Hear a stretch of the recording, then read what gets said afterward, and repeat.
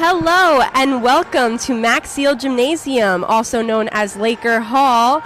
We're here for the Oswego State Invitational. I'm Jolie Santiago here with Kyle J. Spizak. Hi, Kyle. How's it going today, Jolie? Pretty good. I'm really excited for this matchup today. It's looking like a good one. We have Wheaton Lions and Oswego State Lakers. Yeah, and two teams that different starts to the season. Yesterday, Wheaton comes in. They beat Utica in 4 sets, scoring 25 points in all 4 sets yesterday. Oswego, on the other hand, starting the season off a little bit slow, dropping this match to Marywood yesterday in the 5th set, but going the distance nonetheless, and last year they were swept by Marywood, so good improvement on the team there. Just got to tighten up some things on defense. Yeah, for sure. So Oswego State did take that loss yesterday, but it was that last set 15-6. It is looking, though, like this could be a different setting here. Wheaton Lions did take the win yesterday against Utica, so I'm really interested in seeing how this one will go. We do have a lot in play, so the Oswego State Lakers captains today are Georgia Ferry, number 13, middle blocker, Kaylee Troy, number 5, libero, and Grace Taylor, number 17, middle blocker. And on the other side, we're ready to start. So Wheaton Lions are up.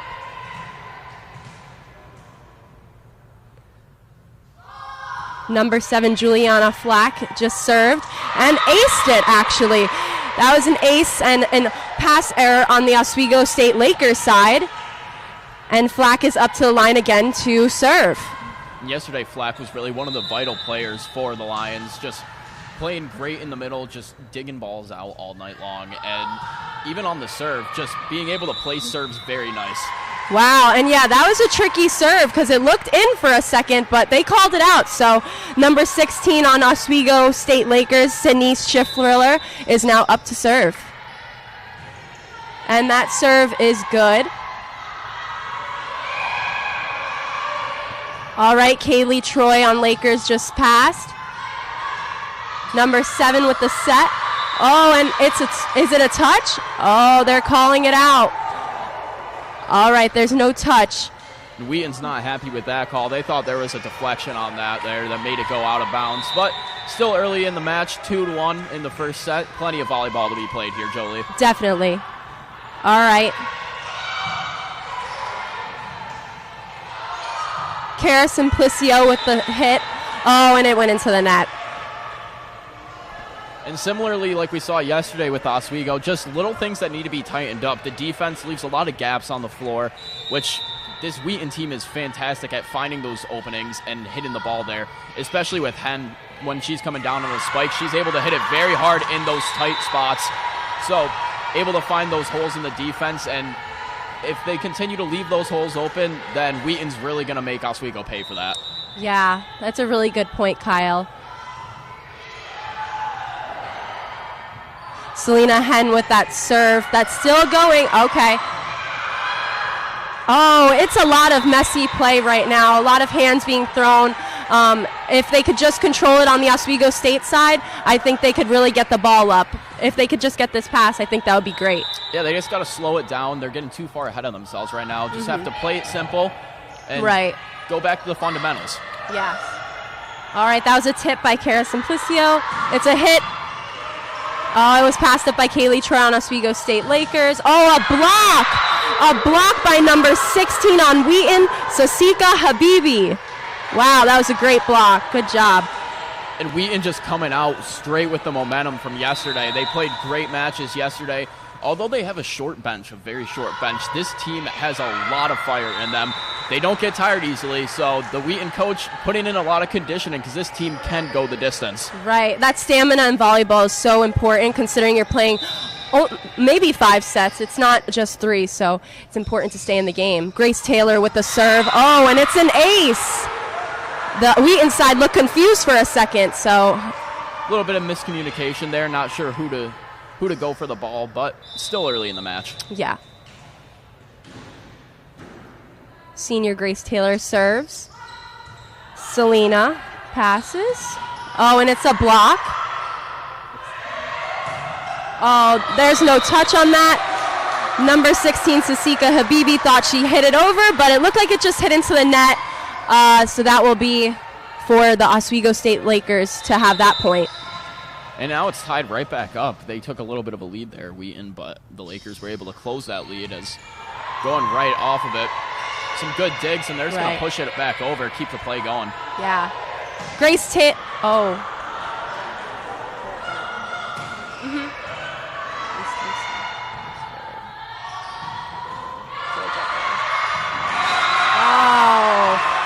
And the Oswego crowd is going crazy right now over that point. That's a really good point to get. It was a lot of blocking and good hits. So let's see what this point has entail.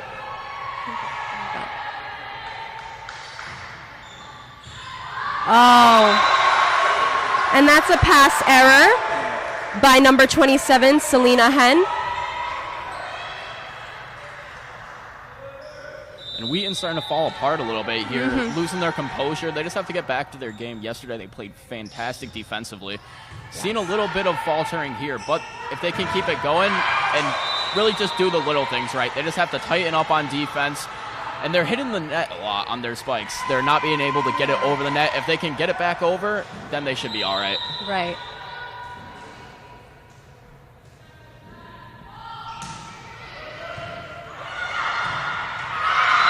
Wow, that was an incredible hit by the middle blocker, number 2, Hollis Hansen. Number 9, Jackie Hoshberg is up to serve again. Deep serve to Cara Simplicio. Georgia with the pass. It's an outside hit. Oh.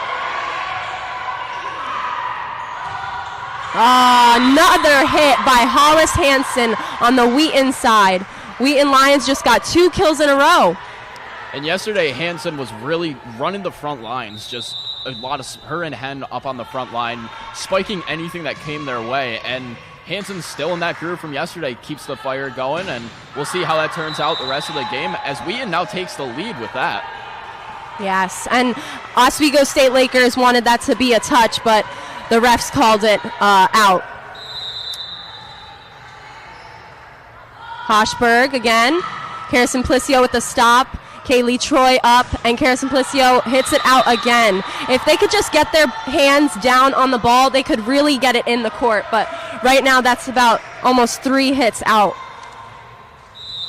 Yeah, they're just not able to pinpoint their spikes on the Oswego side. Just a little bit too long on too many of them. Just have to shorten it up, maybe take a little power off of it, or like you said, start the jump a bit earlier, be able to get on top of the ball more. Right, exactly.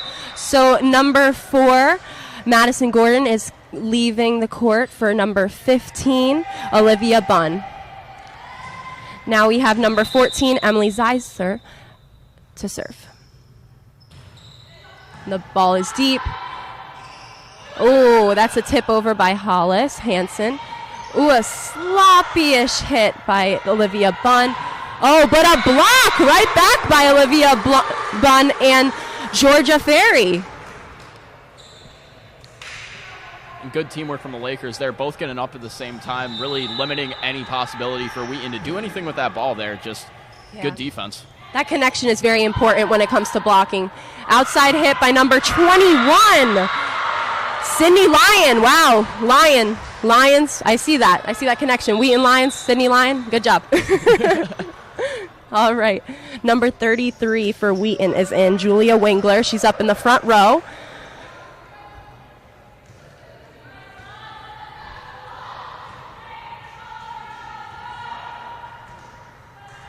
Refs are talking to one another, but they're ready to begin. Number 16, Sasika Habibi is serving. Ooh, a deep serve that hits the net. Olivia Bunn with a tip. Oh, nice tip over. That was so short of the 10-foot line. That was a great play. And a diving effort from Habib there, just putting her all on the line. Yesterday had an exact play like that. She went down, hit the floor, just inches from going on the floor, managed to get the fist underneath the ball and popped it up to resurrect it for a point. Those are very difficult to get. And it looks like Wheaton Lions are out of rotation. The down ref just called, Gina Connolly just called Wheaton Lions on an out of rotation. It looks like they're now adjusting A little confusion, but they're going to serve now. Cara Simplicio up at the line. The deep serve. Wow. Hits Selena Hen. Oh. It's there. Sydney just hitting it over. Oh, it looks like there's 2 touches. All right, that was definitely a double for the Wheaton Lions as they just adjust their team right now. And a bit of sloppy play from Wheaton, just not really all there. They're making mistakes that they weren't making yesterday, but it is early in the morning. This is the first game of the day. True, yes. It's an early game after a long night last night and a long match last night for Wheaton. So you're gonna have some kinks that you have to work out right off the bat, but they just gotta stay composed, get back to their game. And Oswego, on the other hand, they started off slow, but they're starting to really pick it up now and hone in on those small details. Completely agree with you on that. Oh, and number 21, Sydney Lyon, serves the ball out, so it is 13-12 Oswego.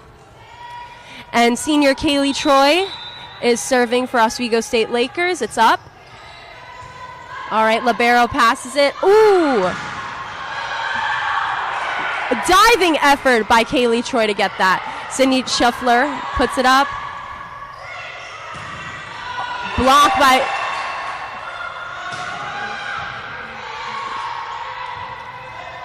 A bump set, and it's in the net. Unfortunately, Olivia Bunn hit it into the net right now. However, that was really good effort by both sides with that rally. I like the blocks, and I think that the passing was really good, too. And Wheaton did a great job after a huge block from Oswego to manage to keep that one going. Not an easy ball to hit. Comes right down on their side of the net, but they were able to keep it alive, and that transitions into a point for the Lions. Yeah. Looks like Wheaton is coming in hot. And Oswego State looks like they're just trying to put it over right now. So if Oswego State can get on top of the ball and really hit it down right now, they would have an advantage over Wheaton Lions. So Madison Gordon of Oswego State Lakers is up to serve. Number 21, Sydney Lyon passes it. Selena puts it over, and it's out. Oswego State communicated very well on that play, calling it out immediately once it went over the net. That is good, considering there have been some communication issues in the past. And Hen looked really disappointed on that. There wasn't much she could do with that ball. Was just trying to get it inbounds, just pushes it a bit far right. Right. Carla Simplicio with the pass. Emily and Schiffler with the hit. It's just put over by number 18. Right through the hands. Number 16, Sydney Schiffler puts it over, and it drops right after the blockers on Wheaton Lions side.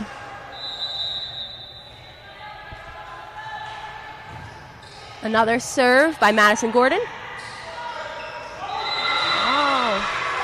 And just a bit too soft on that set there. Not enough air underneath it. Couldn't get a teammate over it for Wheaton. Oswego's starting to run away with it a little bit now. They got a bit of a run going. That's 4 or 5 points now that have all been awarded to the Lakers as a timeout is called now. Yes. And Jolie, both sides they've been playing decently well. It's a decently close match, but they've also had their fair share of mistakes as well. What have you noticed as a former volleyball player from both sides, what they need to clean up? That's a great question. So I am totally understanding of the fact that volleyball is a game of errors. Whoever makes the most errors loses. So with that being said, you have to think about it. If you could make less errors, you immediately have an advantage over the other team. So just making the other team make the mistakes, pushing them where they aren't, putting the ball where they obviously are not, because the corners seem to be open on both sides, and putting the ball also short, that dark hole, that center that we all know and love. It's where the ball is nobody's really there and everybody crashes in. So if they could keep putting it in deep corners and putting it in the center, it will really have an advantage because you're pushing the other team to make the errors. And definitely there, just the open spots, they got to be able to find them for both teams. But one thing I've noticed this game is they're playing a lot more aggressive and trying to play hardball. Go out, hit it as hard as you can, get it down. Wheaton yesterday, we saw a lot more strategic play where they were more or less not trying to kill the ball into those open spots, but strategically placing it, whether it was a softer touch or maybe having to hit it harder to get it to that open gap. But we haven't seen that so much today. Oswego, more or less, is playing the smart game of just dropping the ball in those empty zones and really tightening up on defense, getting up for the blocks, and they're not falling for the fakes that Wheaton's trying to throw. Yeah, that's a really good point, Kyle. Thank you for pointing that out. And it's interesting because Oswego State Lakers looks like they're running around to make sure that they get to that ball. And like the last play, I saw that Emily Zeiser fell to get that ball. But if they could really just control their passes, control their sets, like right here, if it was to get over, they would Wheaton Lions would have an easy advantage over them to hit that ball down. So they just have to control their passes over here. With the score being Oswego 17 and Wheaton 15, Wheaton seems to be catching up a little bit. So let's see how it goes. Number 7 is serving, Juliana Fleck. And like I said, Oswego State Lakers has to be very careful with those overpasses because Wheaton Lions will hit it down on them. So that was a great hit by Selena Henn, number 27 on Wheaton Lions. She's an outside hitter, sophomore also. And I'm going to sound like a broken record from yesterday, but Selena Henn, just an outstanding player. So much power on her spikes as we see her going up for another one. She can just absolutely destroy the ball. And as we just saw there, she's just placing it in areas that are hard for Oswego defenders to try to get to. She hits it with a bit of topspin, so it's going down at an angle, which makes it very difficult for anybody to try to dig it out. Yeah, and this is the first time we're seeing her hit this hard today, and I'm loving it. I love volleyball where we see the ball hit with as much power as possible, and people try and go for it. So I want to see a pass from Oswego State Lakers in the next couple plays because this could be a really good rally because they have stacked hitters on both sides. And it will be interesting to see a rally going in that capacity. Hard volleyball, it's a great game. And that all starts with a good set as well, doesn't it, Jolie? Yes, yeah. Our setters today have been doing very well. I know Naya Diaz is sitting on the bench right now, but she's really good at dumping. So I want to see if they put her in and she starts dumping on Wheaton Lions, if they could get it. But we'll keep seeing what is over here with Emily Zeiser, number 14, setter for Oswego State, and number 16, Sasika Habib on Wheaton Lions. And Oswego playing a much more simple game than Wheaton. Wheaton, you're seeing them throw a lot more fakes and trying to do a little bit of a deception play. Oswego is just playing it straight by the books right now, as that one's going to land in. Just bad read from Oswego. Yeah. And a very well-placed serve from Flack in that ace right there. Yes, it looks like Madison Gordon had an error with that, so they're putting her more towards the corner to pass in the back. And they served it to Sydney Schiffler. Sydney Schiffler with the hit, and it's to the corner, right to the libero, number 9, Jackie Hochberg. And we have a pass and a set. Hopefully it's a tip, and they're calling net. They're actually calling net on Wheaton Lions. And Oswego escapes with a good break there because they were setting up Wheaton perfectly to that was going to be a pass right there. Yes. All right, pass set by number 7, Riley, by Juliana Fleck. Oh, Kara got lucky with that one, and they're calling that a double. Yeah, that looked like a double from here, and I see that the crowd is also calling it a double in the stands on Juliana Fleck, number 7. Number 16, Sydney Schiffler, is at the line to serve, and they're going up. Oh, a diving save by Schiffler again. Oh, Selena Henn saved that ball from going in the net. She goes and hits. Kaylee Troy with the pass. Emily with the set. Oh, and they're going back. Another hit. Great save by Madison Gordon on the line. That was Selena Henn hit a line down the court, and Madison Gordon was able to kind of get it up. I know it was a little hard, but it was at least some air time so somebody can get it instead of just it being a shank ball. Yeah, great job keeping the play alive there. Just lands a little bit out of the reach of Ziesler, but Oswego's getting a little bit of momentum now. They got the ball back on Wheaton's side, so we'll see what they can do. Wow, and number 16 on the Wheaton Lions side, Sasika Habibi, hit a nice cross hit on the Oswego State Lakers. It was a great looking hit. Number 27, Selena Henn to serve. And it's a shank pass by Oswego State libero, Kaylee Troy. Kaylee Troy is looking a little down right now, and the team is taking a timeout, actually. So let's think over the last couple plays. Yeah, try to kill the momentum of Wheaton a little bit. They got a bit of a run going, so they're feeling good. The momentum's going. Smart move by Oswego to take a timeout here. Try to limit that momentum a little bit, pause it, give them a bit stalled out. Because if you let them keep running, you don't know what's going to happen. The Lions, when they get hot, they get really hot, and they keep going.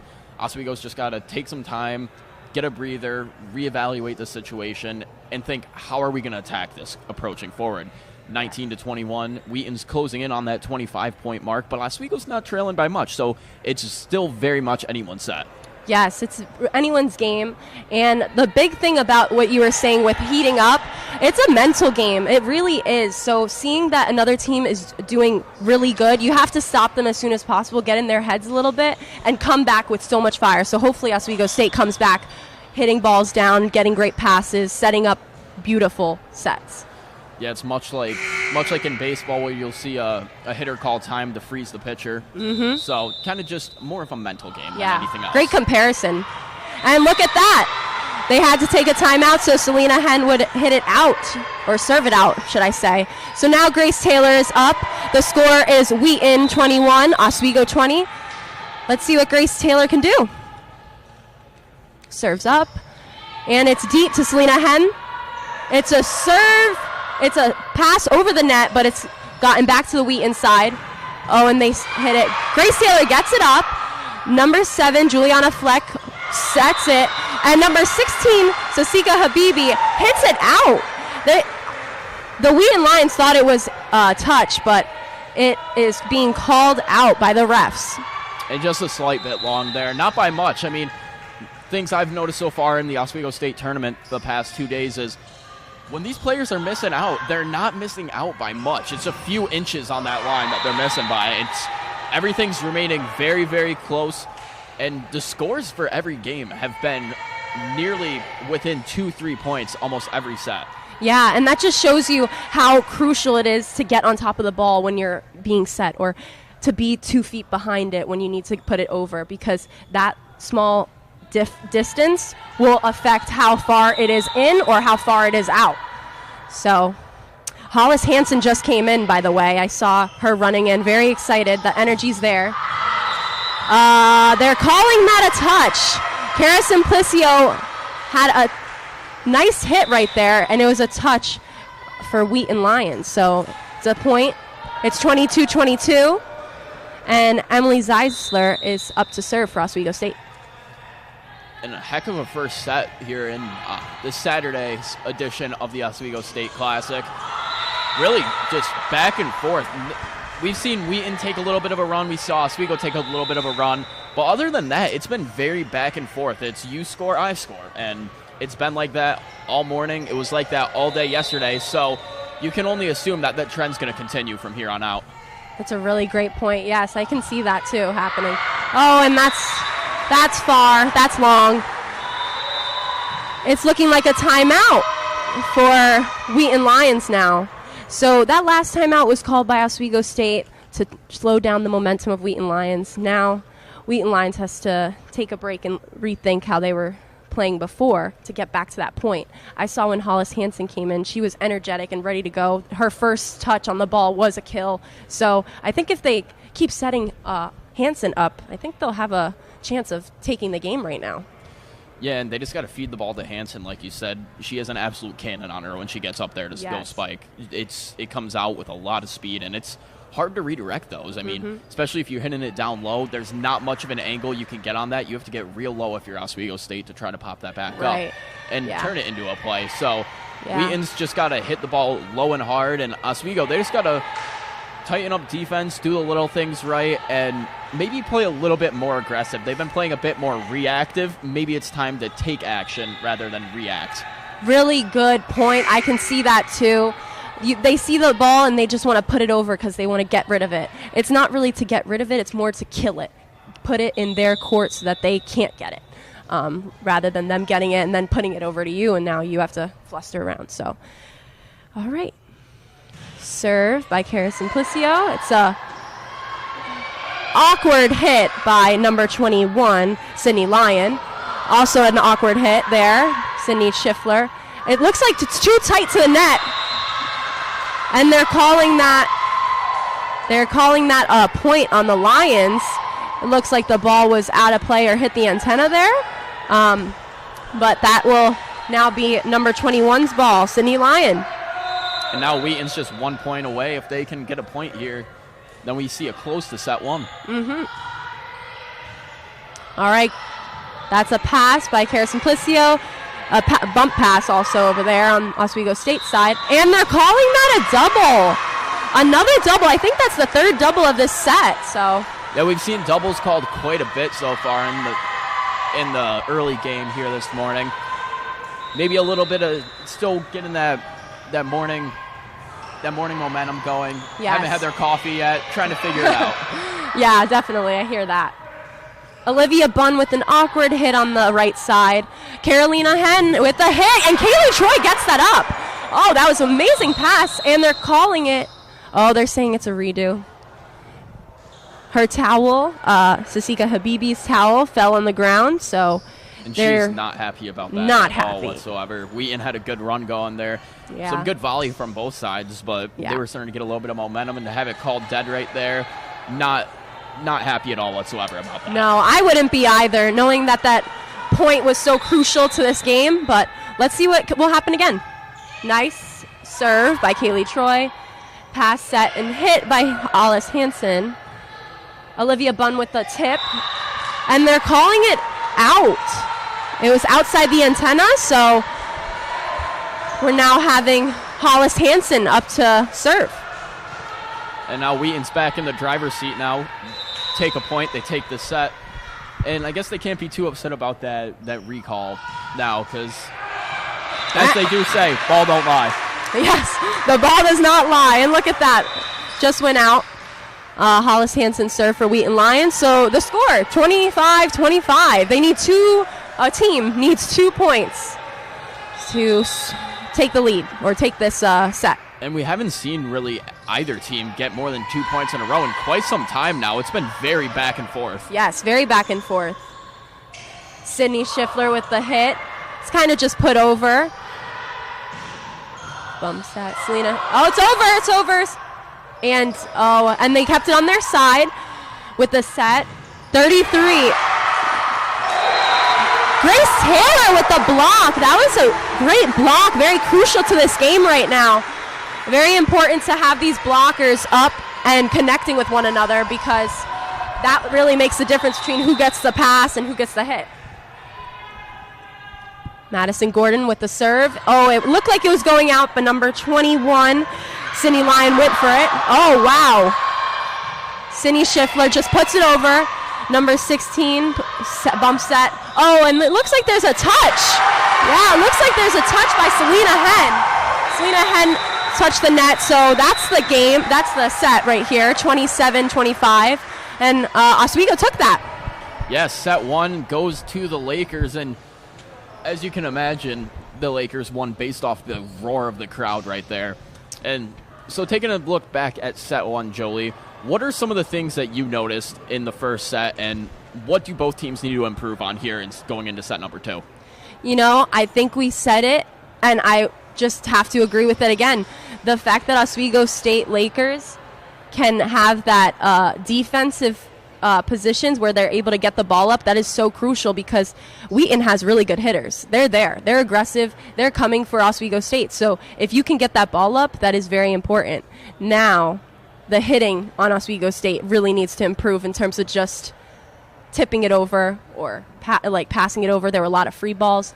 We need to see hits from Oswego State. So if they could keep up with the defensive, but then put it over a lot better, I could see them taking this game. But in terms of Wheaton Lions side, I think that they are really good. They just need to communicate. I was seeing a little bit of miscommunication in a couple plays. So if they could just get on that. And also, there's silly mistakes. I mean, the net play, doubles, they just got to clean it up, and I think they will also have a really good chance at this game. How about you, Kyle? What do you think? I agree with what you said there. I mean, Wheaton's a great team, but a little bit chaotic it looked like out there. They were kind of a bit, like you said, the communication wasn't there. So they were kind of running around a little bit, almost not knowing where to be, what was going on. And just the errors, like you said, doubles, hitting the net. If they can limit things like those, that takes away a good 5-6 points that Oswego gained in that set right there, and Wheaton would have taken that set. But on the other end, Oswego, they started playing a lot better come the end of set number one. Yes. But as we saw them progress throughout, they started really just being more comfortable in their own game. They're not a super aggressive team by any means at all whatsoever. They play very simple, just by the book, and sometimes that's the best way to win is you just go back, rely on the fundamentals, and just go from there and see how it goes. And, well, it ended up in a 27-25 first set for Oswego. Yeah, and like you said, going back to the fundamentals, that's really important because if you're doing too much, you're getting sloppy and you're doing extra things that you don't have to do, considering the other team is playing smarter. That's the really biggest thing, playing smarter, not harder. My coach used to say that all the time, and I would be like, what does he really mean by that? Because I feel like we should be putting the ball down. We should be playing harder. But if the other team isn't playing smart, you have that advantage over them. Put it in the places they are not. Hit it as hard as you can, except make sure that it's in. Don't hit it as hard as you can and put it out. Hit it with a purpose. Hit it with a purpose. Have that intent. That intent is so necessary. It's the game of volleyball, but also in life. So, yeah. Without a doubt. And as we get ready for set number 2 now, Wheaton just short bench. Very, very short bench. So you can imagine playing a full 4-set game yesterday and then coming in here early this morning. They got to be a little bit fatigued coming in. But given that short bench, they do have good conditioning, so they might want to play a little bit more reserved. They're a very gun-ho team. Yeah. Right off the bat, they're playing fast, high-paced with a lot of energy. Maybe you want to try to conserve a little bit of that energy given that you have such a short bench. And so you're not going to burn your players out so early in the match, and that way if it does get to a set 4 or a set 5, you still have gas in the tank to keep going. Really great points there, Kyle. And when you said short bench, I looked over at Oswego State, and they have another roster there sitting out there. So let's see how this game goes. Number 14, Emily Sleisler, goes for the serve.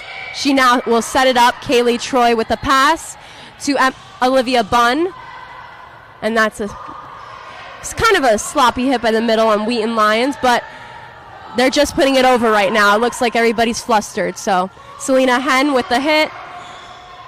Emily Zeiser, Kara Simplicio, and she hits it in. It is a deep middle back ball. It's more for the libero to get, considering they were there, but if it's going far and nobody's there, somebody has to go for that. And they're getting the ball now to Emily Zeisler. And let's see what the next serve is like. Serves up.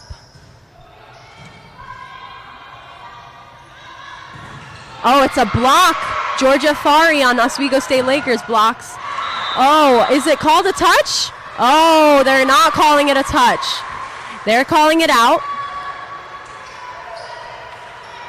And no luck for the Wheaton Lions today on those close balls on the line. It's been called Oswego's way every time so far. Looked for a few touches, haven't gotten those calls, or just whether it was the flagger saying it was in or not. Yes. They've gotten very unlucky with a few here today. And we can see how that would affect somebody's game when you constantly have calls against you. So let's keep that in mind going forward. Wow, great pass up by number 21, Sydney Lyon. Oh, you can see that Wheaton Lions are getting very frustrated with the referee's calls right now. And they're calling a yellow card on Selena Henn.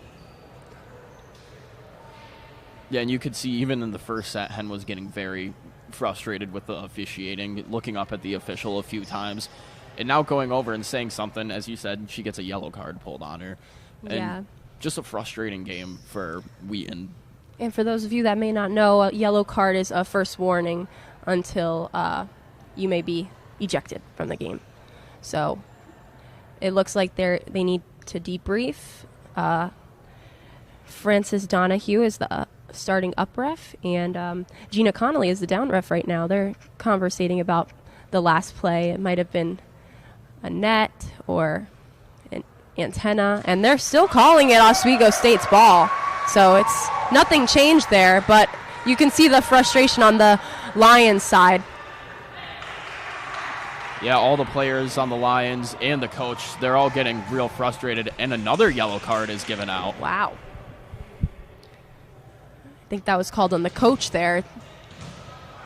Tensions are flaring up as Wheaton's trying to now, players on the court are trying to say, all right, let's not worry about the referee. Let's just get back to playing our own game. And like you said, it is hard when you have calls going against you and it gets in your head a little bit of, is this going to go my way? Is it not? Right. And those close plays usually aren't going to end up going your way when you have yellow cards given against you. Exactly. And the other thing is that it could be very encouraging, or that getting those cards against you or getting points against you could be actually helpful to your game in a way also, because you're like furious. That anger fuels you. I don't know, some players are like that. I was never really like that, but I do know people are, and let's see if this will affect it. So that's a pass by Kaylee Troy. Kara Simplicio with the hit to number 7, Julia Flank. The setter is now out, but they put the ball over with the middle back, Sydney Lyon. Oh, and Sydney Lyon was not there for the ball. There was a ball in the deep back corner, and somebody wasn't there, so the call was for Oswego State Lakers, and they have that point. It's 4-1. And Oswego's tightened it up a lot this set so far. You can see a lot more. Positioning is way better so far. Not a lot of open spaces on the court that Wheaton's can get to because they haven't been able to find anything. Even the open middle, haven't been able to get there. There's somebody that's going to fill it in for Oswego. As they just push it a bit far out on that one, but that's going to happen here and there. Otherwise, though, they're playing very sound game right now. Yes. Selena Henn serves the ball to Kara Simplicio. Emily Zeisler with the set. And Olivia Bunn with the error on the right side. Olivia Bunn, if she could just take a couple steps back and then speed it up when the ball is up at the highest peak, I really think she could hit that ball down. It seems to just be like hitting it over, and that's just affecting, I think, the game a little bit. But yeah, she definitely got down on the ball on that one just a bit too late. And that was called a double on Oswego State Lakers side. And you can tell that the Wheaton Lions are very excited about that. They want calls against the other team now. All right, Kara Simplicio with the pass. And Sydney Scheifler with the hit. That was her first hit of this game that had so much electricity behind it. That was really nice to watch. The Wheaton Lions tried to block it, but it actually went out. So Kaylee Troy is now up to serve. It's in. Selena Henn with the pass. Juliana Flock with the set. And Ari Tankleg with the hit. Or, excuse me, Sydney Lyon with the hit. Oh, that was a nice tip over, and they still got, they're not calling it, but it looked like Olivia Bunn's foot was kind of over the line, and now we have Sydney Schiffler with the hit. A deep corner! Exactly, a deep corner. That was what we were saying to get, because those are really crucial in trying to win points. If you can get the other team moving around and create those open spaces on the court, that's going to be a huge benefit for both teams if they can manage to do that. Get them moving, create those openings, and then once you see that opening, then you attack it. Yes, most definitely. They're feeding Sydney Schiffler a lot. I think they know she's on fire, so they're trying to get to her. However, by pushing the ball outside, it seems Emily Zeisler keeps trying to push the ball outside to get to her. She's getting called on doubles, so we got to be careful with that. Clean it up, set your feet, and really extend your arms, or just set it to the person that's closest in that sense, because if it's too far off, you have to do what's best for the team. They're playing too complicated now. Just have to simplify it. Go back to what worked the last set. Kara Simplifico. All right. Great pass by Kara again. Emily Zeisler with the set. Great hit again by Sydney Scheifler. Oh, wow. That was a great hit by Sydney Lyon. It's good positioning on that hit right there. Comes from the outside and sees an opening gap in that back right corner. And like we were saying, those back corners are going to be the huge point. Yes. If you can attack those back corners, whoever can do it the best is going to be the team that wins.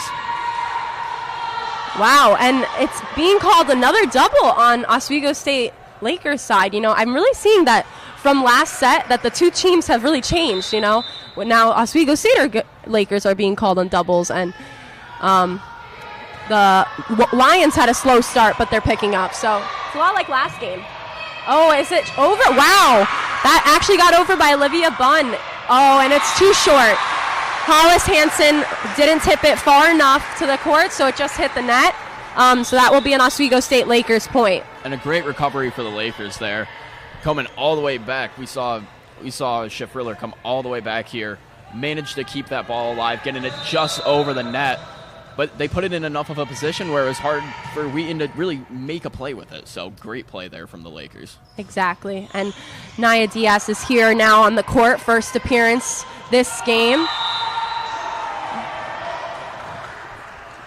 And that was a pass error on her side. If she was a little closer, I think, or she dove for the ball, she probably could have gotten that. But they're going to now hide her so she could have Sydney pass for her. So number 16, Sasika Habib, is serving on Wheaton Lions side. Kara Simplicio with the set pass. Sydney Scheifler tries to put it over, but it looks like it's a little short. Naya Diaz with the bump set. And it's blocked on the Wheaton Lions side. Oh, but that's a hit by Grace Taylor. Grace Taylor came in and just went for it, so that's really good. And a back-and-forth game so far, Jolie, in the second set. And one thing I've noticed is a lot of Wheaton's points have come from Oswego's own mistakes, their own errors, whether it's doubles or being a little bit over the line. But Oswego, all their points, their points are coming straight from good plays and hard-played volleyball. Yeah. So definitely, Oswego's definitely the team in control right now. I'm interested to see how is Wheaton going to react to that. Yes, that's a really good question. Let's see. So Sydney Schiff-Briller is serving. That was a pass by Sydney Lyons, set by number 16, Shasika Habib, but then an error on Wheaton Lions side. So, like you said, errors upon errors, it's creating points. So, let's keep it up.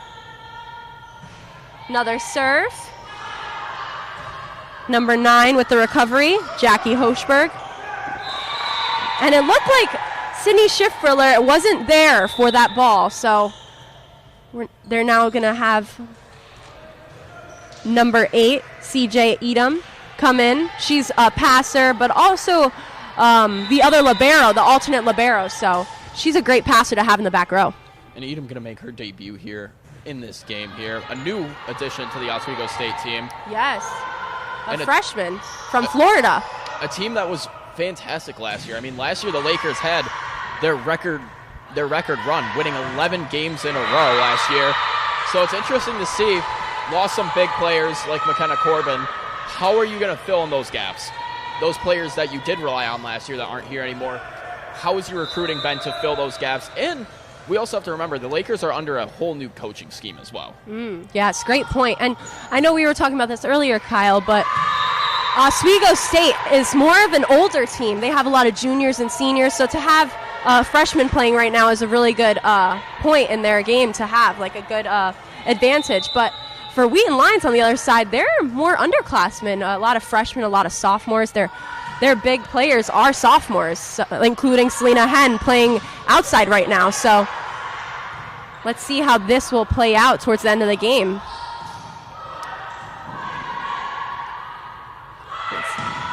Yes. And like we just said, Selena Henn, she just put it down in between two great passers. So it looks like if Oswego State could really get on that block to keep Selena Henn down, or make sure that they're communicating in the back row, because that was a ball that could have been had. She just has so much power on that She spike. does, yes. She's very tall compared to a lot of the other players, so she's able to use that frame to get up high, be able to jump higher, get those balls while they're still at the peak of their arc, and really get on top of it and create a lot of momentum on the ball where it just spins straight down, and just that height advantage really helps out a lot. Oh, totally, yeah. Excuse me. I know that with being a middle blocker my whole life, it was always really hard to make sure that you're tracking the ball correctly, because if you're just a millisecond off, you wouldn't be able to get to that ball. But with practice, with repetition, you really start to learn how the sets are going, and I think by set 2 now, you really can see where the ball is by the other setter and really tracking that. So with time going on in this game, I think each team will get better with blockers and with hits as well, of course, but especially with blockers, being able to see how the setter actually sets. Does it take a lot of time, or is it a quick set? I actually haven't seen too much of different plays. Like, I haven't seen slides much. I haven't seen them run different plays like they could be. So maybe down in this, later in this match, we'll see different plays being run, because these are 2 high-level teams, and I definitely think they could do it. They just have to start basic and then go for more if they can. Yeah, just start with the fundamentals, build off of those. I mean, both teams, they're displaying pretty decent volleyball IQ. It's like you said, they're not really reading the other teams though, but neither team's doing anything to really need to be read. It's very simple, just hit it, pray that it's open. And then we see plays like that where Oswego can't do anything on that. It's just a bad play from Oswego. They lobbed that one right up there, and they did. They gave that one essentially right to Wheaton. Yes, and when you give balls like that to tall players, very, very good players that can put the ball down, it will come right back at you. So, but that was a great play by CJ Edom to get that up, but let's see how it continues on. So Nia Diaz just passed it up. Kaylee Troy with the bump set. Emily Seisler with the hit over. But now, it's an error by Mary Mazzatini on Wheaton Lions. So it's now back in the hands of Oswego State Lakers. It's been a while. Oswego is 11 and Wheaton is 14. All right. Selena Henn with the hit. It is called a touch on Oswego State Lakers. So they now have the point on Wheaton's side. And Hollis Hansen is up at the line to serve. She's had some good serves the last couple of times up, but the last one went out. So let's see how this one is. She kept it in. Cara Simplicio with the pass. Nia Diaz with the bump set. Cara Simplicio again with the hit. It was on the net a little bit, so it rode it and then fell, but they were able to pick it up on the Wheaton side. And Wheaton Lions weren't able to get to that line hit. That line hit is so important. So if Cara Simplicio can keep hitting line, I think she'll have a really good point in getting fed the ball more. Yeah, that was just a perfectly placed hit. I mean, when the ball's coming in at eye level, there's really not much the defender can do with that. It's a weird angle. You can't bump it. The set is nearly impossible to get off with that, and there's no chance at spiking it. So if you can hit it eye level at the back defenders, then you're going to be solid. Definitely. And I know Emily Seisler missed that serve right now, but serving is not easy. I think a lot of people have that misconception that serving is like one of the easiest things you can do. It is, but it also isn't. The mental strength that it takes to make sure you get the ball over in hard enough that they can't pass it. It's a lot of things to take into account. So I just wanted to make a note there. I thought that was interesting to say. Yeah, a lot of different factors go into the serve, like you said. The mental note of hearing the crowd and knowing that you need to get this over. If you don't get it over, that's a point. Where am I going to place it there? How are they going to hit it back? If they do hit it back, where should I relocate to on the court? There's a lot that goes into it, like you said. Right. And what a play to keep that alive right there. That was an amazing play. Wow, a pancake, as they call it. Emily Seisler went to get that up, but unfortunately the rest of the team weren't able to put it over. So I know Emily probably feels that like, I wish that got it. But, it's a team effort. One person has to get it. The other people have to, too. So yeah, I mean, that's just an effort play right there. Going straight down. Volleyball courts don't feel good when you slide on them. No, they do not. Going all the way down to just punch the fist out, be able to pop it back up. That's a heart play right there. Most definitely.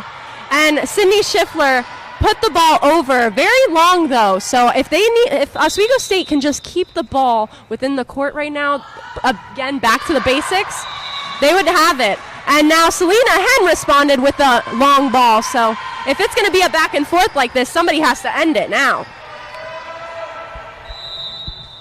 Yeah, it'll be interesting to see as Wheaton's creeping back up, getting near that 20s mark. But we did see this last match, too, and Oswego came out victorious. So how is Oswego going to respond to being down 4 right now? And with coming into the last quarter of the game. Yes, and just as you said that, there was a net call, a net violation. So the ball was given to Wheaton. And those we have to really clean up when we're getting so close in a game like this.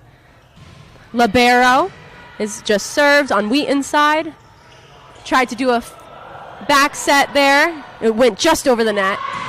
Wheaton Lions, and it's out. Okay. Well, I think that Emily Seisler had the right idea with passing in that form, but again, giving a ball like that over to Wheaton could really have them come right back at you, so you just got to really control your passes there. Yeah, Oswego got lucky on that one. That was lucky, yeah. They fed that right to Wheaton, just pushed it far right, so they escaped there, but like you said, you can't continue to make those mistakes because after a while, if you keep doing that, you keep feeding it straight to the other team, they're going to make you pay for it. Right. And Hollis Hansen with the nice tip over. It looked like she wanted to put that in the right side of the court where nobody was. That was very smart of her. And she did, and it went over and in. Now we have Sasika Habib on Wheaton Lions side serving. Sydney Schiffler with the pass. Naya Diaz with the bump set. Naya Diaz has been bump setting a lot this match, so at least this set, because this is her first set in. But I would love to see some sets going out to the outside and back to the right side a little more, because setting up, giving them that actual, when you have your hands, rather than using your arms, your hands are more controlling and you can put it in the right spot for your hitter. So if Naya can really get that ball out to the outside, that would be really good for Oswego State Lakers. Yeah, the Lakers are really attacking that inside of the court, more or less. You see Wheaton, they're spreading it out more. You'll see hits coming from the outsides. Oswego's really just right in front of the net. They're playing right in that front net area. They're not pressing out. They're not having a back. The backcourt's really not doing much once it gets past the initial first hit. You're not seeing it go back there very often. So if they can spread the court out more, not focus so much on that front line right in that middle, spread it out. Don't get clogged in the middle, because that's going to cause issues down the line. Totally agree. And Wheaton Lions are out first, ready to play. There's 10 seconds left on the clock for our timeout, but Oswego Lakers are back out. It's 21 Wheaton, Oswego 15. So 4 more points and Wheaton would have this set. Sydney Schiffler with the bump. Naya Diaz, and actually we have a new player in number 7. Riley Dempsey is back in the game. No, she was here yesterday, but she's now playing for the first time today. Again, cleaning it up right now. Grace Taylor was just wiping the floor because it's very hot in this gym, so got to make sure everybody's not sweaty and then we slip. That would be an injury. Yeah, we saw a lot of that yesterday, too. The floors crew was out wiping the floor quite a bit. Like you said, it's the middle.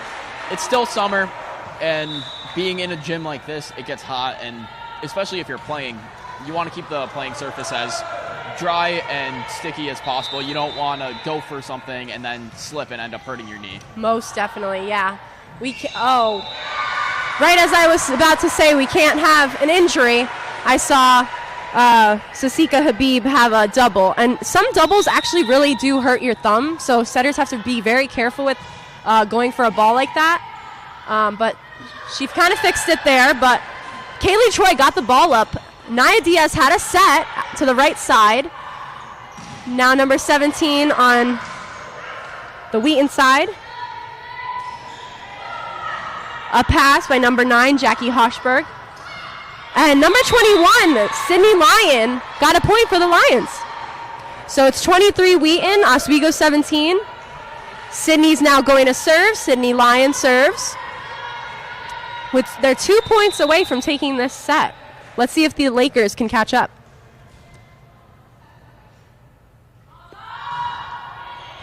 Kaylee Troy with the pass. Naya Diaz with the bump set. Kara Simplicio with the deep hit. Oh, it looked like it went off the barriers. And the miscommunication there. You really have to be careful with the ceilings, with the ball coming down. It comes back down even faster if it hits the beams on the top. So being aware of that, knowing your surroundings when you're playing in a game like this, it's important. Now Oswego's starting to crawl back a little bit. Now it's still a decent lead for Wheaton, 5 points, as Wheaton closes in on 25. But another point's going to go to the Lakers. Yeah. Now 19-23. So they're really starting to crawl back in. It's can they go on a run here? Because if Oswego gets going on a run, they have the chance to take set number 2 and be up 2-0. But that takes 4 points to tie, and getting 4 points in a row in volleyball is quite hard. Yes. Wow, another long ball. Yeah. It looks like the coach is getting frustrated and is now subbing number 17, Mary Mazzanetti, with number 7, Juliana Flack. Sometimes you just have a bad day in terms of the hitting, but she was doing okay before. Yeah, and I'm surprised that Flack's back in now, because yesterday she played a lot, and she played great. We haven't seen her in too much for Wheaton today, which is a bit of a surprise, but trying to change some things up here late in the set. Don't want to lose that momentum and lose that lead they have, as now they're only 1 point away from closing out set number 2. Right. And you could tell that the Wheaton Lions love that Selena Henn just hit that ball down, because that's the point that they needed. Just get them out of that rut and get the lead in this game again. Hollis Hansen with the serve, and it's not good. It was into the net. That's always tough on game point. Game point serves are just a different breed of themselves. Yeah, it's a lot of pressure on you to close out that set and regroup, go into the next one. A lot of pressure on you, but just as much pressure on Oswego here to keep it alive. Definitely. So we had Sydney Lyon with the pass there, but now it's on the Oswego Lakers side, and Olivia Bunn hit that ball over with not so much of an intensity or a roughness or aggressiveness. It was more, she kind of bumped it over, tipped it over, and it landed in that dark hole that we all know and love, like I said before. But short balls are always something, because short balls are hard to get to. You have to roll, you have to dive for them if you're not there, especially. But being there, being aware of the court is very important for the other side, for both sides. So. Yeah, yesterday when I was with Kenny, we made the comparison that you don't always have to spike the ball. Sometimes you can hit it softer to drop it in those areas. Referencing like basketball, you don't have to dunk it every time. Sometimes a layup works just fine. Really good point there, yeah.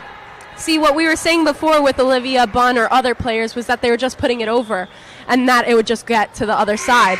But here, she placed it strategically. She knew where she was putting it, and therefore it landed where it did. And that's really good volleyball. Now, we have Emily Seisler with the serve, and it looks like it's an ace. Wow, so it's an ace for Oswego Lakers, and the crowd here is really going crazy because the score is 23 Oswego and 24 Wheaton. And Oswego closed that gap. They really went on a run and just closed it down. Yeah. But it's do or die here now for both teams. Yeah, that's a really good point. But I knew that they would set it to Selena Henn in that last one. She was ready. She was there calling the ball. So when it's balls like that or it's game point like that, got to be on top of your A game because you know what's going to be coming, the best of the best. So and now. Yeah, now it's one apiece. Each team has taken home a set. Both teams, very close games, too. They were both down to the final 2 points, 27-25, the first one Oswego wins. Now 23-25, Wheaton takes set number 2.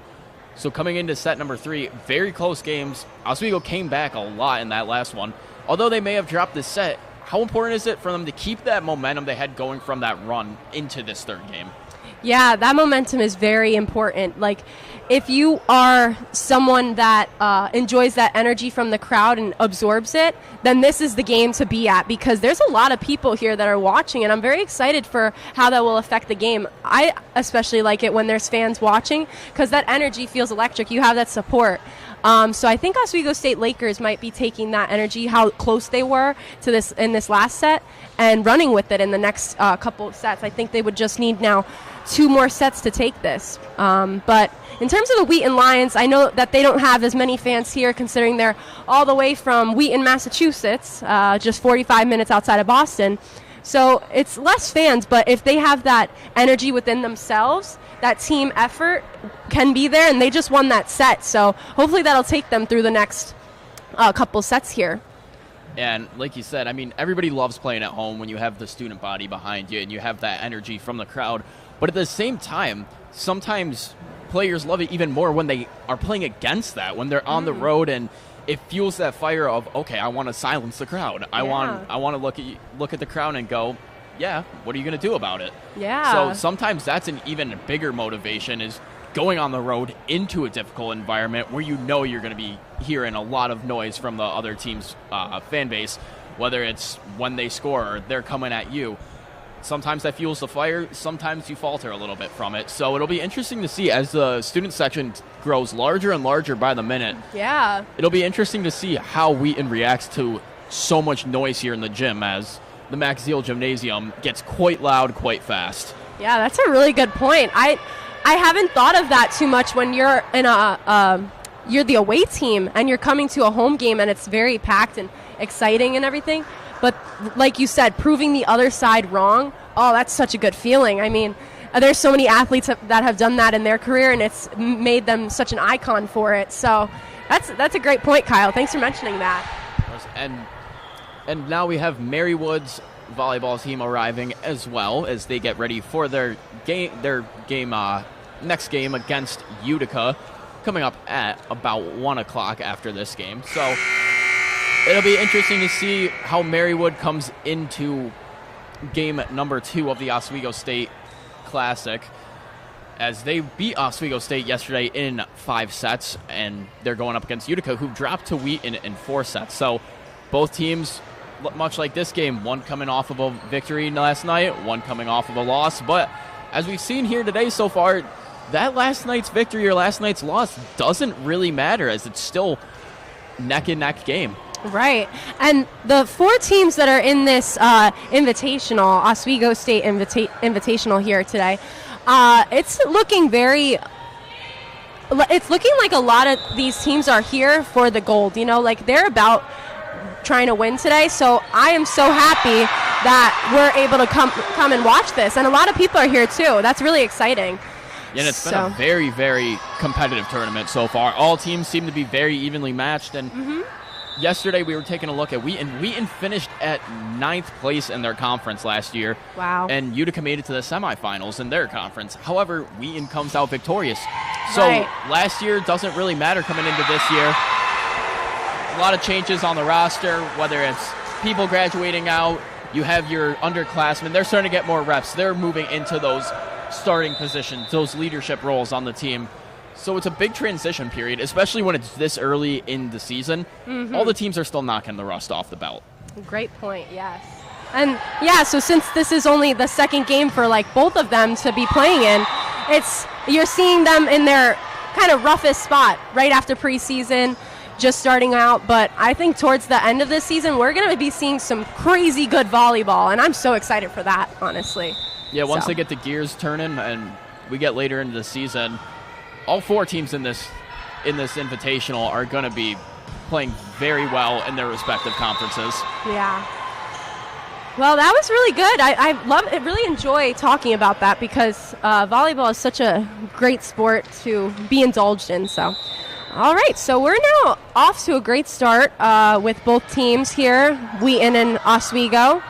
Sydney Scheifler with the hit to cross court. Juliana Flack. Oh, and it's a block on Georgia Fari's side for Oswego State. Now they're trying to just get the ball over, and there's an error for Olivia Bunn. It looked like she just tried to pass the ball, but it looked like it needed to go more the distance if she placed herself in a correct position. But those are also tough because, but being right side, you do not have a lot of space. So, all right. Yeah, with the scorer's table right there, not much area you have to move. As we've seen a lot of balls throughout the last 2 days go over into that area. Yeah. And again, the Lakers can't get the ball onto the other side. That's 2 now that they've just had Dye on their own side.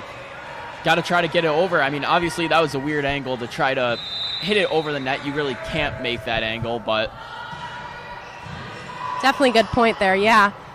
Trying working with the space, but being smart. And it looks like Sydney Schiffler knew where she wanted to put that one.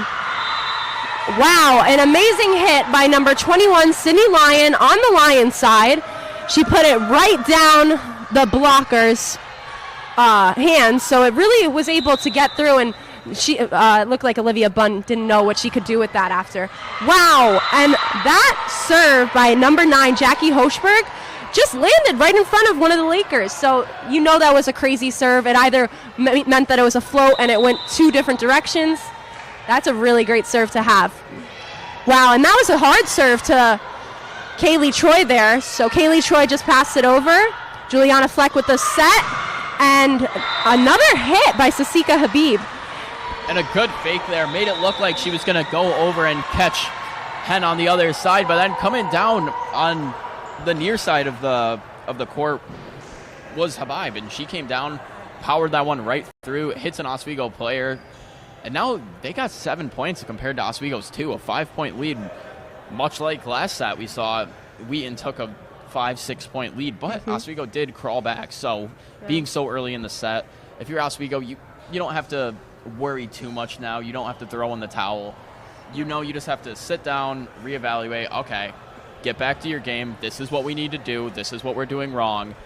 Focus it in, and then just move on from there. Right. Back to the basics here, because those were silly points, I think, to lose on, because it was seeming like it was just miscommunication. And passing is fundamental to this game. So get your passes to the setter, and the setter won't have to worry about where to put it, running around and everything. The setter is like the quarterback, which I like to make that analogy because you want to protect them, make sure they're good and they're not running all around. So let's see what the passers on Lakers side can do for her now. Kaylee Troy with the pass right to the setter, like I just said. And we had Georgia Ferry hit that ball right down the middle. That was an incredible play right out of the timeout to have.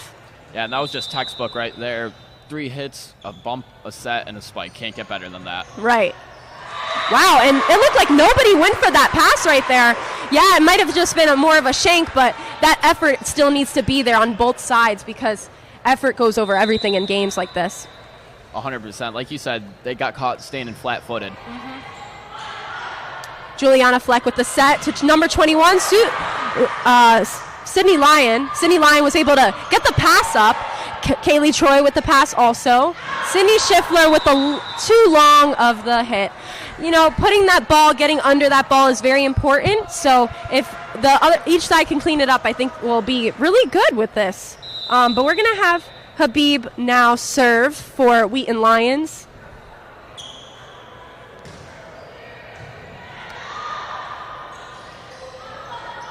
The net seemed to move a little bit there, but nobody was called. Sydney Schiffler with the pass. Olivia Bunn with the hit. That was a great hit on Olivia Bunn's side.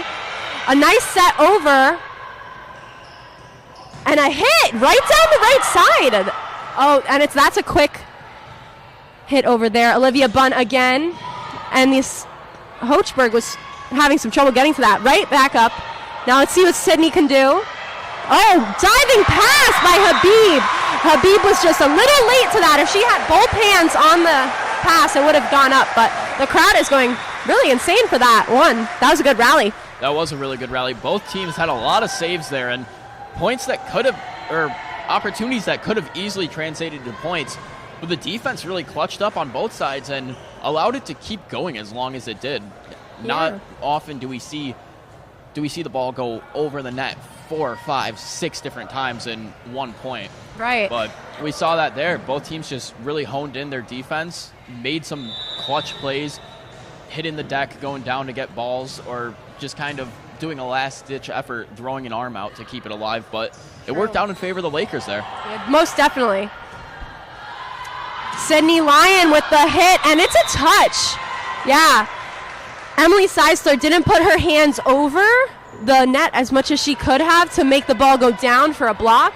So therefore it became a touch because it might have been that she went up too early and it went off of her hands. So that is really interesting how just a second difference in this game changes it. Changes the points, changes the scheme. So yeah, it's all about timing. All about timing here. So there again, Lakers seem to just be putting it over, and the Wheaton Lions respond with hits. So Hollis Hansen with that kill right there in the back corner. Really good play to have. Lakers just have to get the momentum to hit harder, be more aggressive right now.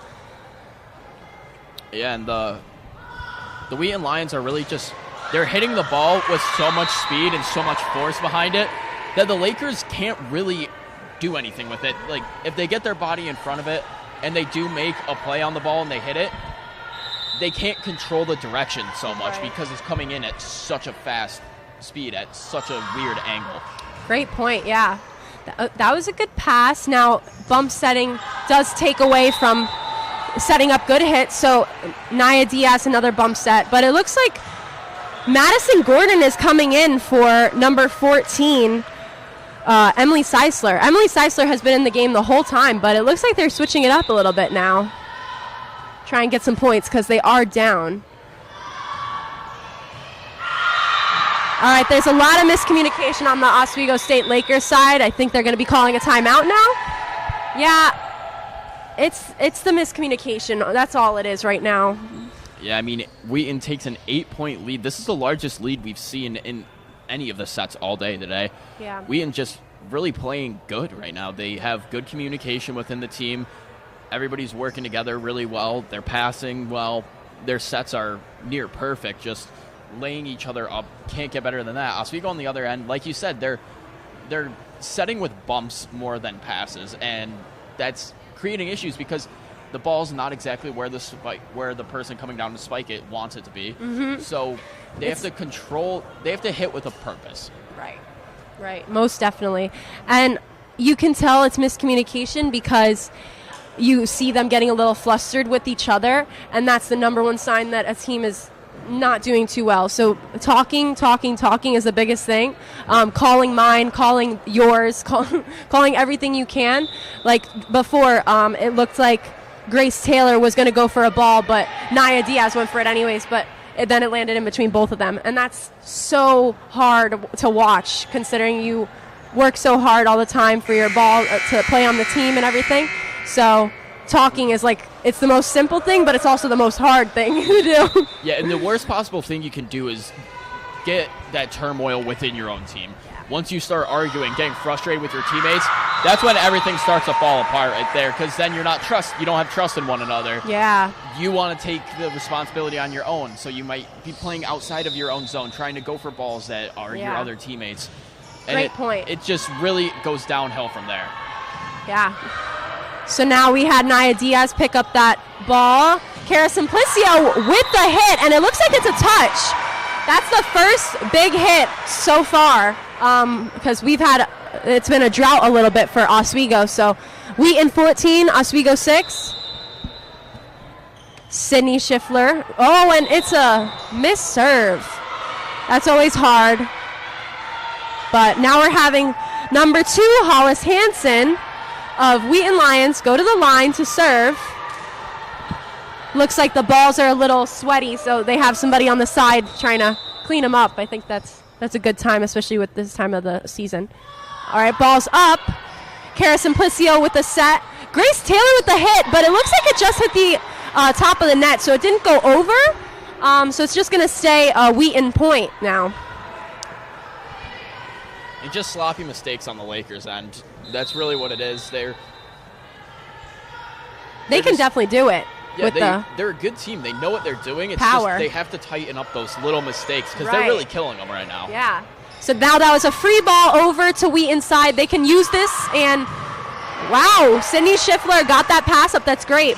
But in that same sense, Juliana Flock was right there to put it down, and nobody was there. Yeah, no, and that was a great save on Oswego's end, but comes back over, and like we've been saying, Wheaton is taking the time to establish plays and set each other up. Oswego's just hitting it to hit it. Right. And that ball by Hollis Hansen, that serve, looked like it was going out, but Sydney Schiffler went for it anyways. It's better to go for it than not, but in that same sense, now Oswego State put a ball out, so they just have to be a little careful with that, knowing which balls to hit. And it looks like actually Sydney Schiffler is leaving the game, subbing out at least, with number 8, CJ Edom. CJ Edom has been a solid back row player, and I believe it's just for a little time being to give Sydney a break, but the serve will be coming up in just a moment for Hollis Hansen. The lead is 10 points. Yeah, and this is the largest lead that we've seen so far in the whole tournament overall. We haven't seen the team reach that 10-point lead. Now it's cut back down to 9 with Oswego getting a point with a long serve. But nonetheless, I mean, Wheaton really came out of the gates this set, just running, and they hit the ground running, and they haven't looked back since. Yeah. So Selena Henn with the hit, and Madison Gordon and Georgia Ferry put the ball out with the hit. So they just got to be more on top of that block, make sure that they're pushing their hands over the net and into the court. But now Juliana Flock for Wheaton Lions is going to serve the ball. She's been a consistent server so far this game. Nice serve by Juliana. Now it's a hard hit from Georgia Ferry. But right back, it's a conversation like this game is, and Selena Henn responded with a kill. Yeah, and that was just a great reaction play from Hochberg. I mean, comes right at her face, just able to get it up high enough where they can make a play out of that and bump it over to Henn. Henn gets a great spike right down the middle. Just great communication, and when something doesn't go their way, they don't get down on themselves. They're not getting flustered. They're being able to make what's best out of a rough situation. Really good point. And now Wheaton Lions are at 20, and it's 5 points away from taking this set, while Oswego's still at 8. How does that kind of, as an audience member, how does that appear a little bit to an audience member that maybe just walked in? It really makes it seem like Wheaton has the control of this game, which, I mean, in all reality, they do. They have a double-digit lead over the Lakers right now. The Lakers haven't even reached the double-digit mark so far, so they got to just figure it out, really. I mean, it's just sloppy play on the Lakers. The reason it is as high of a score as it is right now for Wheaton is Oswego's just making mistakes, and they're not correcting them. And you know, what's interesting is that earlier when the gap was about like 5, we were thinking, they'll catch up. It's just interesting because when you're in the game, you need to make sure that you're on top of it because the gap can extend to as much as this. Yeah. So it's a really good perspective, like as a player, but also as an audience member. Like the gap seems small, but it gets bigger as time goes on. But that was a great play by number 3, Grace Dovin, who just came into the game. That was great. I believe she's a freshman. Yeah, freshman out of Vestal, New York. Wow. Great play. First time in the game, and she's doing that. Great. Oh, wow. I thought that was actually going to be in, but it was out of the bounds. However, it was a good save to try and get the ball back onto the court. Yeah, it was a great effort, just a little bit too far out of range to be able to make a play with it, but fantastic effort nonetheless. Especially for a freshman coming in, making her mark so early. Mm-hmm. Yeah. It's what you like to see if you're the Lakers. Yeah. Especially for the longevity of the program, having freshmen that are playing, starting, all that, it's really good. It's a great look for you, considering Oswego Lakers is mainly dominated by juniors and seniors. Yeah, it's always nice when you have a team that's a lot of upperclassmen because they have that experience, but at the same time, those upperclassmen get that experience by getting those reps in when they're freshmen and when they're sophomores. So if you can really get a good mix of freshmen, sophomores, and upperclassmen in at the same time, let the underclassmen learn from the experienced veterans on the team. Let them show them the ins and outs. Get them that experience, and as they come up, then they'll do the same. They'll start teaching their underclassmen once they become upperclassmen, and it just becomes a good cycle where if you can train leaders while they're young, you're going to have a great program, you're going to have a great team, and everybody has to all buy in. Remarkable point of view there. I totally can think that comes from experience for you, but that was a dive. That was an amazing effort by Oswego State Lakers, CJ and Madison. They keep getting the ball back. Okay, now they have to really take control of this game here.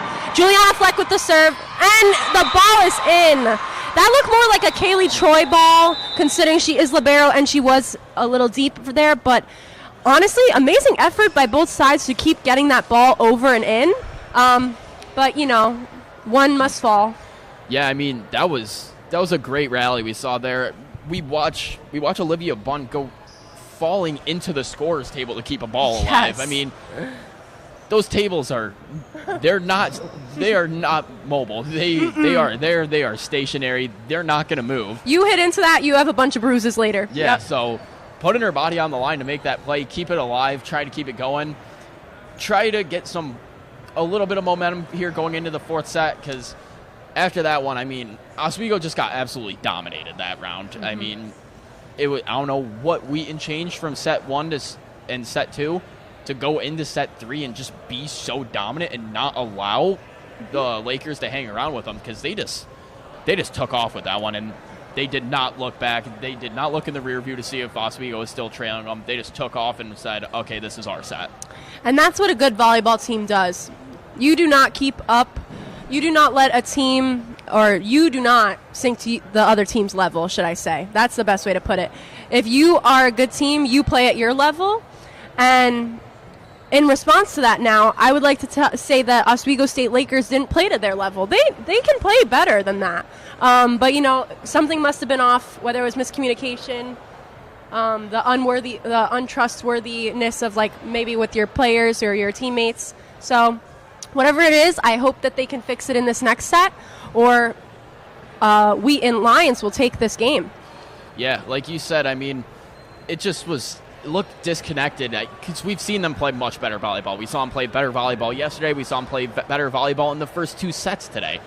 So definitely a down set for them. Maybe that's not the end of the world. I mean, you're down now. If Wheaton wins this set, you go 0-2 for the year. You don't want to start 0-2 on the year. There are the growing pains regardless, no matter what. You have new players coming into a new program. You have a brand new coach whose system is totally different from the coach the previous year.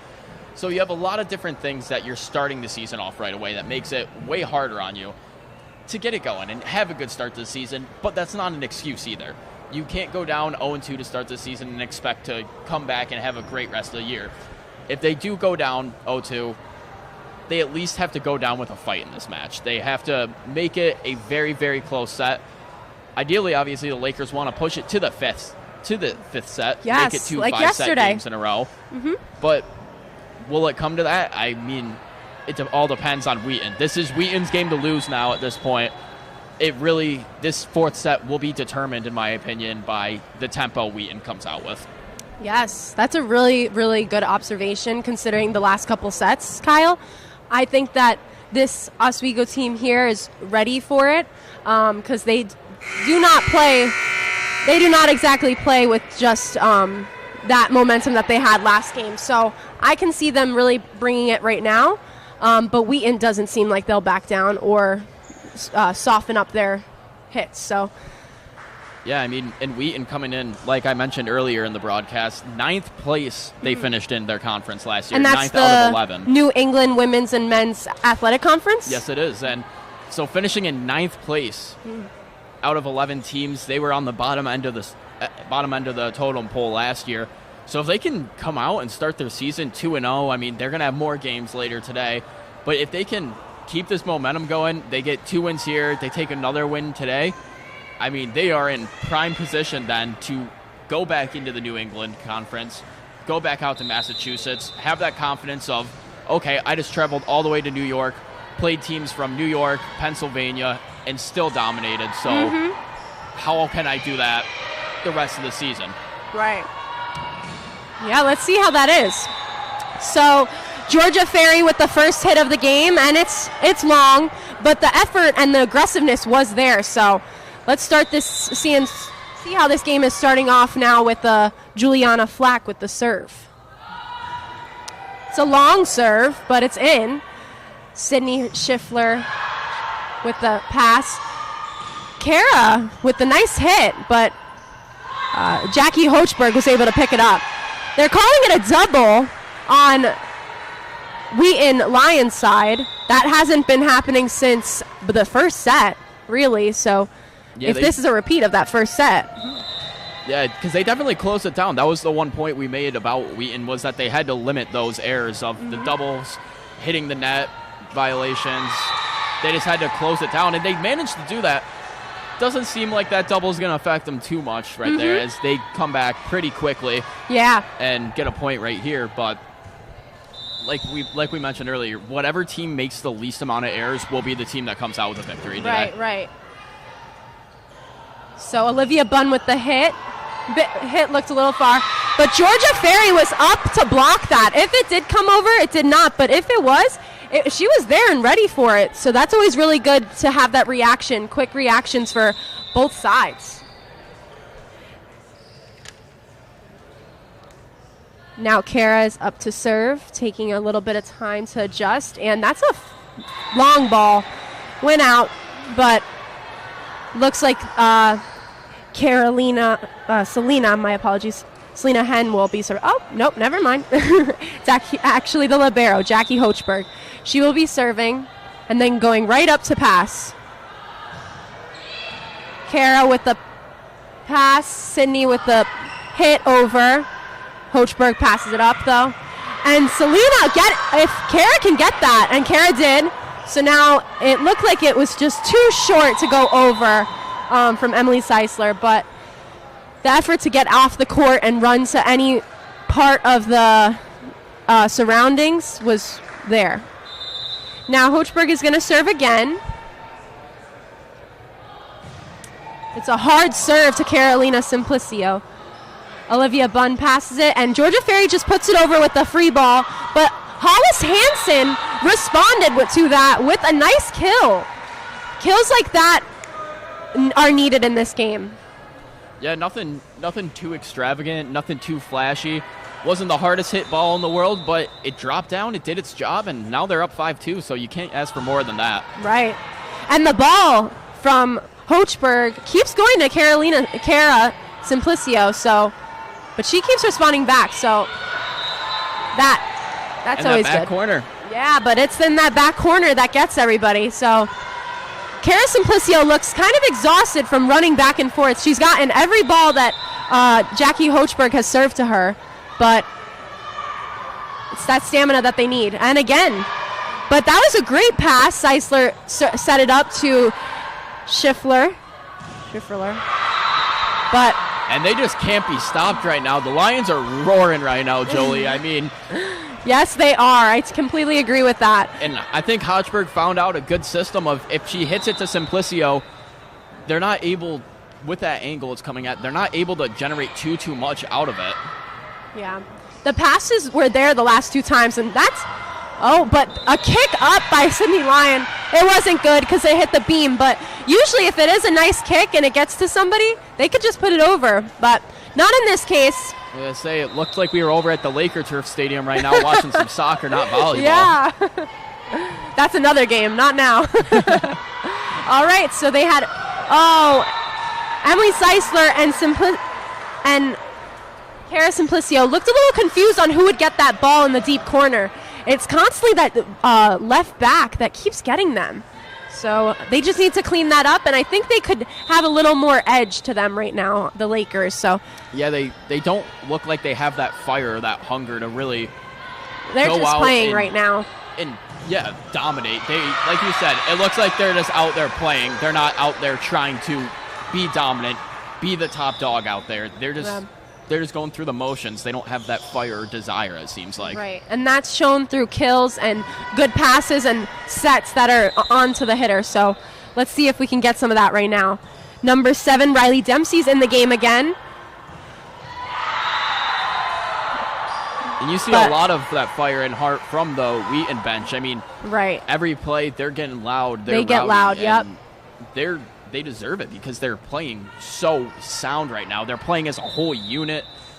Their passes are just beautiful. They're hitting each other exactly where they want it to be. Yeah. And the spikes are hard. They're hitting the ground, and that's how you create a winning formula right there. Right, most definitely.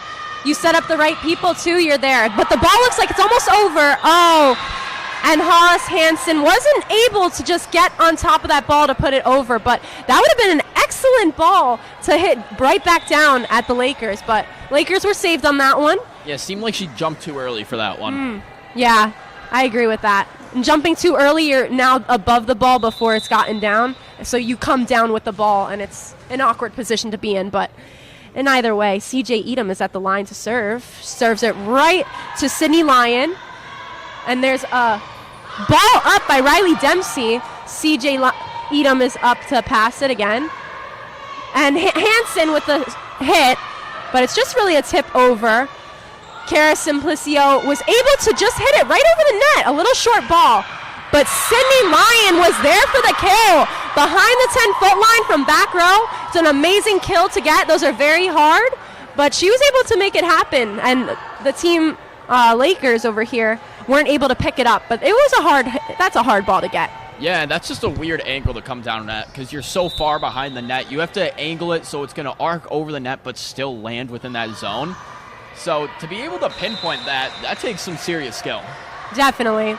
And Hollis Hansen serves the ball out, so she's coming out, and Jackie Holchberg will be coming in to pass for her as the libero. But in the meantime, Grace Taylor is on the line to serve, serves up. It's right to Selena Henn. Well, it looked like it was also to Sydney Lyon, so if they could just talk over there, they could really be able to see who would be getting that ball. But you can see now getting into the late sets of the game, both teams are exhausted out there, Joey. Yes. They've really been giving it their absolute all, playing with a lot of passion, a lot of intensity. Yeah. You know, this being Oswego State's Invitational, Oswego State is here to win it. You know, having people come to visit your school and play at your school, you want to dominate. So I know that this is a lot is riding on them right now. So you can feel the exhaustion, but also sometimes frustration with points that happen. Juliana Flock serves, and CJ Edom passes.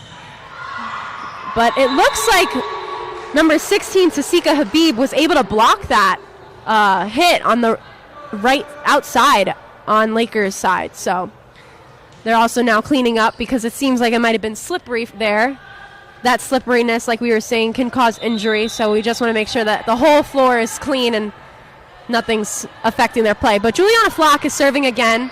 A deep ball, but CJ Edom has a nice pass. But that nice pass was a great set, but then the hit from Georgia Ferry reflected right off and landed in the court on Lakers' side.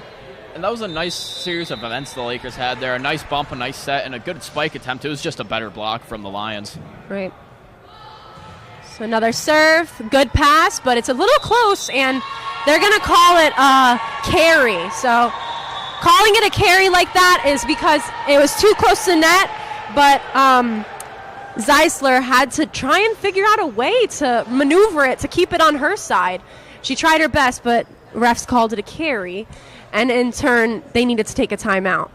And this is starting to really shape up like the last set we saw. I mean, Wheaton's up 7 points now, 7-14. They lead the Lakers, and they just took that energy that they had riding from the last set. They kind of proved to themselves, okay, yes, we are a solid team.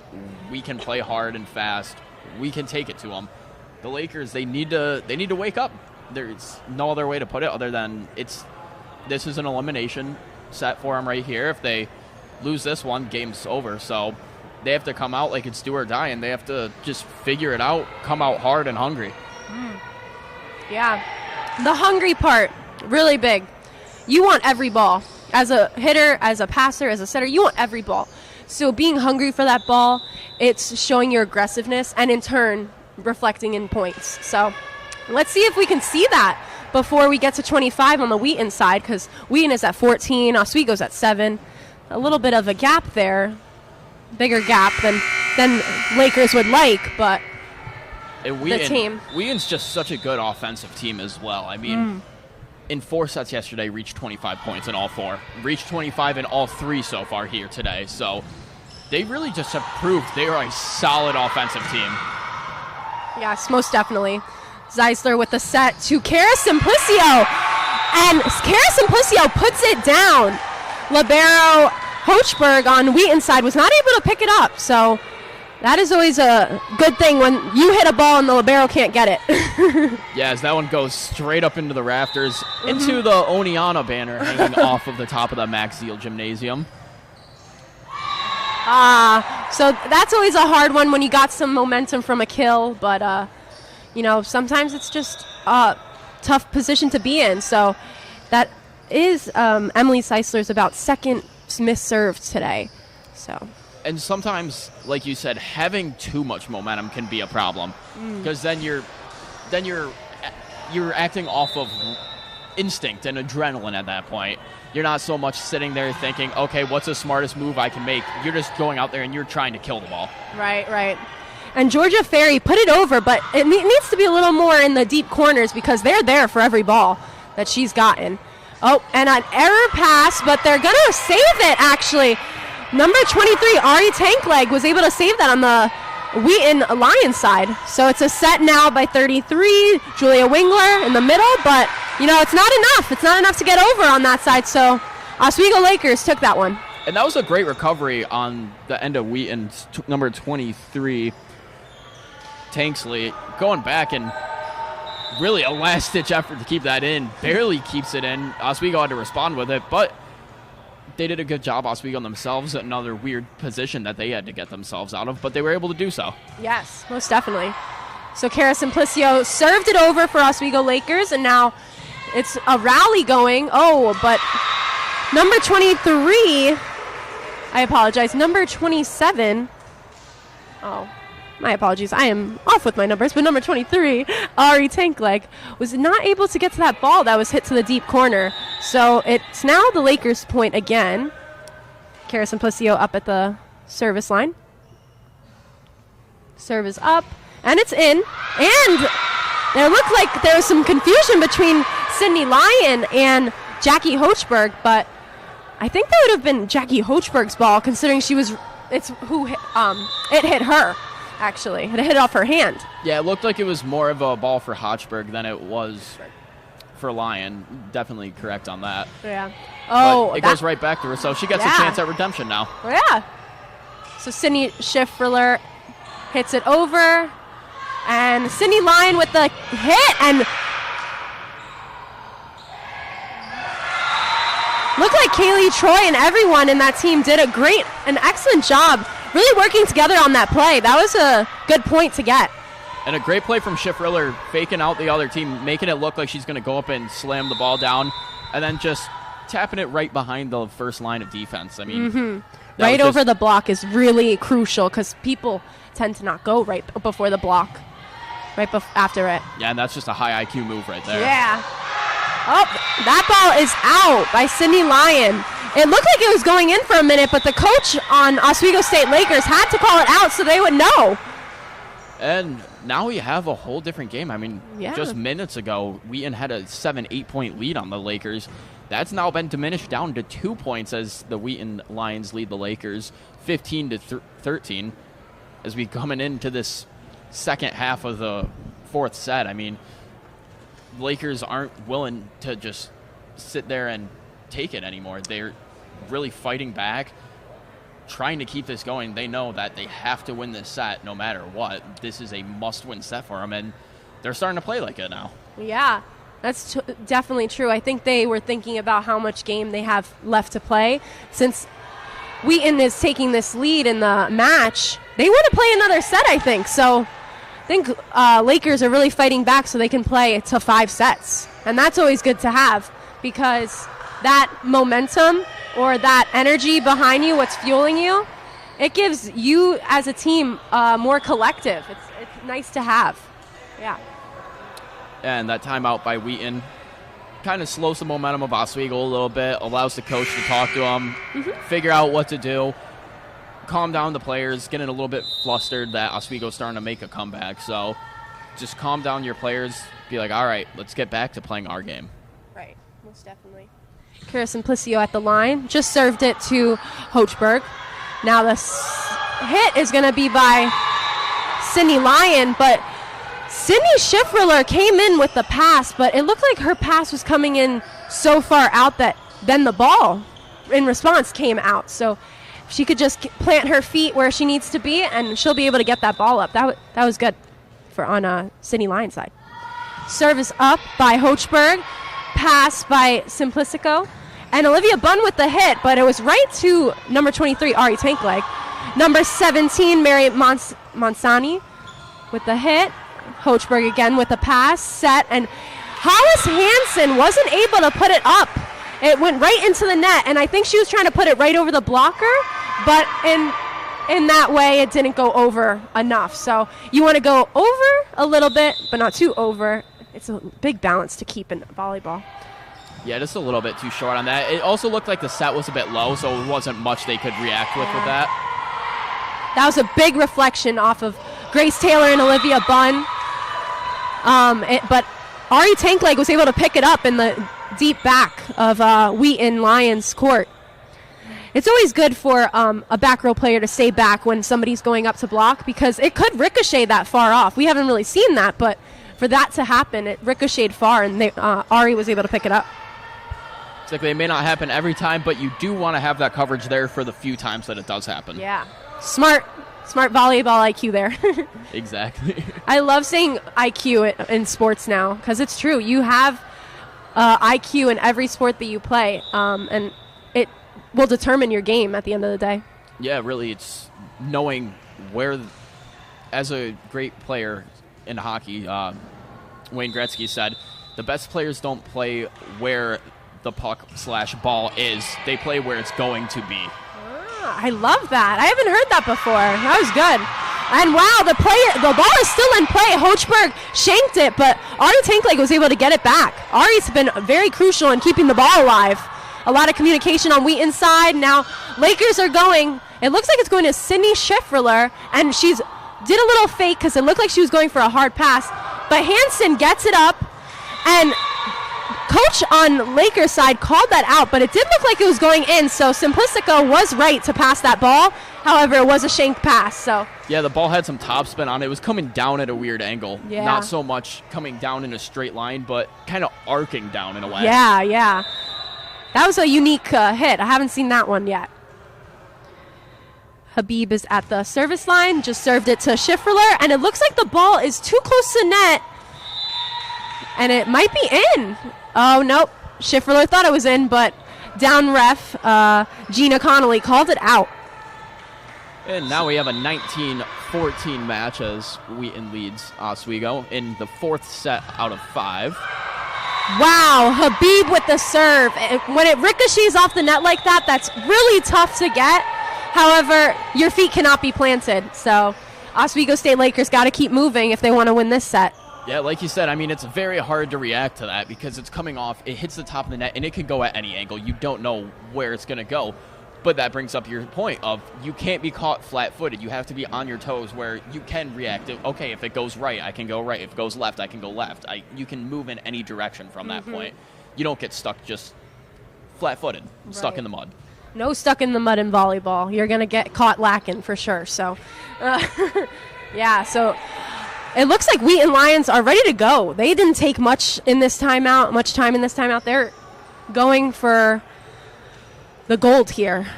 Yeah, so it's Wheaton 20, Oswego 14. Oswego State side looks like they are feeling a little defeated. You can see it on their faces a little bit, but they need to stay in the game. Yeah, not much confidence over on that Oswego bench, it looks like, which you got to play with confidence. Even if you're down, you have to know your game, and you have to be confident in your game. And, I mean, it's still early in the season, so maybe the Lakers haven't fully found that full confidence yet. But either way, I mean, you can't go out looking defeated. You have to go out with the thought in mind of there's still a chance we can still come back. For sure. And there definitely is here. I mean, just 14-20. Not that big of a difference, but let's see how this pans out. So Sydney Lyon just hit the ball over right to the libero, Kaylee Troy. Now Olivia Bunn with the hit again to Habib. Sydney Lyon again. Hansen with the pickup. Flock. And Simplicico with the pass. Olivia Bunn again with the hit right to Habib. It's back and forth play right here. But honestly, it looks like it's now a point because of a carry on the Wheaton Lions side. And Wheaton Lions look confused. Yeah, I don't know if that was a carry. That looked like a clean set to me. Yeah, I didn't see much wrong with it. And that might be why they are also confused. But neither captain went up to the ref to talk, so it looks like they kind of knew what happened. Or they might not want to argue. Already have 2 yellow cards, can't afford another one now. Right. All right, so Lyon with the... Okay, so Lyon just tipped it over, and it looked like Riley Dempsey was too slow to get to it because it was right over the block and right before the 10-foot line since she was so far back and just served. But those are tricky balls to get. But you want to get it when it's 4 points away from 25, right? Lyon with the serve. Dempsey with the pass. Schiffler with the save. Grace Dempsey and Hollis Hansen just had a duel at the top of the net. And unfortunately, it looks like Hollis Hansen and Grace Taylor were working at it, but Grace Taylor lost that one. And there's a ball on the court, so they're just going to time for a second. Riley Dempsey with the save of the ball away from everybody. And now they can go on and proceed. Sydney Lyon with a short serve.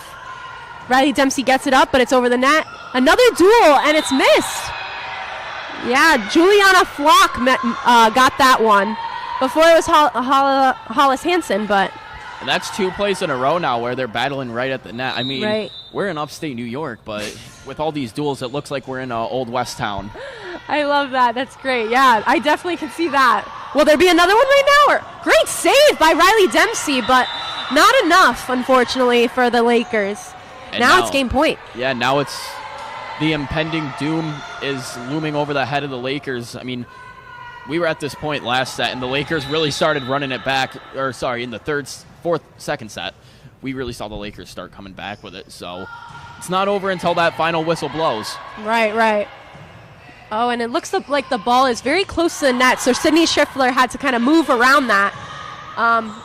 And then there was a miscommunication there between Kaylee Roy, Sydney Schiffler, but that will call it a game. Wow. And the Wheaton Lions take the victory over the Oswego State Lakers, 3-1. And now Wheaton moves on to 2-0 in this season after coming in 9th place last year. They have a great start to their season. They've now scored 25 points in 8 straight sets, Jolie. Wow, when you put it like that, that is a lot of stamina to have as a team, getting through 25 points. And, they just did it consecutively here, but yesterday they also had to do that. So, yeah, I mean, they do have the next game now. They're going to be going against, it looks like Marywood, but it's going to be Wheaton Lions versus Marywood at 1 o'clock. And then right now the Lakers will take a break. Lakers will go on later at 5 against Utica. And if you're Wheaton, you got to take the time now. There's not much time between now and your next game. You have to regroup and recharge as much as you can. You just played a long 4 sets. You had a long 4 sets yesterday, and they have a short bench too. So they have to take every second of this short break between matches, build up their stamina again, get ready to go, because Marywood's a fantastic team, and Marywood's going to be coming in freshly rested. They didn't have an early game this morning. They haven't played since last night, so they're fresh. They're well rested. The question is, how is Wheaton going to compare with that? And like you said, the Lakers and Utica coming up tonight. Lakers are now 0-2. Utica's 0-1. So how are the Lakers going to bounce back from an 0-2? What do they have to do, Jolie? I think they really have to clean up on the communication aspect and that fire that they have under their feet. Because when you fall, you should not fall completely. Okay, you take a step back, but now you're going to take a bunch of steps forward. You cannot fall so quickly because the other team recognizes it and takes advantage of it. So Lakers have to just clean up with the communication, just the simple things, getting back to pass, set, kill, and making this tournament worth their while. This Invitational is in their home court, and they should want to be taking home the gold. So I wish them the best. I wish Wheaton and Marywood now the best as well. And also for head coach of the Lakers, when he does win, if he does in this Invitational, if the team wins, it'll be his first NCAA Division III win. So I do want to see that. I look forward to that. Yeah, I mean, Lakers just got to figure some things out. It's still the growing pains, like we've mentioned. New coach, a lot of new players. Just got to work through it, figure it out. It's still very early in the season. These are all out-of-conference matchups, so it's not detrimental to the season standings so far, but not the start to the year the Lakers were hoping to get. Yes, I completely agree. But we'll see what happens at this game now, and also the later game that's going to be happening at 5 o'clock, Oswego versus Utica. But in the meantime, 1 p.m. game, Marywood versus Wheaton. We look forward to seeing that matchup. But I'm Jolie Santiago. Thank you so much for watching. And Kyle, thank you so much for being here and working with me for my first broadcast, actually. Of course. Pleasure to join you. All right. Thank you. And that will do from Game 1 of Saturday here at the Oswego State Volleyball Classic. Game 2 coming up is the Wheaton Lions against Marywood. On the call will be Brian Burrows. And they will be back as soon as activities get started back up.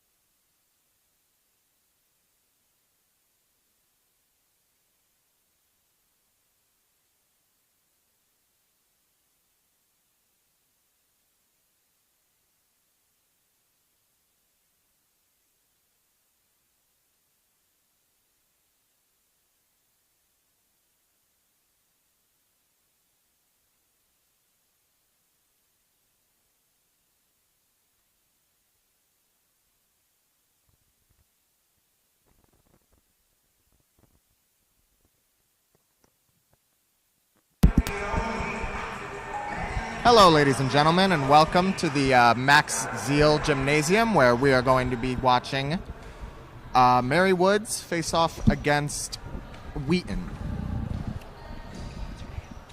My name is Jake McVeigh. And I'm Brian Burrows. We have an interesting matchup here in the Oswego Invitational here between the two teams that have potentially looked the best.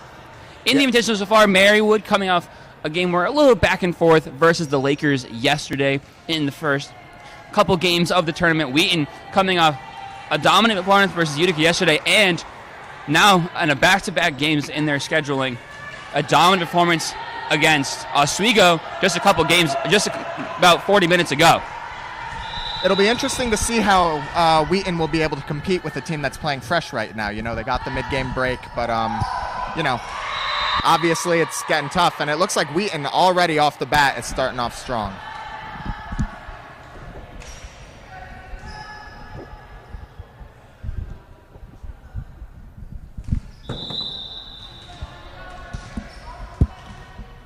For Wheaton, it is number 7, Julia, serving the ball.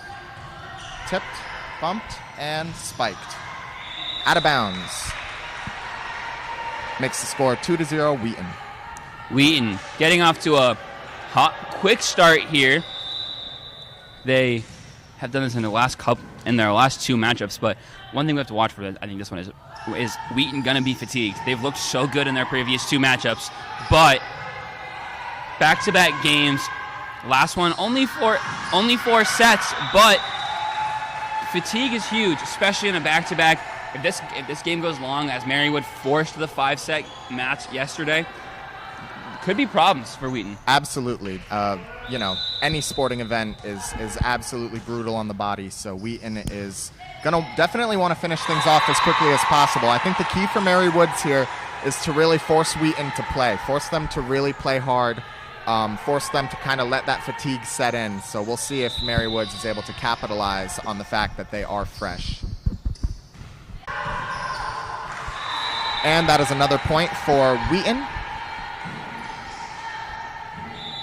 The wall was set up for the Pacers there. It looked decent, but a great hit deflected awkwardly off the arm of the defender on the Pacers side. And for Wheaton, number 27, Selena Henn with the serve. And spiked. Oh. A great play by Marywoods there.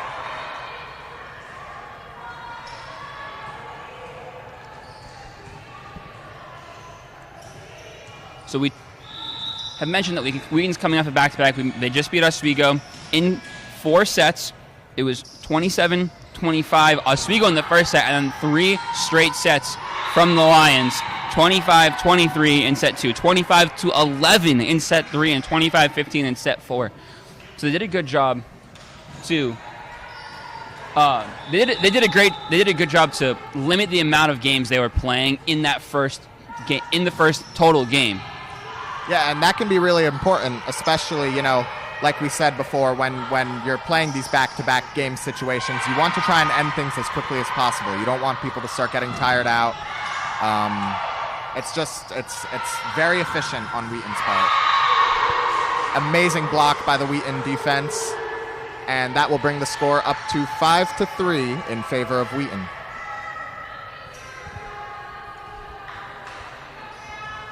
The Lions continuing a strong showing early in this one.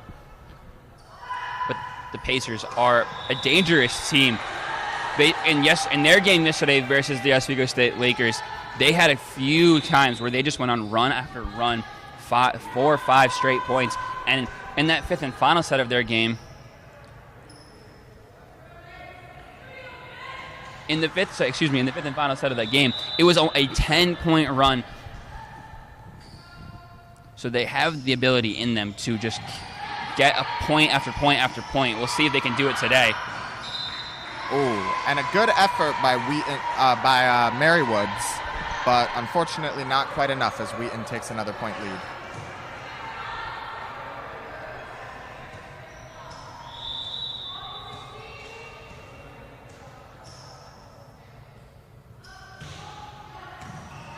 Saskia Habib with the serve. Oh, and it appears that Marywoods may have had a net violation there.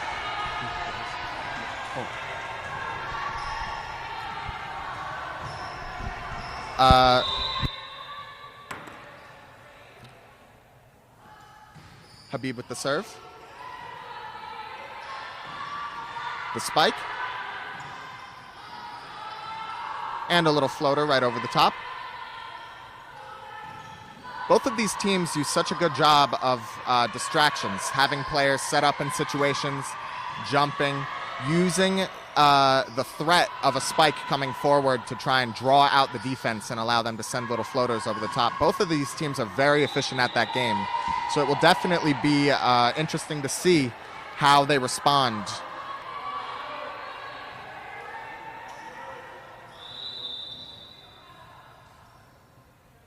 Habib with the serve. And off the net. Oh. And that is another point for Wheaton. Wheaton has taken a bit of an early run as of now with a score of 9-4. But Marywoods is still absolutely in this game. We'll just have to see how they respond.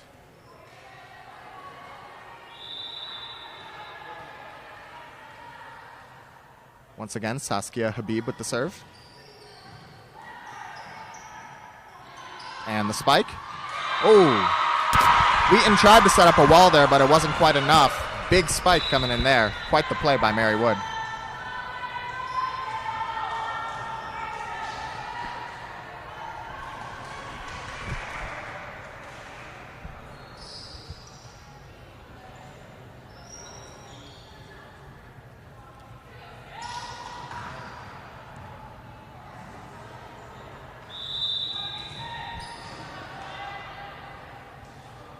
Priscilla Newton with the serve. Oh, right on the line. That was quite the play by Wheaton. Threaded the needle. That was a beautifully placed pass. Yeah, they managed to land it right, far away enough so the defender couldn't reach it, but not far enough so that it went out the back of the court. Quite the play there by Wheaton.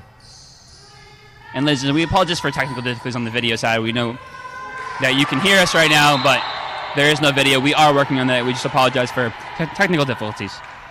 Sydney Lyon on the serve there. Did a very good job. Sydney Lyon on the serve again.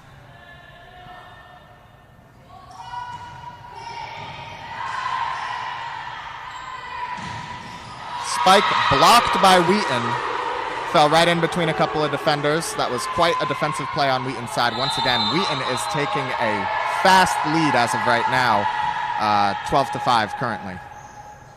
As Marywood calls a timeout and gives us a chance to talk about the first game Wheaton played in this tournament yesterday when they took on Utica, the Utica College Pioneers. And again, it was a 3-1 set victory.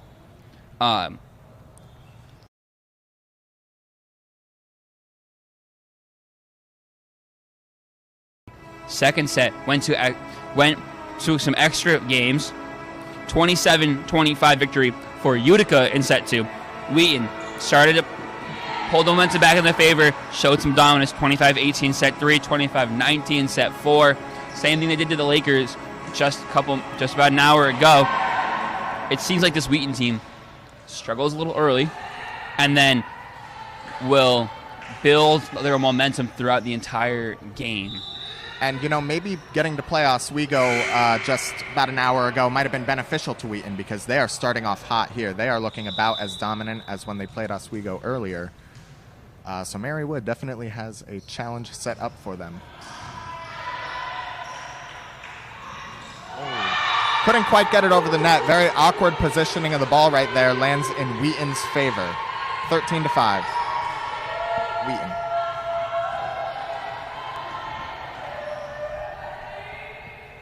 On the Marywood side, I think the player to watch today might be the libero Gianna Norton. She had an excellent game versus the Lakers yesterday.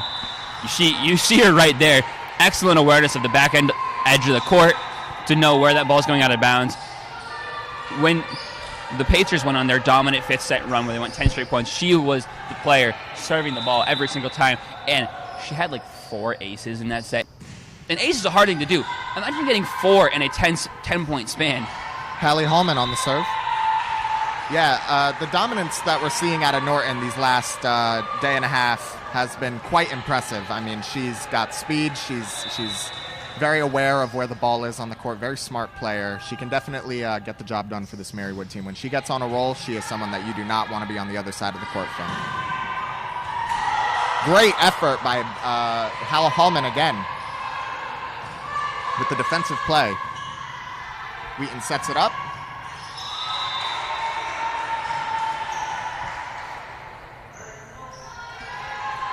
One thing I'm seeing from this Wheaton Lions team is that they have a great ability to read the defense.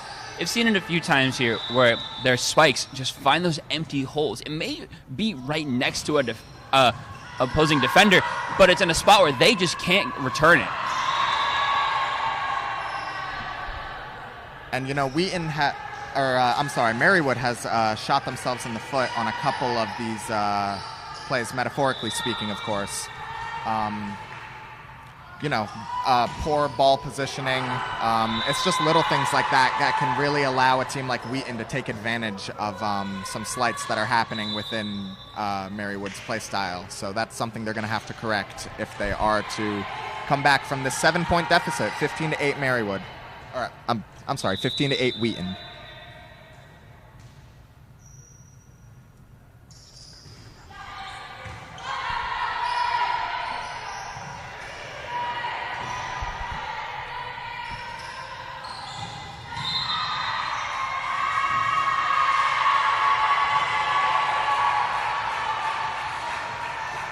Pacers getting in their own little run here, kind of trying to mount a comeback. They've gotten three of the last 5 points. Wow. That was a hard spike coming down from number 27, Selena Henn. Wow, that ball came down with a lot of power.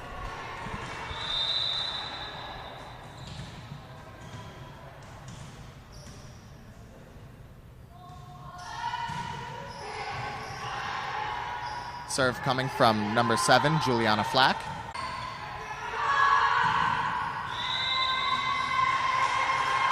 Spike coming from number 16, Saskia Habib, but it wasn't quite enough to get over the net. Marywood takes another point, cutting the lead down to 6 for Wheaton.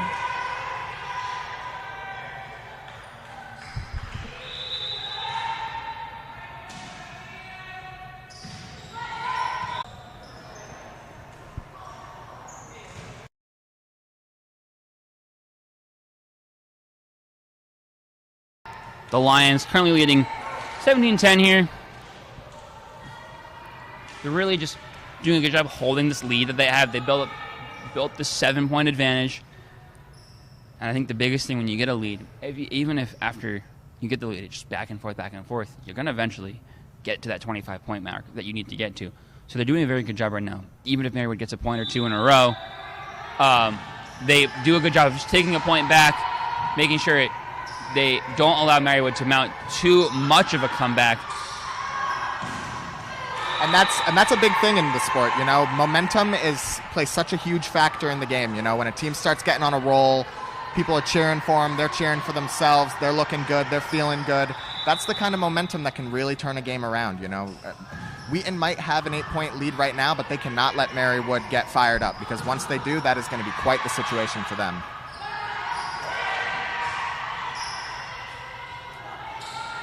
And ladies and gentlemen, again, we apologize for technical difficulties on the video side. We are trying to work. Yeah, Habib.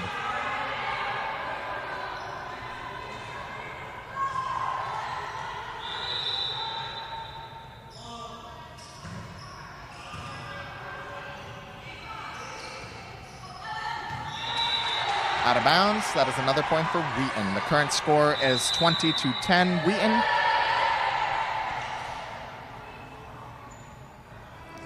So you get a timeout here, and both squads just getting a chance to recuperate. Marywood trying to understand what this Wheaton team is doing, especially early in set one. I know They probably watched Wheaton's game yesterday. They probably watched their game just before this, at least a little bit, to try to get a feel for what their offense does, what their defense does. But early in set one is really when you get the idea of how they play, what it looks like when that ball is coming straight at you instead of watching from the sidelines. They're not doing a horrible job just yet. I mean, they have a 10-point deficit. Probably it's going to be a lot to make a comeback here and take set one. But just even if they lose set one, you can get momentum. If they pull this back to maybe just a 3-point loss or a 4-point loss, and they get momentum going into set two, it would be huge. I think momentum is going to be the name of the game today. Yeah, the best way to build momentum is by scoring points. And you know what? It can take a mistake like that on Wheaton's side, a serve going right into the net. That's an opportunity, you know? That's metaphorically leaving the door open. It's not something you want to do when you're trying to take a dominant lead like Wheaton has right now. The fourth serving error from the Lions today. Number 6, Gianna Norton with the serve for Marywood.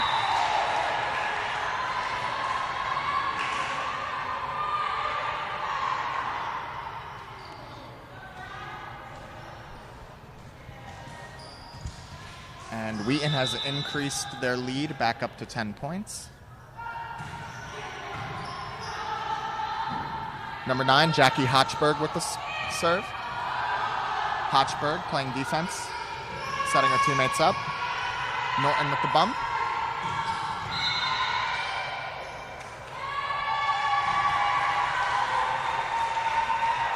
And that is another point for Marywood, cutting the lead down to 9.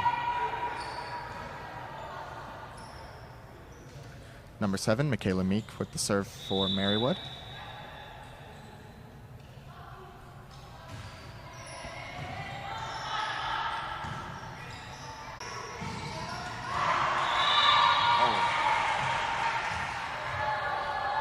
Out of bounds hit coming from number 16, Jaden Laws.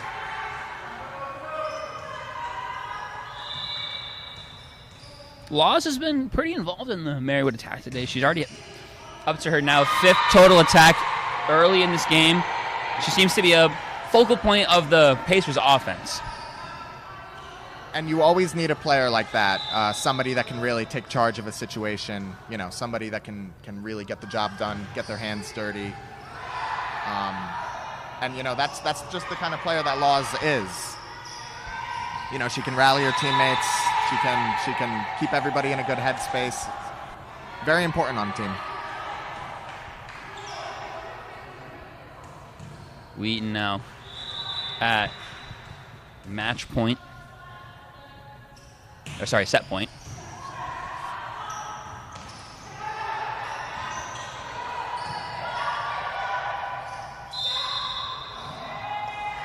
Appears to be a net violation on Wheaton.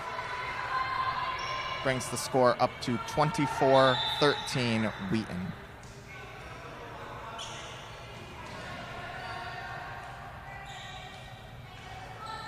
Priscilla Newton with the serve for Marywood. It really shows the difference about how dominant Wheaton and the Lions were in that first set. Something I think the Pacers have to look at here, cutting down on the errors.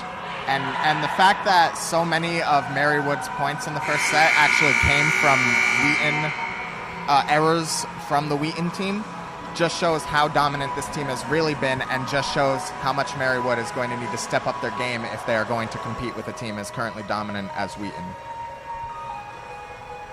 Another big storyline from that first set was the amount of aces. 5 aces from the Lions to just 1 for the Pacers. Something Marywood needs to... Another thing, I don't want to keep saying Mary needs to fix these things, but there have been a couple flaws showing early in this one. Very fixable flaws. I think sometimes the game plan needs to be tweaked here and there for either side, and expect good coaches always make adjustments between every set. It doesn't matter what the sport is, adjustments are going to happen. But I think that maybe one of the biggest adjustments the Pacers need to make is not allowing those aces.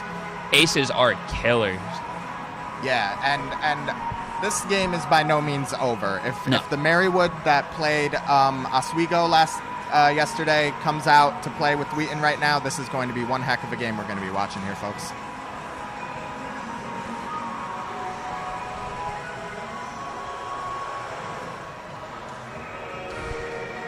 set 2 just about to get underway as the squads have switched sides.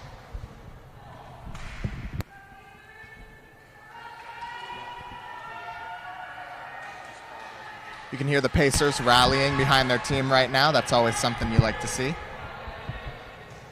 Ladies and gentlemen, as you can see, video is back here for the start of set 2. We again apologize for technical difficulties.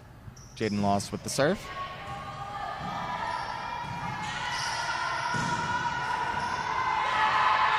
And a hard spike from Selena Hen of Wheaton. Those are the kind of balls that are just, you're not going to be getting back in play. That ball came down with so much force, so much power. It is tough to defend against that. One of the big things that you want to see is ball placement on those spikes, and that was one of those. It's like there's really 2 spots you want to aim for when you got a spike.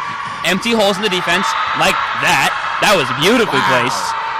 Or an incredible spike from Habib again. Those two up front Hen and Habib have been absolutely dominant today.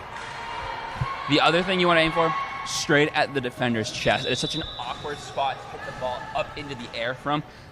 When you watch volleyball, obviously you see sets that are coming down, and you kind of push it up in the air, but the ball's straight at your chest, you can't do that. And when you go for the bump, you need it to be out in front of you more. That's a ball hard, straight at your chest is such a hard thing to defend from. And for anybody who's played volleyball, even casually, getting a volleyball spiked into your chest is not something you want to be having often. You know, a spike really hard into a defender's chest can make them think twice about going up to contest that next time. And that moment of hesitation can be all you need to slip the ball into, you know, an awkward position where they can't quite defend it.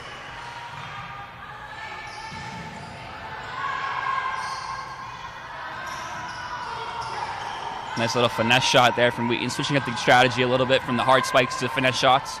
Yeah, you don't always need to be bringing the ball down with a lot of power. Sometimes you can just float it right over a defender, you know, like I said before, placing it in an awkward position. Like, pretty good job done by Marywood right there of what I was just talking about. It can be hard to defend. Score is 3-1 Marywood.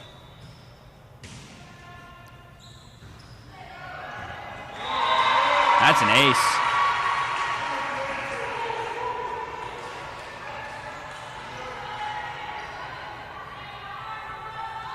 Maybe we'll see a turn of tide from the aces.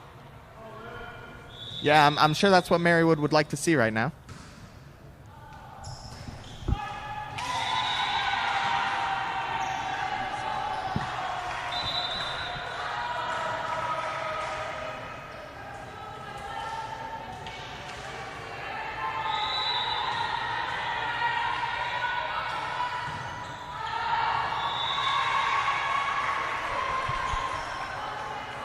And see, that's an example of one of those mistakes that Wheaton cannot be making if they want to continue their dominant streak.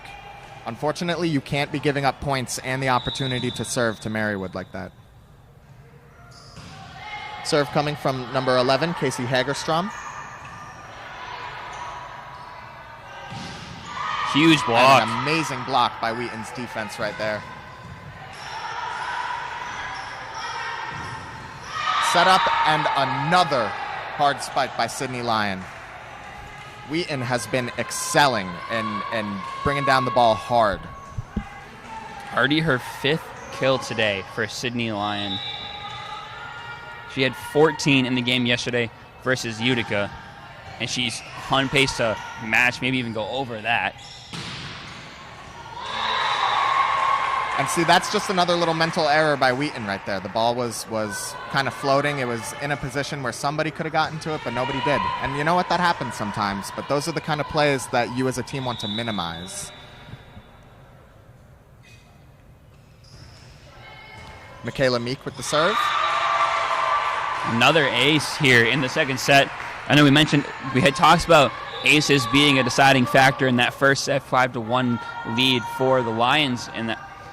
But in set number 2, it's turning around. It's been 2 here for Marywood already.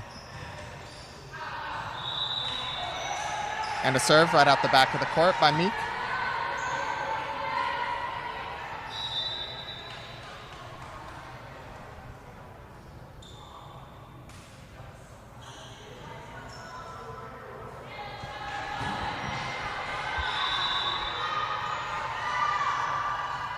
The serve coming from 16, Saskia Habib.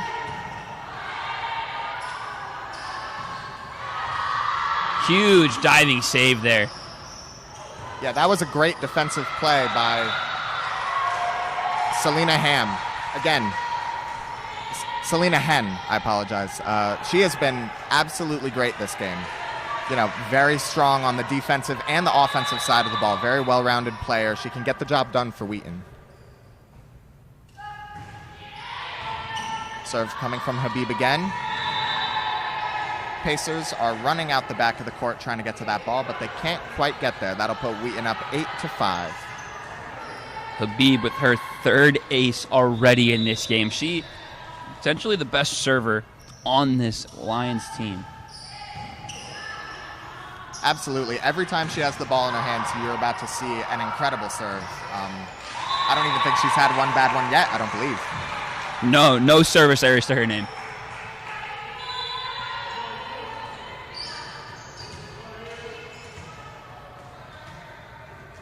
Hallie Hallman with the serve for the Pacers.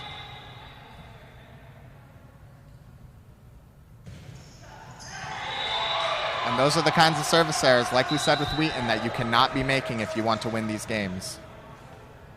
You know, while these teams have both displayed a lot of dominance, this game specifically, they've both shown a lot of mental errors. That's something that they're going to have to tweak if either one of them really wants to take the reins. But until then, it's anybody's game.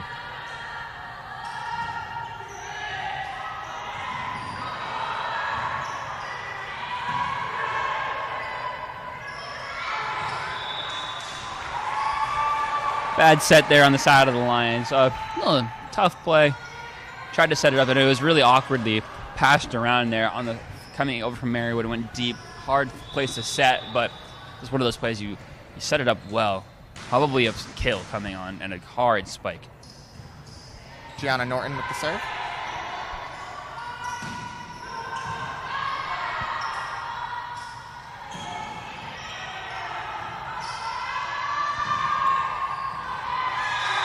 And it's almost like they could hear you up in the broadcast booth right now, because Marywood is doing an excellent job of defending that net right now. I hope you weren't passing any notes to the coaches or anything like that, because it's like they're listening to you up here.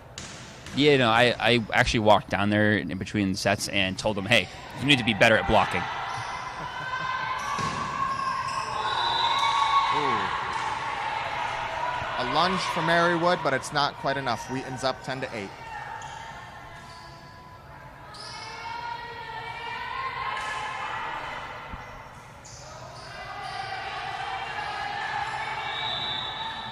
For Wheaton, number 33, Julia Wingler with the serve.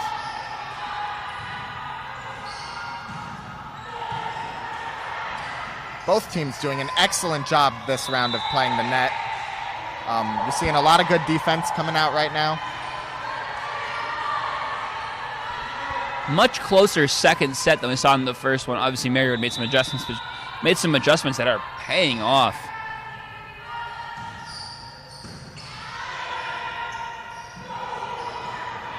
And as I say that, they make a mental error.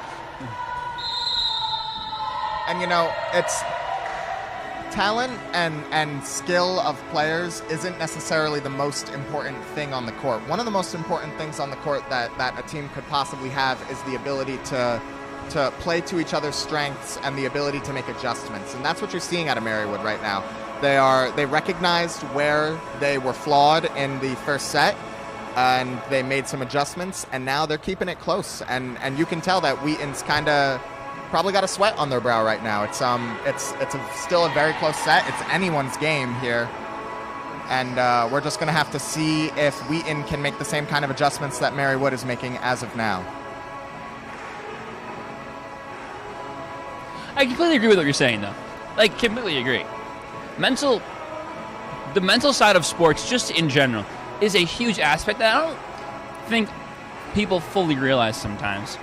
If you aren't in the right headspace to take criticism, to take adjustments, you think you're never going to succeed. And this goes for literally any sport. You need to be able to take criticism and adjustments from your coach, from your teammates, and be in the right mental space to play the game and within the system. And that doesn't just go for sports, that goes for life. This is true. So keep that in mind, folks at home. We're turning into life coaches up here. Marywood still doing an excellent job of keeping it close. 12-9, Wheaton.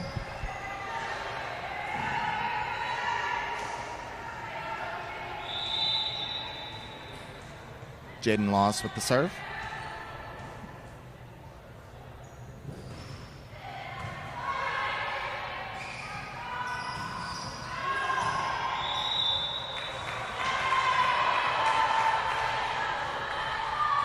Marywood is keeping this game close right now, folks.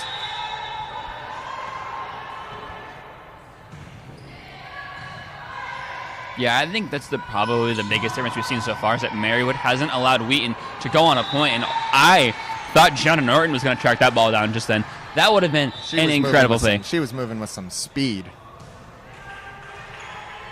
And, I don't know if you've noticed this, but Wheaton has been going to their go-tos less often. They're trying to make adjustments as of right now. I think they're just trying to test the water right now. Selena Hen and Saskia Habib have not been as aggressive up on the net as they have been in previous rounds. So it looks like Wheaton is trying something as of now. We'll just have to see how their strategy can adjust.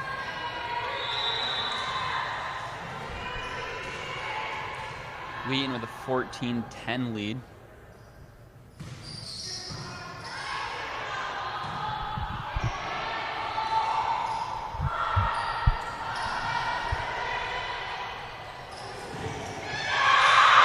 Big spike by Casey Hagerstrom.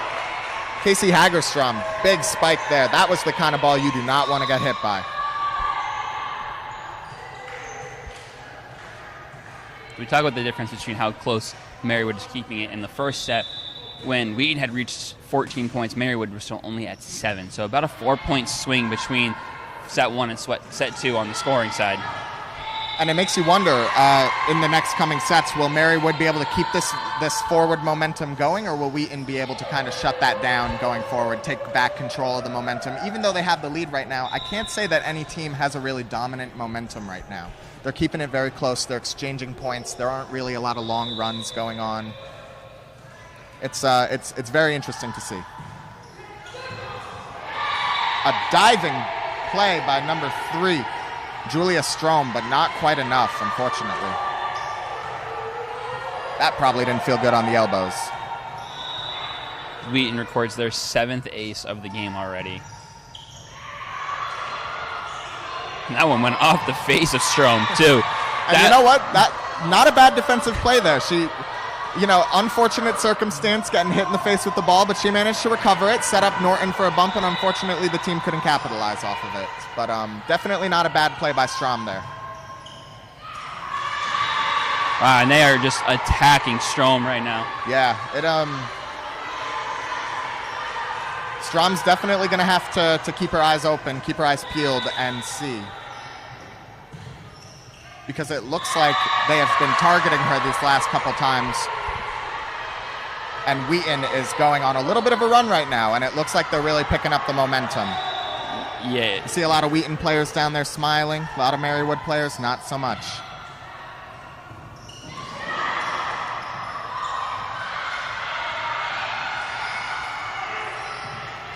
Both teams playing absolutely great defense now.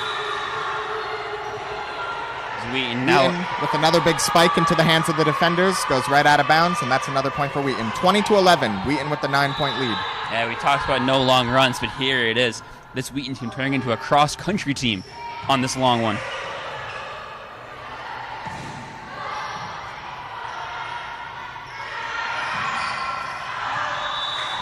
Finally breaking the streak there. Just like that, Wheaton's run comes to an end. Marywood has the serve and is down by 8.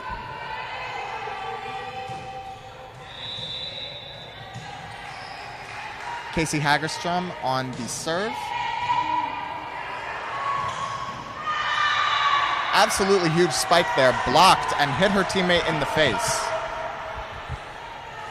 Ouch. the scoreline from this set is turning into the scoreline from set 1. Even though the sets have been completely different in the way they played out, it may very well end up being a very similar score. Yeah, the story is not in the scores, though. It is very recently Wheaton has managed to really take control of this set, whereas before they were in control from the very beginning. Marywood with another bad error, sending the ball right out the back of the court. Those are not the kind of plays that you want to have happen, especially when you are down by 8 points. A little surprised that Marywood coach hasn't called timeout quite yet. You think when a run like this happens, when these kind of mental errors, that when you're hitting the ball long or the blocks aren't getting set just right, I feel like that's when you call a timeout, reset, get the emotions down. Yeah, and it's never bad to just have a moment to reset with your team, go over the game plan, make sure everybody's feeling good. Wow, an amazing defensive play there by Julia Strom of Marywood. Oh.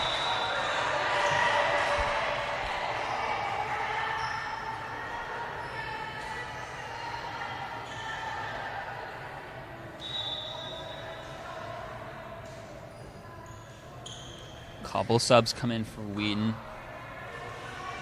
Interesting decision. I think the team that had been out there for a good chunk of that long run, I don't know if it's fatigue, they want to get some new players in, but you need to keep the players in that are hot. And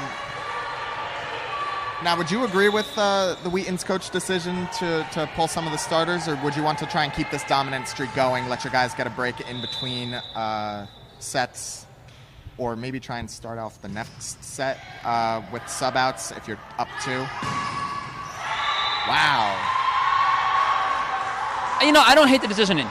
I think looking at just the size of the players that went in and out, they seem to get a little bit taller, probably with some more blockers and get a little more defensive at the end of the set instead of being a more offensive approach that they had been to get that long, to extend their advantage. Yeah, and when you're up by this many points, you can afford to play defensively. You can afford to get comfortable. Let your starters take a little break. Honestly, it might even be in Wheaton's best interest to prolong this set for a little bit longer, just to give their players some time to rest so that they can come out fresh and equally as dominant as they've been the last 2 sets coming into this 3rd set.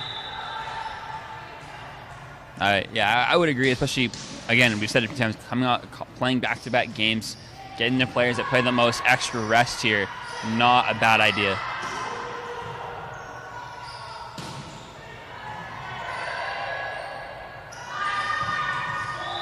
That was a huge fake there. I don't know if you caught that, but... Big misdirection spike coming from number 27, Selena Ham. Once again, a dominant performance she is putting on today. Seems like every time she hits the ball, it's coming down with a lot of power. Now with just 1 point to go. Wheaton subs out there. Libero gets a little more offensive.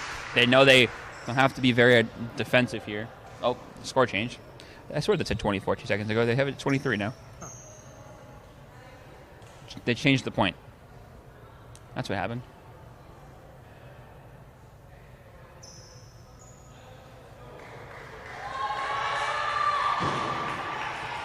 Obviously, Wheaton just getting a little bit of clarification on what happened there as they sub the libero back in with 2 points to go. Yeah, and to me, that screams that Wheaton is intending to continue playing defensively right now. They are in no rush to get this over with. As previously stated, I believe that they're allowing their subs a little bit more time to rest, prolong it a little bit more.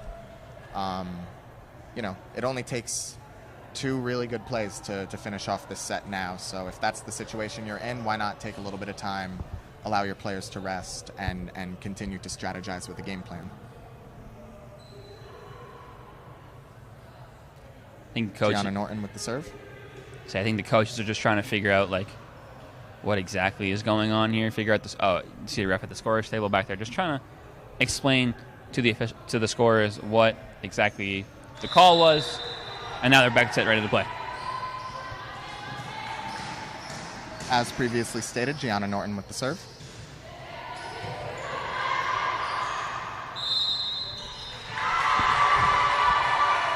Ran into the net there.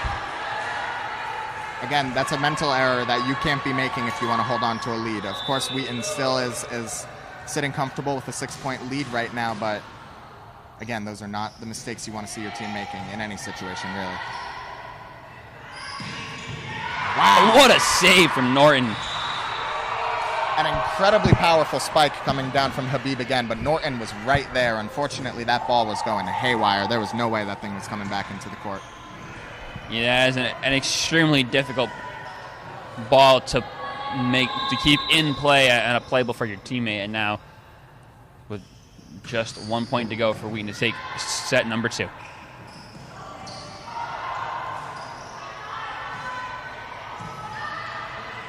It really does feel like Norton is all over the court today, playing defense in the back, playing defense up front.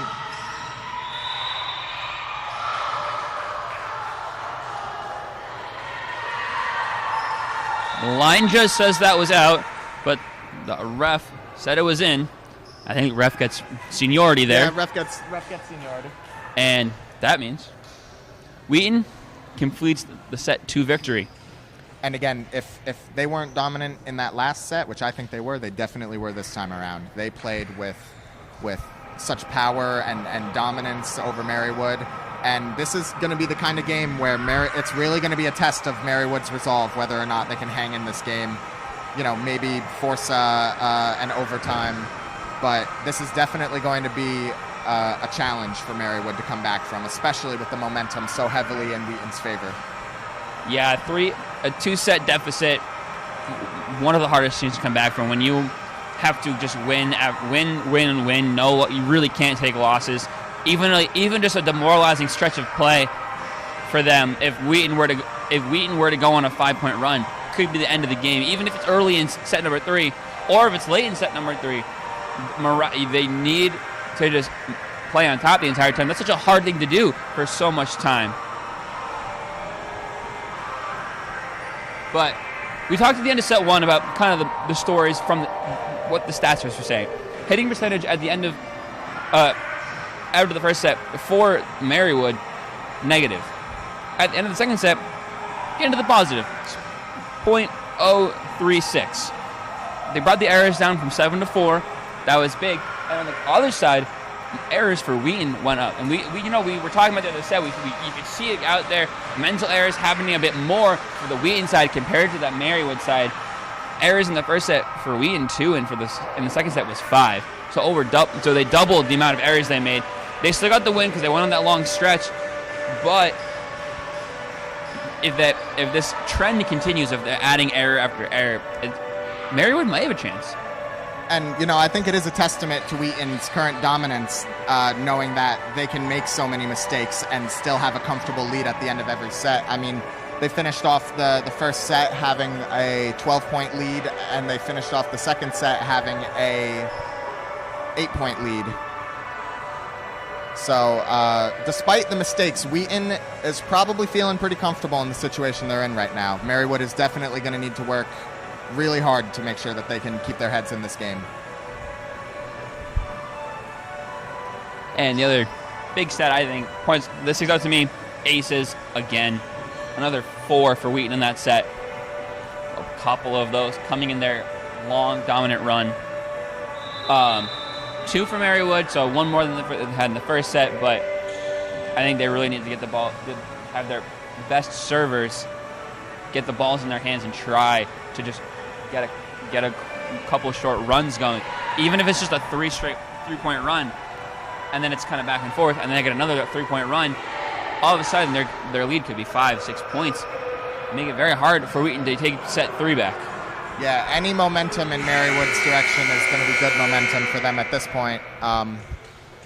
With Wheaton in such control of the atmosphere right now, Marywood is definitely going to need to fight very hard to gain some control of the situation back. They're kind of in a free fall as of now. Yeah, we said earlier, momentum was going to be the name of today's game, and it certainly has been, but it's been mostly in Wheaton's favor.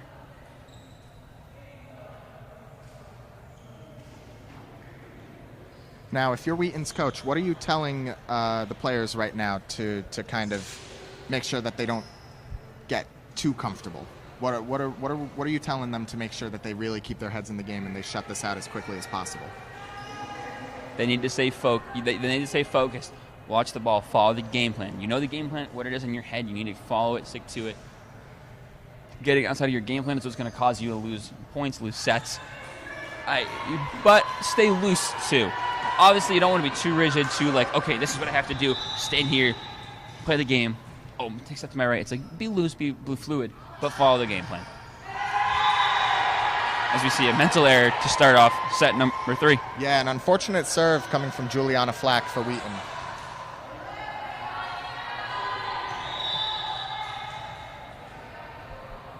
Libby Smith with the serve for Marywood.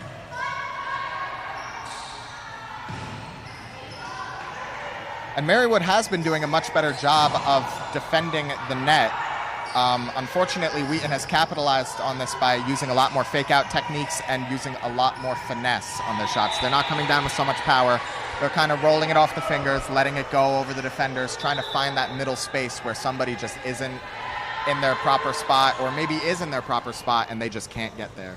You know, that's a sign of a really good team, though. If you can make those changes in the middle of the game where it's like, okay, we want to start with these hard spikes, get them to try to defend the net more, get them closer to the net, and then all of a sudden, hey, look, oh, little fake out. Oh, hey, look, little finesse shot over your head into the empty spot. Those are what those really good teams do. They make those in-game changes. And they may not even have to talk to the coach about it. We saw that happen in the middle of a set. That change happened. All of a sudden, it was, that's a finesse shot. We haven't really seen that. And there was a couple more, and then that fake out. Yeah, and communication and allowing your players to make adjustments is a hallmark of a great team, because it shows that, you know, your coach has a lot of trust in these players, and really trusts them to make their own decisions and, you know, find their way to being able to exploit the opportunities that they see. Because as a coach, you're not on the court. You can't see everything. You can see a lot of it, but you can't see everything. So sometimes putting it in the hands of your players and letting them do what they think is the correct method is very beneficial to a team, both mentally and, in Wheaton's case, in terms of the actual scoring in the game. Big, heavy spike, once again, coming from Mary Caroline Mazzanti. Another power play right there, you know? Dominance. That's been the name of the game for Wheaton right now. Wheaton holds a 3-2 lead here in set number 3. But you talk about the coach having trust in his players, and you can show it in his, in just the way he's kind of like sitting on the sideline.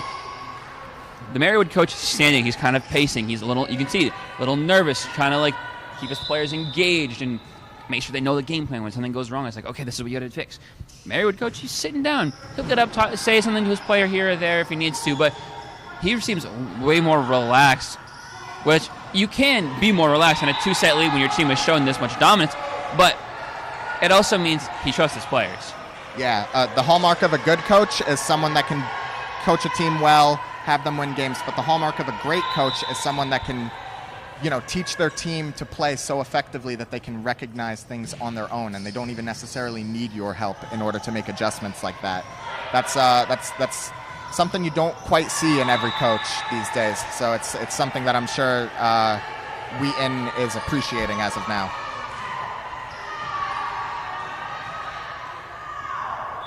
And again, Wheaton off to an early start, 6-2, taking that 4-point lead. Hochberg with the serve.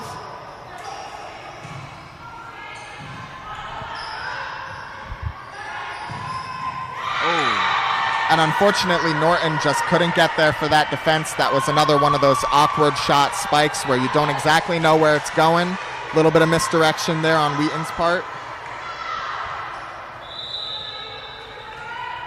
Hochberg again with the serve. And right off the hands of Meek into the back of the court.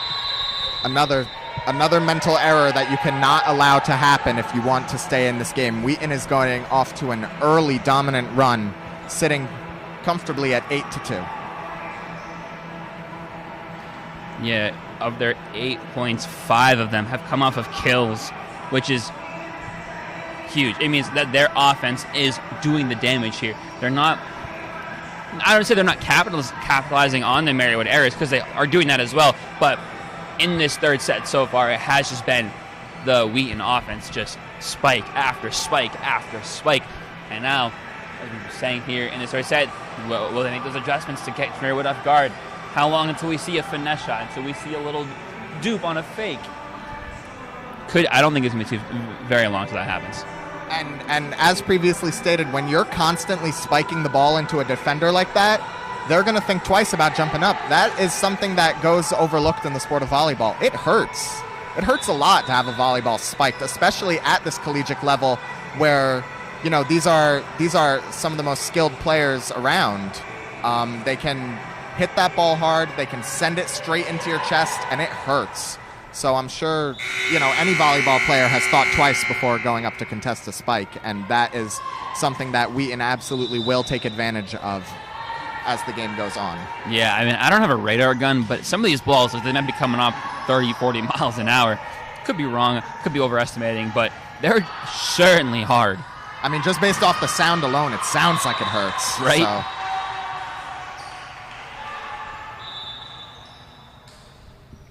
Wheaton now up 9-2 here in the third set. Marywood already getting out of reach.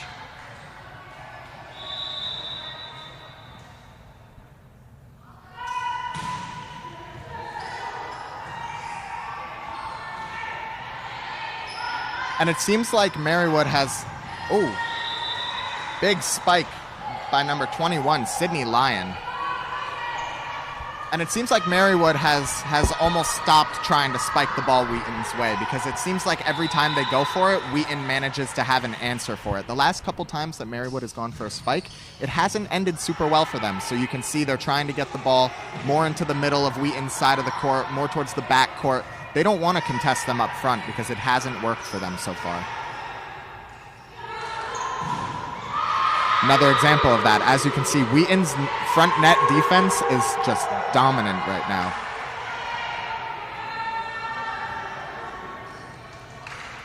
And you mentioned earlier in the game, I think late in their second set, that Wheaton had been getting away from some of their star players. Sydney Lyon, Juliana Flack, Saskia Habib. Really hadn't been seeing a lot of touches. Third set, they're right back in there. They're the focal point of the offense. We're saying their name time after time here as Wheaton extends their advantage to 12-2. 13-2. Yeah, again, for Marywood, those are errors that you just can't make. And I sound like a broken record saying it, but it's just what we're seeing right now. I mean, it is an 11-0 run right now for Wheaton.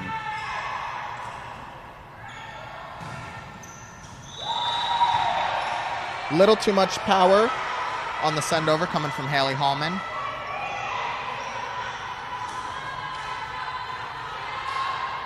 Wheaton is, you know, they've played almost 7 straight sets if you combine these two games, and they look like they're coming out completely fresh right now. These players are so well conditioned. They have been able to keep the intensity high the entire game, and that was something that we were concerned about towards the beginning. We were concerned that Wheaton might have been tired, might have, you know, been feeling it, but they clearly have not been tired or been feeling it, because they have been playing absolutely dominantly. Finally, that run is broken. 2 straight points now for Marywood. And, you know, for Marywood, those kinds of mistakes are so essential because Wheaton is already ahead by 10 points. But for Wheaton, those mistakes can happen. With a lead so comfortable and such an obviously more dominant team, those kinds of mistakes are allowed to happen. You know, people can mess up. But for Marywood, every play is very important to them continuing to compete in this game.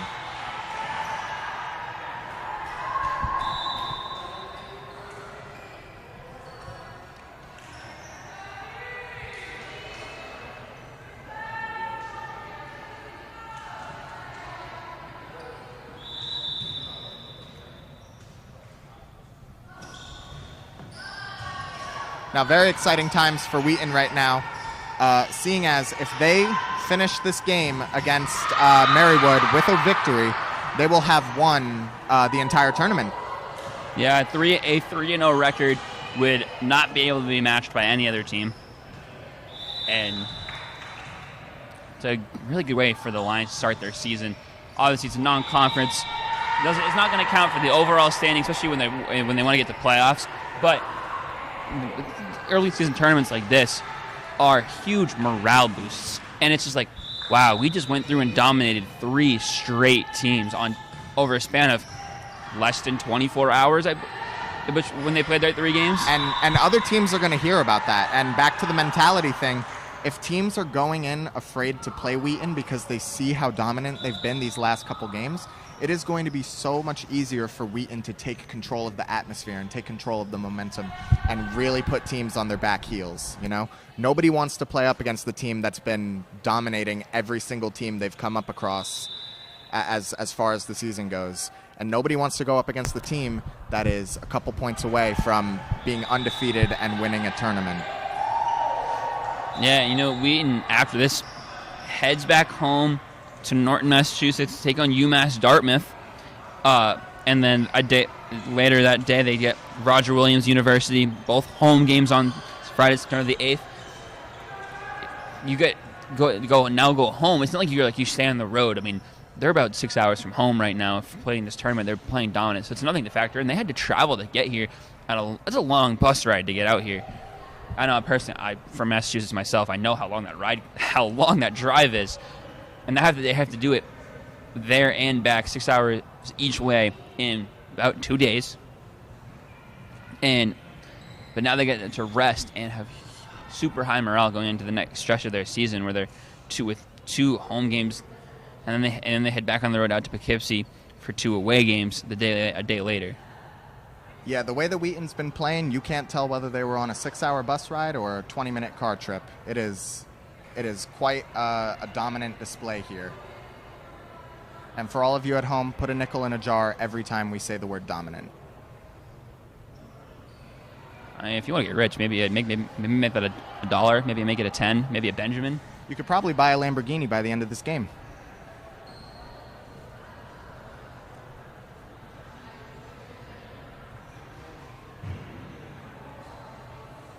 Now for Marywood, they have one more game today. They next get the back-to-back. They'll take on Utica University. Game scheduled to start at 3. It'll start a little late. They get about 40 minutes rest between the end of this game and the start of the next one, so it'll be a little late. And then they have a game taking on Clark Summit University on Tuesday on the road. Road game in Pennsylvania. Head off to New Jersey to take on Drew University on Thursday. So they have a lot of travel to start their season. But you know what? Beyond all the traveling, Marywood has a chance to boost morale against Utica. They have a chance in 40 minutes. They're walking away with a bitter taste in their mouth from this game, I'm sure. And they're going to want to be able to get back into the swing of things. And playing Utica is a chance to do that. So we'll have to keep an eye on Marywood, see how they perform, whether or not they let the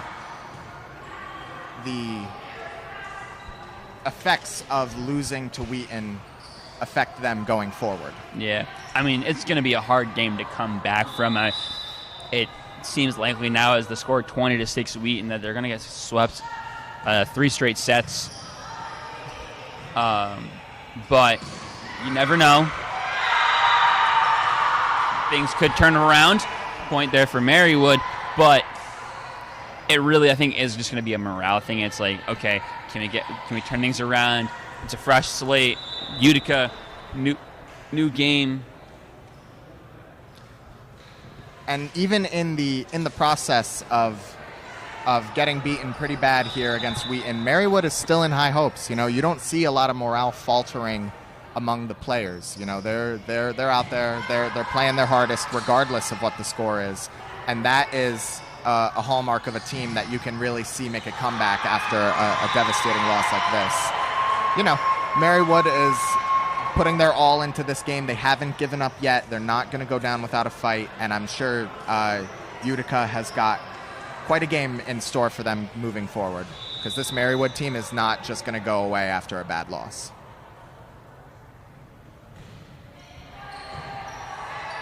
Jaden Laws with the serve.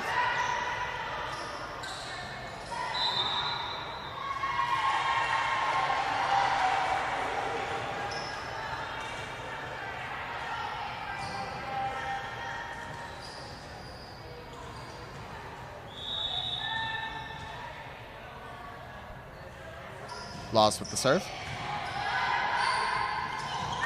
Wheaton not even bothering to set up the shot there. Number 7, Juliana Flack with a little Kareem Abdul-Jabbar skyhook action right into the middle of the court right there. That takes IQ, you know. She knew what she was doing on that play. Volleyball IQ, something the Wheaton Lions have in excess.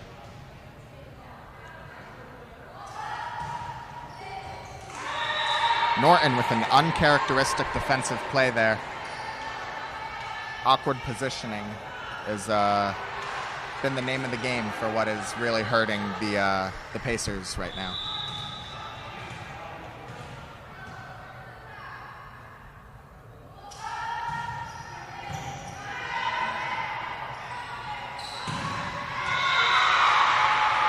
Great spike by Marywood. It looks like they're going back to their bread and butter a little bit with those spikes. It looks like they're stopping playing with a lot of the finesse, just going back to hitting hard.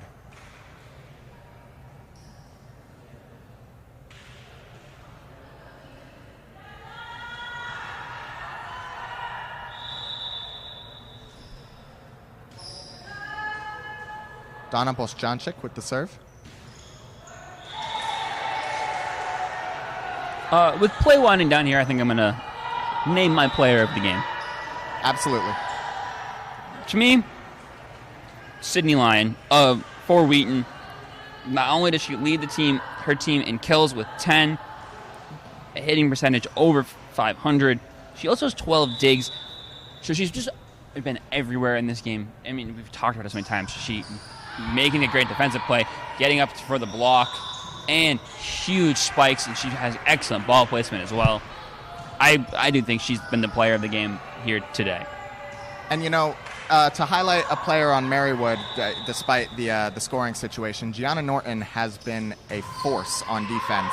She has been all over the court, setting up plays for her team, just really doing it all. She'll play in front, she'll play in the middle, she'll play in the back, she'll run out of bounds, she'll dive. Norton has been doing whatever it takes to keep the ball alive in this game. And the score 24-11. It is now match point. Great volley between these two teams here. What a block. And it looks like Marywood has finally been able to overcome the bread and butter of Wheaton, which is getting the ball to Sydney Lyon and having her spike it really, really hard. I feel like it might be just too little too late, though. Unfortunately, but you know what? The game isn't over until they reach 25, right? That is correct. Marywood going on a little bit of a run right here, cutting the lead down to 11.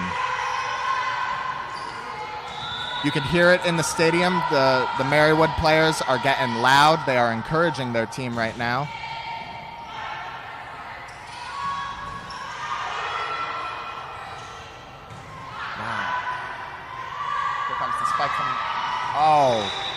Here comes the finesse from Lyon. They duped you. Yeah. And that's the winner. They got me. And that is the game, folks. With a final score of 3 sets, Wheaton has swept Marywood and claimed the #1 spot in the tournament. Just a dominant performance from Wheaton, as we've previously stated. Marywood brought it back a little bit towards the end of each set, but unfortunately, if they are to compete with teams of Wheaton's caliber, they are going to have a lot to work on. Yeah, the Wheaton Lions looked just so good throughout this entire tournament, and especially in this final game, getting, I believe, the first 3-0 sweep of the tournament in the 4 games that have been played so far. And it's just been a great overall tournament for them. They are now the official winners of the Oswego State Invitational, as they will head back home with a little trophy to their name to start the season. But stay tuned here, because in about 40 minutes, Marywood is going to be playing against Utica. We'll be able to see if they can bounce back from taking such a devastating loss, or whether Utica will be able to keep up. So as we mentioned, Utica takes on Marywood for Game 3 of 4 today here on WTOP 10 Oswego State Invitational. Also, while we're in a little bit of a break here, there is field hockey action going up on the Laker turf. You can go over to the WTOP 10 YouTube page to catch all the field hockey action happening here today in the opening weekend of Laker Athletics, and then come right back here in about 40 minutes time for that third and final game, or third of 4 games that'll happen today here in the Maxfield Gymnasium. You're not going to want to miss it, folks. Stay tuned.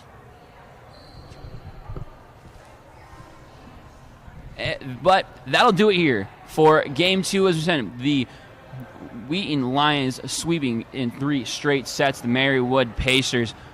For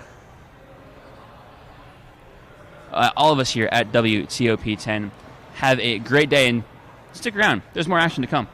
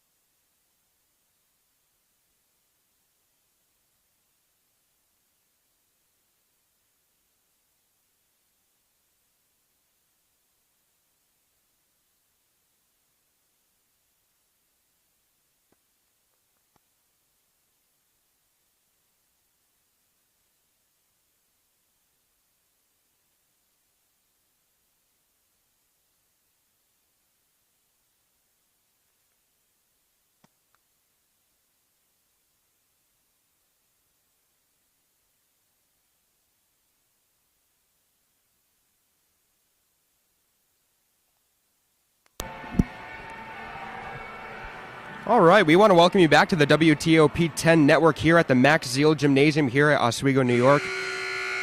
We are ready here to call Marywood Pacers versus the Utica Pioneers. I'm Paulie Beatty, and next to me is my buddy who's trying to figure out the mic, Matt Sharamita.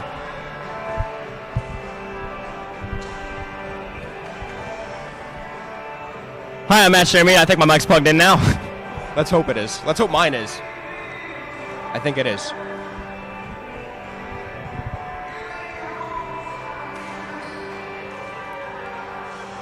Yeah, we're here for Game 5 of the tournament. Game 3 of the Oswego Invitational. For today's set, Wheaton is coming off a victory against Marywood in Game 2 of today's tournament play. Wheaton absolutely dominated last game, and they are officially going to take the win in this tournament in Oswego after going 3-0 in their first 3 games.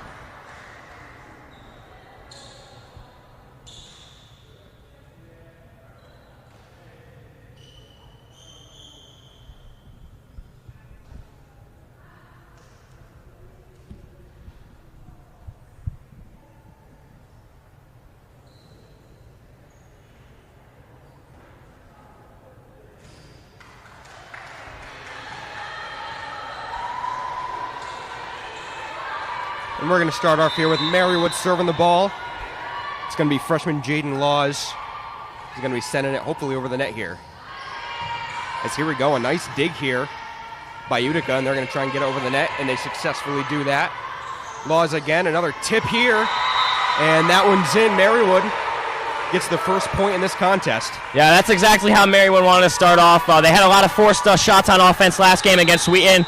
They already look a lot more comfortable at the gates. We hope to see more offense from Marywood like that. I agree, a 3-0 set win by Wheaton, and it's bad when you see a goose egg in normally any sport, but Utica combats that one with a point of their own.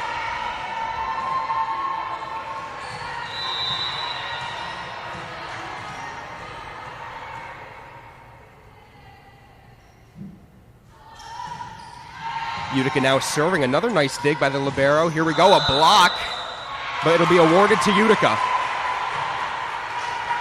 And this is kind of what we spoke about already with Marywood. A lot of things being forced, a lot of little mistakes. Utica should not have 2 points right now. A lot of mistakes from Marywood coming into these match. A 2-1 Utica lead. They just drop it there for her. She gets it over the net, and Utica forced to play it here. Trying to get that one down. She flutters it up. Still up in the air. Some miscommunication. Just gets over the net. Here we go now. Utica trying to get another point here, but stopped. Coming in now for it, and that one's going to be well out of range. Utica going to garner their 3rd point, and they're now up 3-1. You know, Marywood didn't get the point there, but you have to look at the effort on that play from Jaden Lewis, diving on the floor, making it to the other side of the court, and then setting up for an attack there. So really got to look at plays like that. Marywood could very easily convert on those types of plays rather than the points going the other way. Definitely is. That one just out of the reach of number 20, Haley Hallman.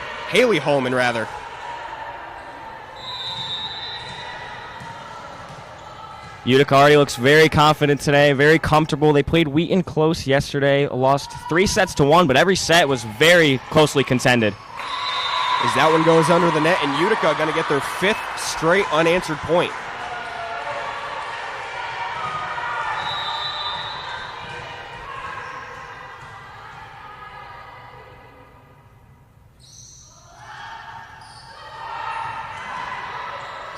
That's going to be Norton again, and that's going to be another point here for Utica. Running away with it early, seeming.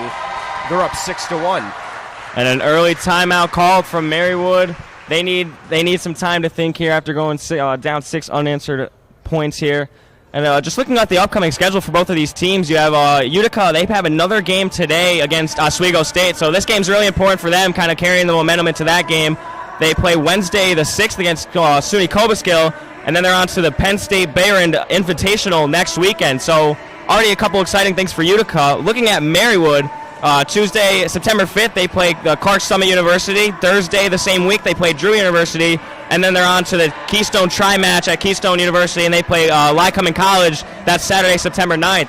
So both teams already starting their season off with a couple big games, a couple big tournaments and events, and it's invitationals like this to start the season that really set the momentum going forward.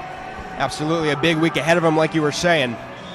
And we'll see what they can do here. I mean, obviously coming off a loss against Wheaton, they got to get this momentum builder here against Utica, who is now up 6-1.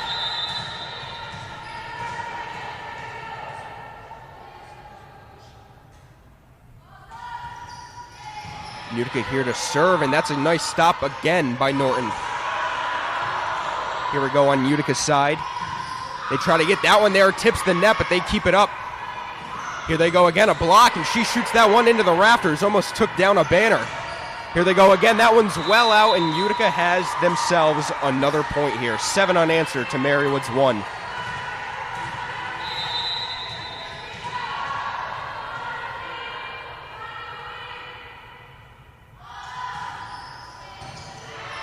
Here they go again, straight to Norton. Now laying down the big lumber here. Yeah, That's going Marywood. to be Michaela Meek, the junior.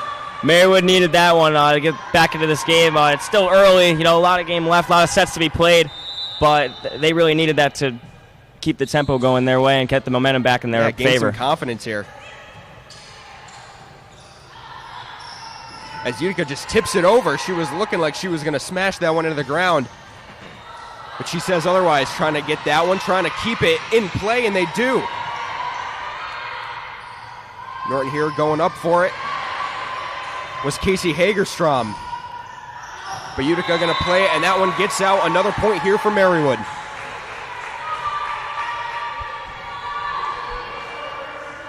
And the libero for Utica, a lot of great plays on that possession. So, you hope to see that play going forward. It's very talented player back there.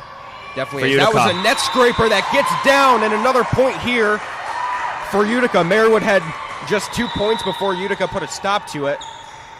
They now lead 8-3.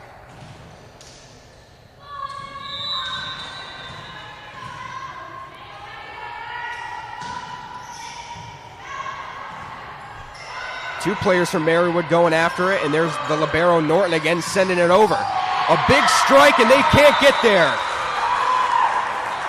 It was almost a really nice defensive play by Marywood. I mean, the point's just not going in their favor, but they're making great plays on their side of the court.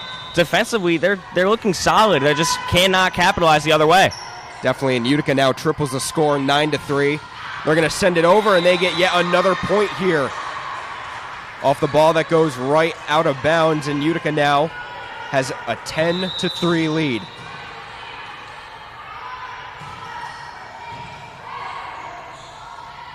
Sends that one over. She's trying to get the point here from Marywood, and does. That's Haley Holman, the freshman again.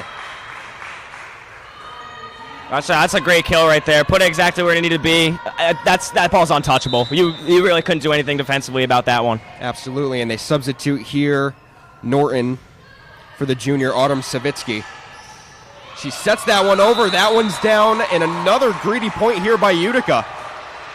And that's basically what you just saw the other way. A perfectly placed ball in no man's land. You can't get to those kind of balls. Especially when you're kind of looking for that big spike action, and they just kind of set it over. Almost their fingertips are going over the net, but it still counts. Norton back in. Here's Holman again. Nice recovery by Utica. Trying to get it over, just taps it, and that one's going all the way back. They've tripled the lead again. It's 12-4. Yeah, I think Brennan fooled everyone on that one. I think everyone was expecting Spike and, just lob it over. Did what she needed to do. I mean, when you're looking for those kind of plays where they'd be coming at you very fast and you just kind of loft it over, it's kind of hard to get back into the ground where you were previously defending. Oh, absolutely. I mean, I think about my days of playing spike ball, and, we go down for spikes, and they ended up just putting it right on the net, and it drops in front of you. I'm running back to the trees, and then the ball lands 2 feet in front of the net. So that's really the analogy I could come up with now, is just my days of playing professional spike ball in the backyard of a nice barbecue. Did you eat before, or did you eat after? Always after. Always after. It had to be. well, I wouldn't play on an empty stomach, but, Right, after the game is when you really get that fuel. You got to replenish after. You don't want the ribs and the mac and cheese coming up as you're playing spike ball. Absolutely. Maybe a slice of watermelon beforehand, but that's Maybe. about it. Well, no, so far Utica looks very impressive. Very patient play on their end. As you see with plays like that, just sit back, relax, and then you tap it over the net. Do what you got to do. Yeah, Marywood definitely needs to make some adjustments here. Already down 12-4. We've seen that previously when they were playing Wheaton. He's got to regain some confidence. She goes to the ground for that one. Here's Hallman again trying to spike it over. Nice A block block. denies. But here they go again, Marywood. And that one just out. And Utica, another point here on balls that are just traveling just outside the field of play. Yeah, no, Marywood has all the opportunities right now. You got to hope they capitalize going forward in these next few sets here. Right, they're making great contact, just not getting it within the rectangle. That one smashed down, but kept up by Norton. Here's Hallman again. Hallman gets it in this time. Marywood has their 5th point of this set. You got to hope they can keep doing more of that. Getting it where it has to go. I mean, the points will come on those types of attacks, those types of kills. They'll pile up for Marywood if they keep having that same energy on offense. As long as it's in within the lines. Listen, their defense has been very good. It's just getting it back to the other side. They're not getting it where it needs to be right now, and you hope that those points start piling up for Marywood. Right, and she tips it in here.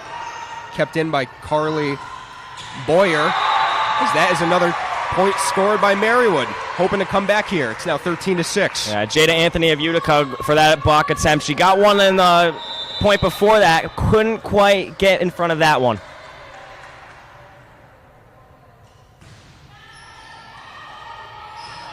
As you're looking at it here by Utica. A spike that gets denied.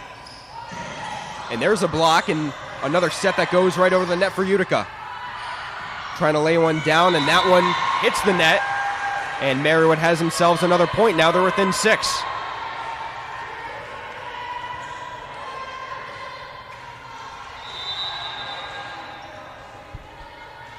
It's going to be Michaela Meek here serving for Marywood. As that one just hits the line and is inside. Another point here for Marywood. An ace. An ace. Yeah, as we like to call it. They needed that one right there. I mean, they're crawling their way back right into this set right here. It's 13-8 now. Oh, they were down by a bunch. This gap's starting to get narrowed here. Definitely as they keep this one up. Have to push it forward, and there's a point here for Utica. Another one. That's not what you like to see on the Marywood side.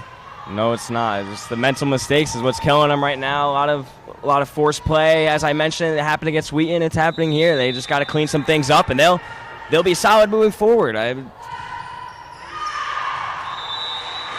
there was a serve by Lauren Jones, the sophomore out of West Winfield, New York, sending it out for another Marywood point.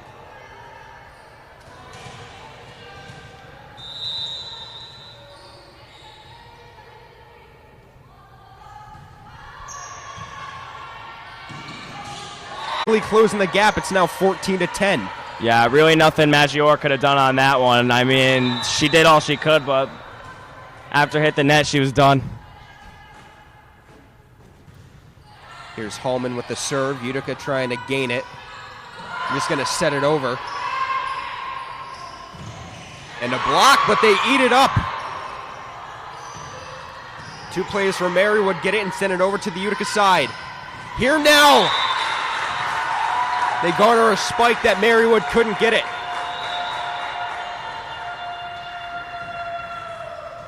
That's just a great kill by Utica. And they're capitalizing on those offensive opportunities there. Send a long serve over. Norton, athletic play, but they can't get there. It was intended for the junior Libby Smith, but she couldn't put the forearm out in front.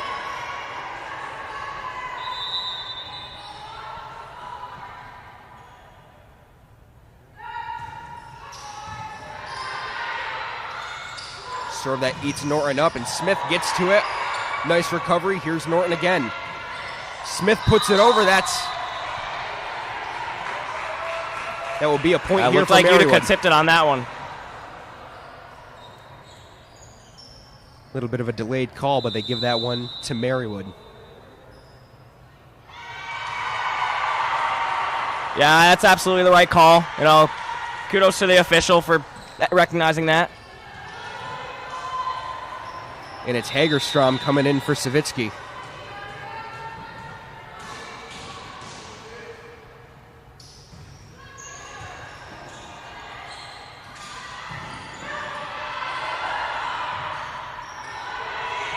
Marywood playing here, nice, bumps it backwards, what it seemed. You got 2 players going up for the spike, and that one's going to be off of Donna Bosnancic.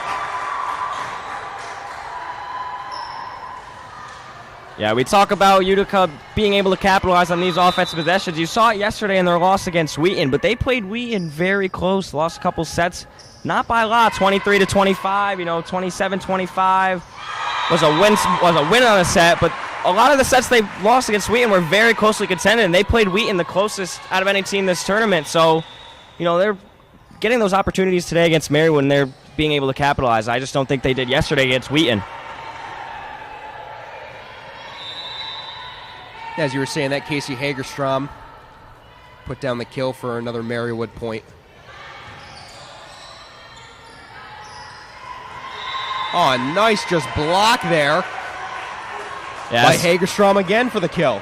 Kaylin Esposito just couldn't get it over the net on that one. Couldn't quite get high enough to get it over. As we're starting off here, she goes down for a knees for it, and she's the same one spiking it.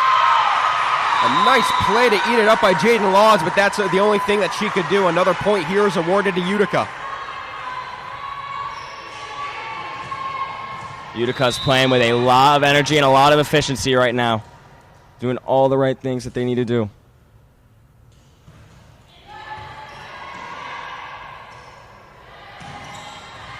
Setting it up nice here. Off the fingertips, they're going to try and send it back over. And they do, but it falls out of bounds. That one was off of Lauren Jones, and no one on the Marywood side would even contest with it, knowing that it was already out.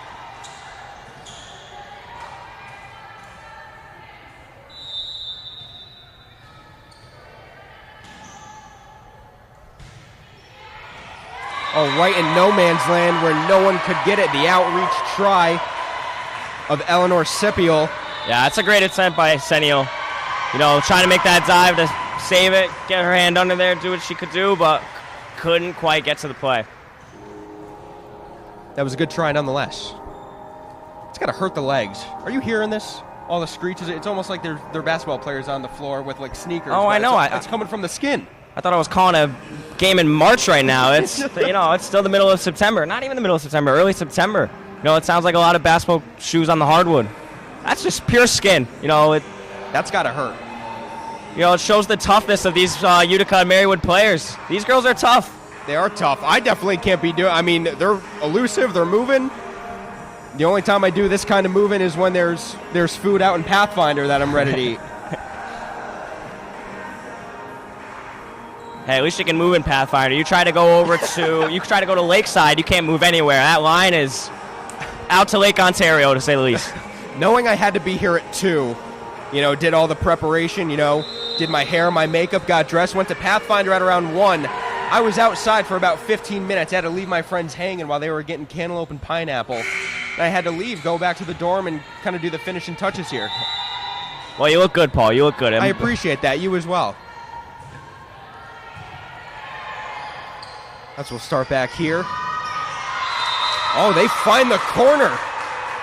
They thread the needle, and that is again Eleanor Sepiol who gets the point here for Utica. And Eleanor Sepiol led the game yesterday against Wheaton in kills, and she gets another one today. She's already making a huge impact for Utica. There was Holman again sending it over, and a good try here by Utica, putting it back over. Off the fingertips, off the block, couldn't get it over. As the point is awarded to Marywood. That was a good try. Very good play on both ends. Gotta respect both players on that one.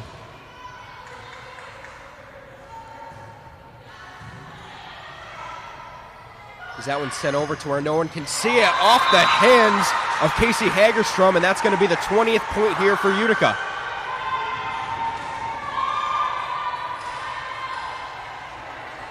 That's going to be Megan Brennan picking up that kill. Madison Maggiore gets the assist on that one. She had 22 in yesterday's match against Wheaton, and Maggiore has made some impact here for the Utica roster. I mean, you look at this Utica roster, and even Marywood, a lot of freshmen, a lot of new faces, completely different programs since the last time these guys faced in 2016. So a lot has changed in this program. You know, the coaches, the players, a lot of new faces here.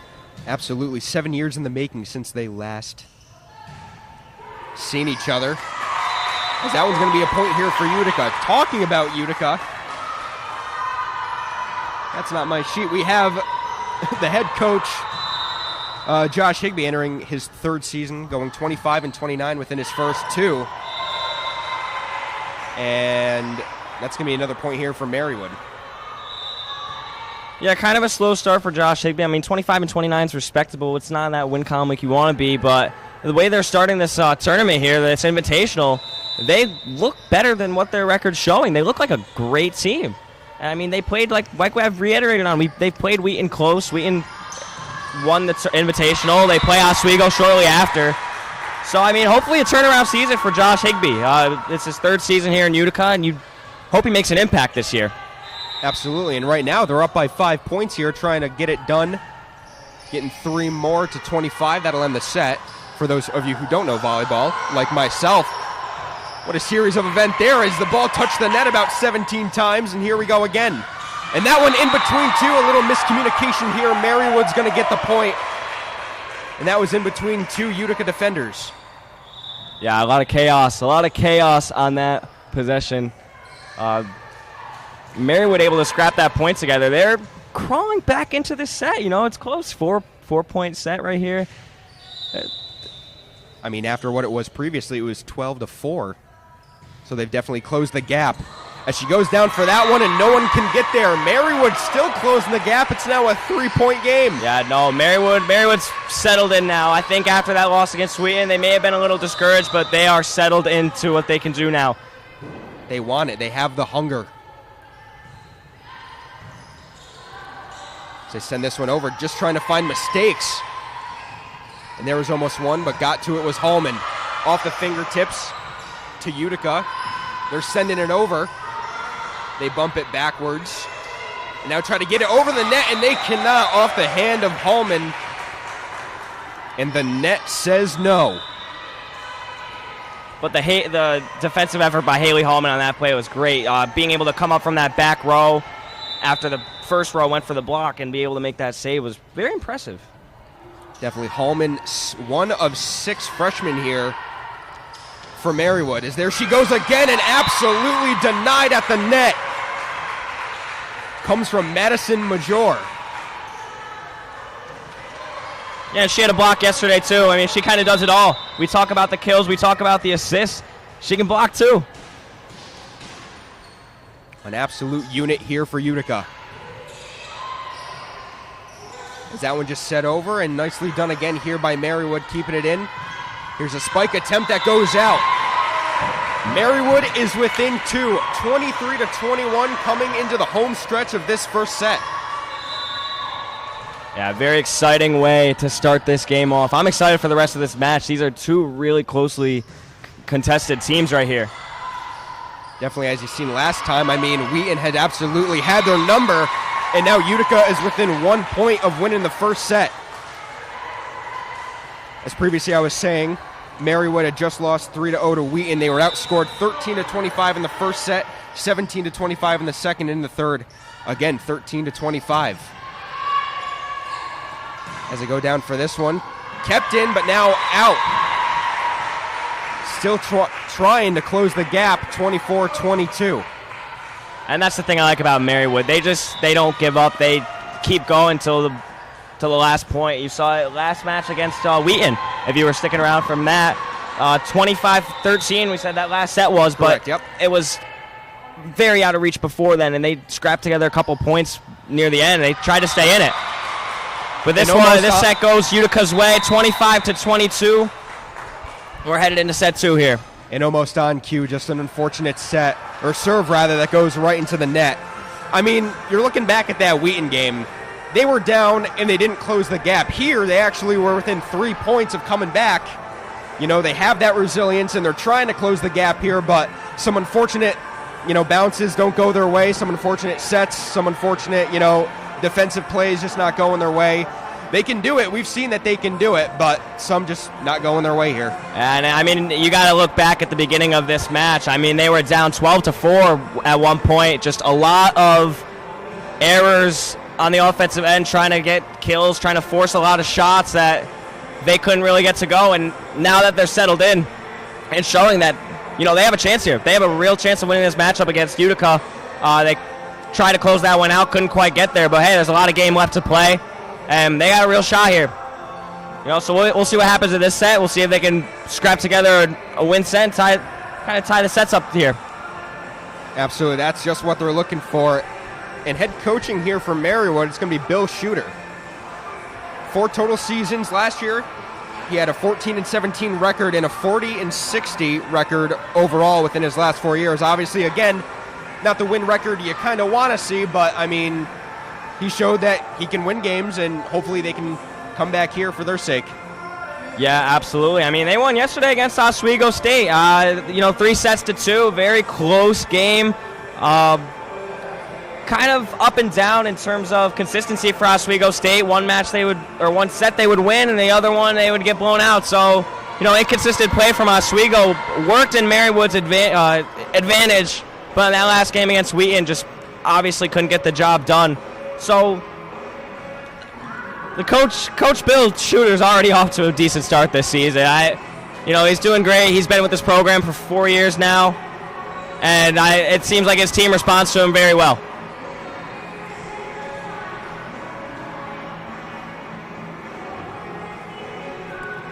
We're gearing up here for the second matchup play here. 52 seconds left to go. The teams are going to talk it out. Obviously change sides, because that's what you got to do. Absolutely. What's interesting, I've never seen this before at volleyball games, was the fans for Marywood were changing sides depending on what side the team was on. That was very interesting watching from up in the top where the booth is. It's very interesting to see that not even the players change sides, but even the spectators will change the side that they're sitting on. It was very interesting to me. Yeah, they got to migrate to what they're used to. I mean, they obviously want to be up close and personal to the people that they're familiar with, and obviously, I mean, if my friend or say when I'm older, daughter's playing, I'd want to be up close and seeing what she's doing. Absolutely. So, I mean, that's kind of my take on that. But, I mean, up here, I think we have a beautiful view as well. I mean, we're right in the middle. We really don't got to change.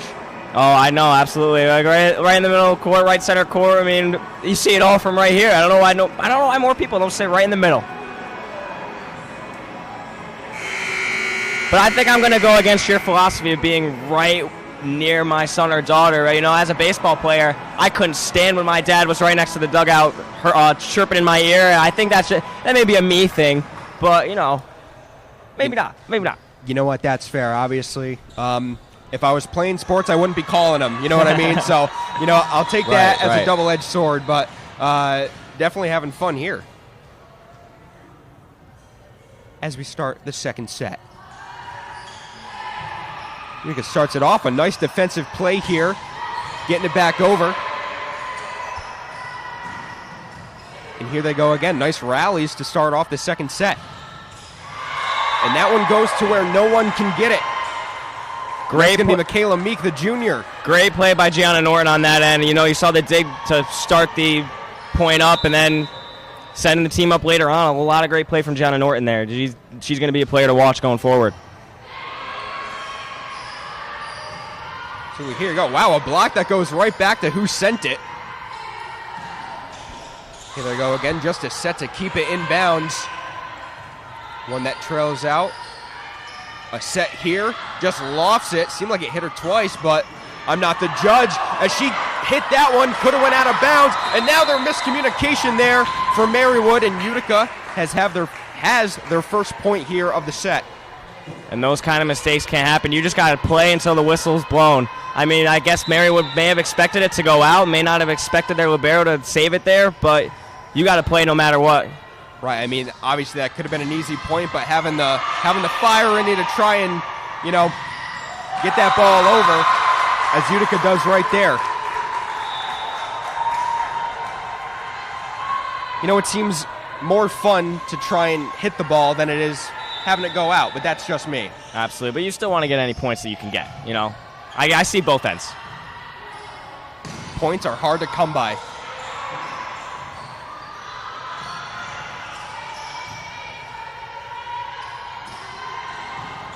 You have it here, and that was just a flash that goes right out of bounds, and Utica has themselves another point.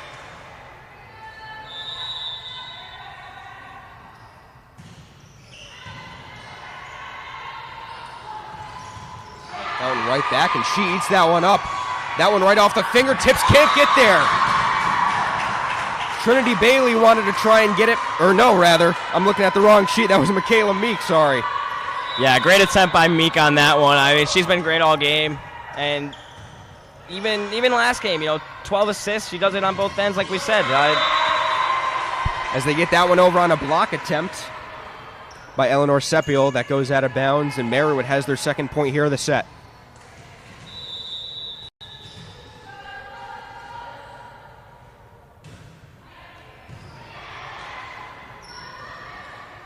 They set that one up here, lofted. That one's out of bounds.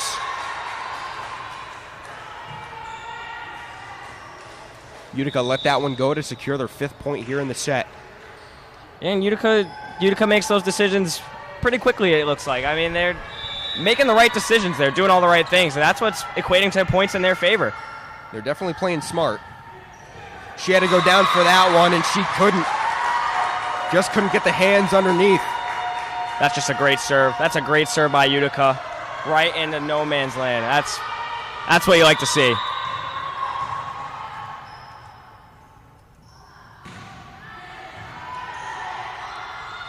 As they start the attack here, going right into Utica's forefront, but they couldn't get it.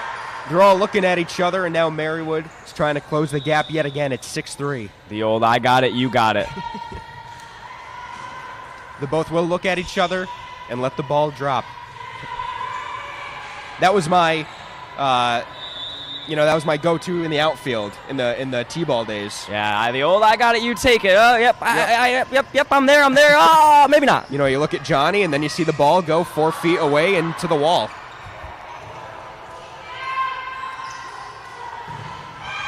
Here we go now. They're trying to save it, and they do. It'll be a miracle, and they got it over. What a play here by Utica to keep it going. And an absolute missile.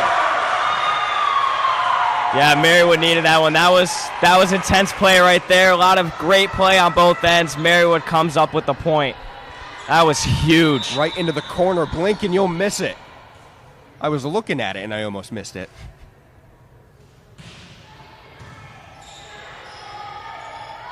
They set it up here nicely, and again.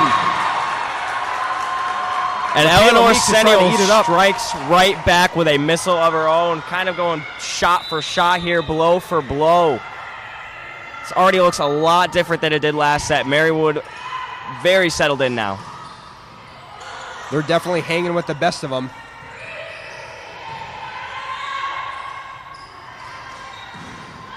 Here they go again, and a nice athletic play. Here they go. That was Eleanor Sepiol trying to get it over for Utica. Trying to get it over one more time, and they do. Here they are again, set it over. That one might have been out. Right back to the libero. They set it over. Nice rallies here by both teams. Off the fingertips here. Marywood still trying to contain it, and they do. Back and forth. Keep it off the hands, over the net. Utica starts it here, sets it over. Had one more hit in them. And here they go again, a block, but that one runs outside. Listen, I don't want to speak too soon, Paulie, but that might be the play of the tournament. I was just going to say. That volley was unbelievable. Electric on both ends. Both teams doing whatever they could to get the point there. Nice. And Marywood is able to scrap one together on the block. Yeah, nice rallies by both of them. No one wanted to squander that point, and it all came with a block that ended up sending it out of bounds.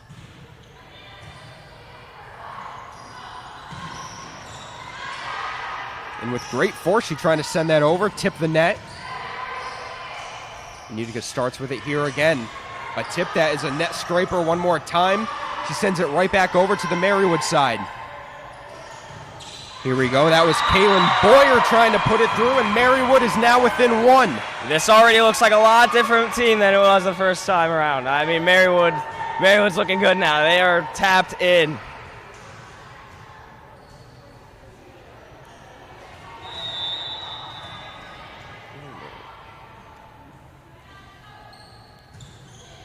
That's Holman here to serve. Going up for it for Utica now. And hits the net, and they couldn't get it. It was almost a great play by Gianna Norton, sending it back, but no one was there for her to reach it.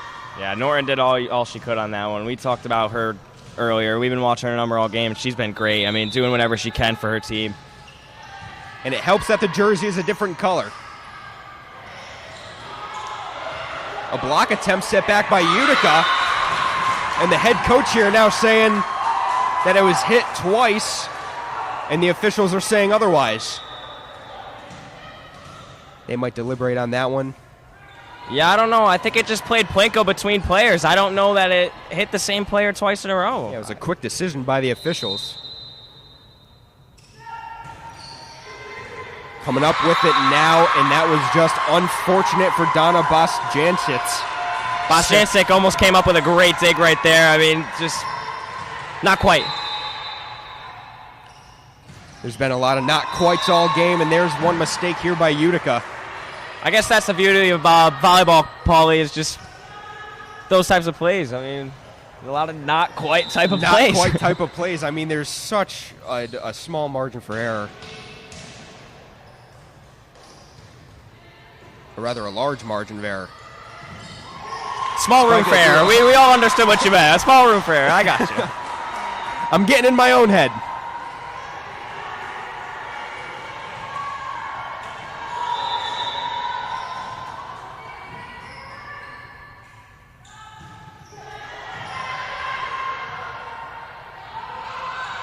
Oh, they just try and be cheeky with it there, just putting it right over the net, but can't, as that'll reward Utica with their 12th point here in the set. As Jada Anthony is here to serve for Utica. That one goes over the net. It's Vital, a block, and she just sends it right back. Another block here by Utica as Marywood can't get it out of their side. And there they do, and Anthony could not get there. Couple great blocks by Kaylin Esposito on that possession, though. And she definitely uses her height to her advantage. Coming in at 6'2", one of the tallest players here, if not the tallest player here. It's just pure stature to be able to block shots like that. As Utica trying for it again, and another absolute missile that sails out of bounds. Or out of play. Marywood closing the lead again. It's back down to 3.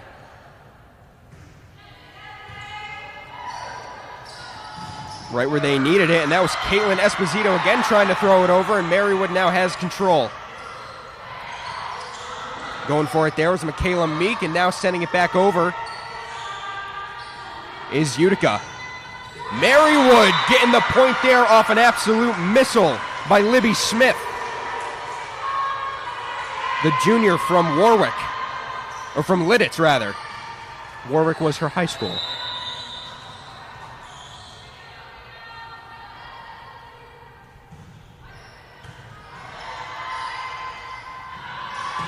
Trying to find it here again, met at the net. Nice athletic play, another block right at the net. Trying to set it up here, and Utica has a block of their own. Here's Norton going back for it, and that one sails all the way back, and there is another point for Marywood. Yeah, Marywood's starting to close the gap here. It's 12-11 in this set. A point here gives them the first tie that they've had all game. They've had the lead in both games when it was 1-0 Marywood, and now this is the closest to having the lead yet again. And there they go. They'll tie it here up at 12.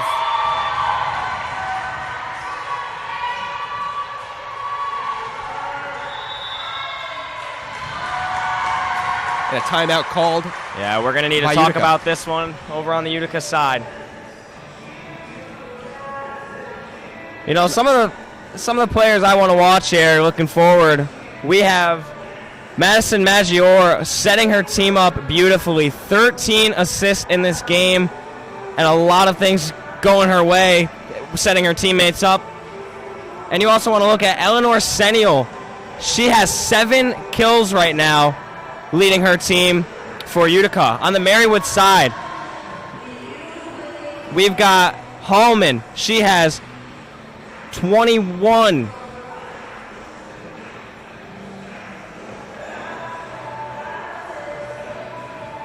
My apologies. 21 total attacks, 6 kills. That's going to lead her team. And you have Laws with 9 assists leading her team. Gianna Norton, we talked about her all game. 10 digs for Norton. A lot of defensive goodness coming out of her, and she's the libero for a reason.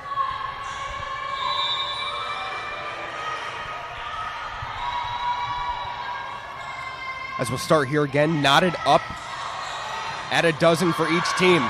Needs to send that one over and does. Just like you were saying, there's Norton again, trying to send it over. And Utica not allowing Marywood to get their first lead back since 1-0.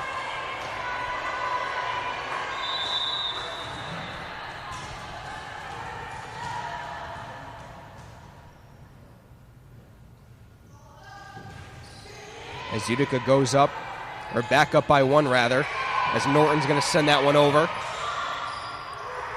Utica here trying to end it, and here they go again. Marywood resilient, just letting that ball fly out. It's 13-13. Yeah, a lot closer this set than the start of last set, and it's going to be interesting to see how this one dials down.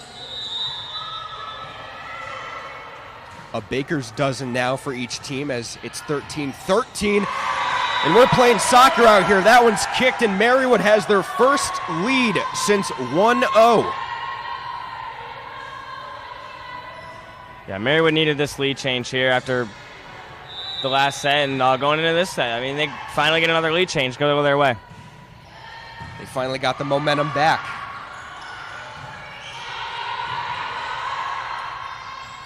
There's Norton again, and that one sent all the way to the other court. Almost took out Utica's head coach. And they're going to tie it up yet again. Definitely a different scene that we're accustomed to with this Marywood team. I mean, absolutely no contest against Wheaton, but they're giving Utica a run for their money here.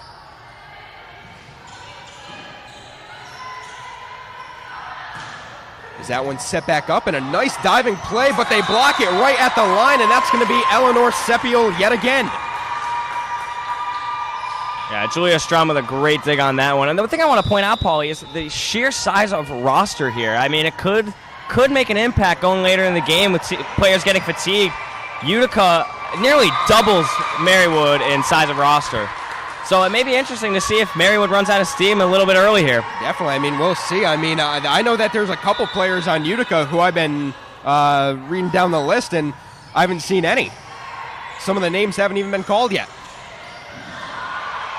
As a good save that goes right under the net by the libero. And Marywood trying to close the gap yet again. Yeah, and they're grasping at any straws they can get right now. I mean, just trying their best to claw this set win out.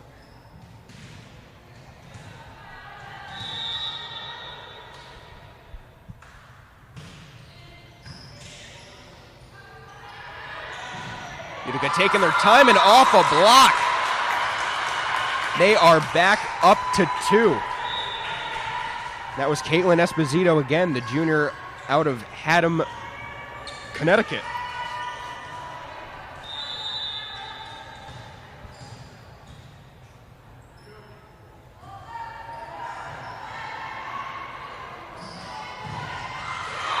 Oh, and they just Oh my thread the gosh, needle. are you kidding me? An Michaela absolute Meek bullet. again. Tight window, gets it through. Marywood again within one. It's like Meek's got a revolver on her, just shot after shot, bullet after bullet with these kills. Oh my goodness. Some of these looking like they've been shot out of a cannon. Almost a a chest pass, rather, that you see in basketball. And here you go, another one shot out of a cannon, 8 up by Utica. Set up, and there she is again. Absolutely no chance. Yeah, that topspin on that one made that return impossible. An absolute dart from Utica on that one.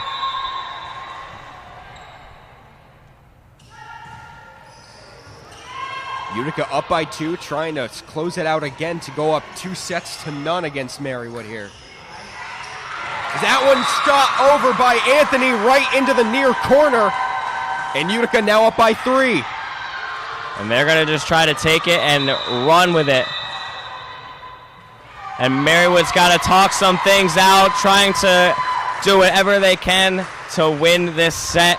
But Utica, man, just the momentum is very clearly going their way right now. Absolutely, and looking back at the scoreboard, looking up that you're already up by 1.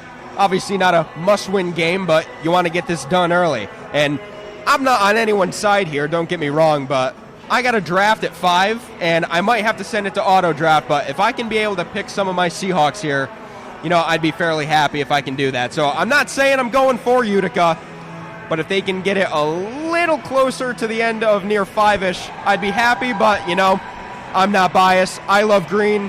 I love Utica. Here we go. Oh, I get you. I mean, fantasy football season is well upon us. Who are you taking first overall, Paulie? Who are you taking first round? You know what? I don't even know where I'm drafting. I could be 1. I could be 10. If I can at least get maybe... I'm still looking at DK Metcalf. You know, I love that guy. But if I can get... I don't even know who would go in the top 10. If I can get a good running back, say maybe... Man, everyone's blanking in my mind. I would you know who I would love to have? If anyone knows the Texas star, Bijan Robinson, who's playing for the Falcons, I think he fits well into that scheme, and I'm hoping I can get him within the first couple rounds. Listen, I've seen Bijan go as early as number 1 overall. We Really? got more volleyball to play right here. Yeah, absolutely. Football will come soon enough. And there's a point for Marywood, didn't even have to touch it.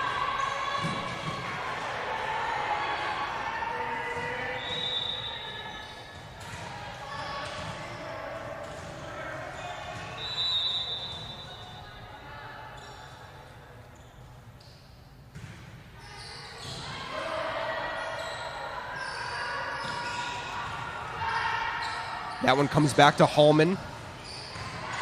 Now a shot eaten up by Utica. Tipped over, and they'll start playing again. That one blocked by Anthony. Almost have to go out of bounds for it.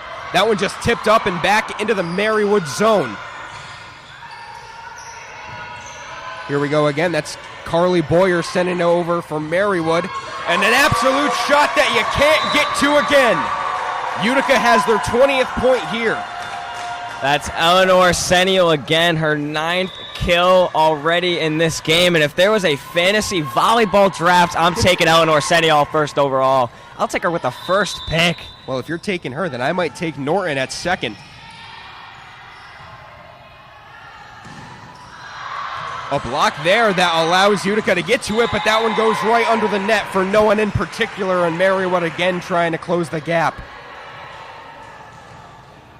And again, we look at Eleanor Seniel on that play, making a great diving effort to try to keep that one alive.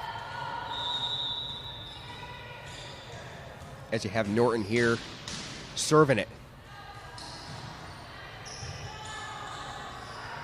Back to the Utica side. Anthony with a full head of steam, but blocked at the net by Casey Hagerstrom, the senior out of Bethpage, New York. Yeah, not in her house. We got a close game here, 20-19. It's exciting. That one just barely sneaks its way out. Wow. From where I seen it, I thought it just hit the line, and in researching this, I thought if it hit the line, It's in. But Yeah. you know what? Utica's going to take that one. I guess it's true what they say. Volleyball surely is a game of inches. I don't know if they say that, but Well, they say that for a couple sports. Volleyball has to be one of them. Here they go again. That was Megan Wright with a full head of steam. That one blocked at the net, and that's going to be awarded to Marywood. Again, a 1-point lead for Utica as Marywood looking to kind of regain the lead here, needing 2 points to do so. yeah, this set is very much up for grabs for either team. Could really go either way. It's exciting to see this one come down to the very end. In set one, it was 25-22, and again, we're looking at a very close matchup here. 21-20, the Utica lead. That one's going to hit the net, and here we go. We're tied up again. Blackjack, baby, 21 all.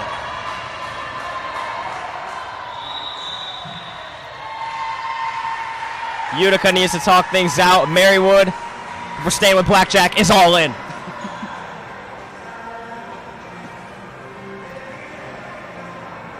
It's a completely different team than we've seen all day, and man, are they dialed in right now in the second set. I mean, they're just trying to do whatever they can against this Utica team. I mean, both teams playing very well right now. I mean, you see a lot of back and forward play, a lot of great attempts for saves, a lot of great saves, great kills, great hits, great play on both ends right now, and it's showing on the scoreboard. Absolutely, and you don't want to go down 2-0. It's hard to come back from, but, I mean, Marywood is resilient as anyone right now, keeping it close within the last couple of rounds here, and let's just see if they can sneak something out and win this one to win their first set of the day. Absolutely, and Gianna Norton now at 13 digs. She has been the leader for defensive play on the Marywood side.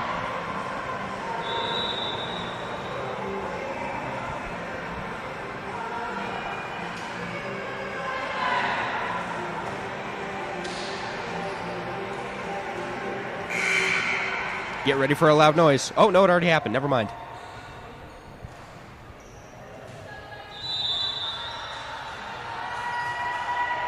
Coming back from the momentary break, it's 21 all. As close of a game as you can get. A full head of steam. That one's up near the rafters. Hits the ceiling. And they're looking at it like, where'd you go? Yeah, ball kind of disappeared for a second, and everyone on the court kind of thought the same thing, I guess. They couldn't find it in the sun, maybe. I don't know. I don't know that there's any sun in the gym, but that ball just seemed to disappear. There are these lights up here. That ball went up, and all I could see is Fredonia.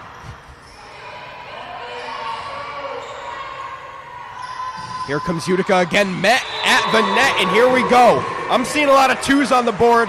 22-22 in the second set here. And there goes number 2, Donna Bosjancic. That's a tough last name. I apologize.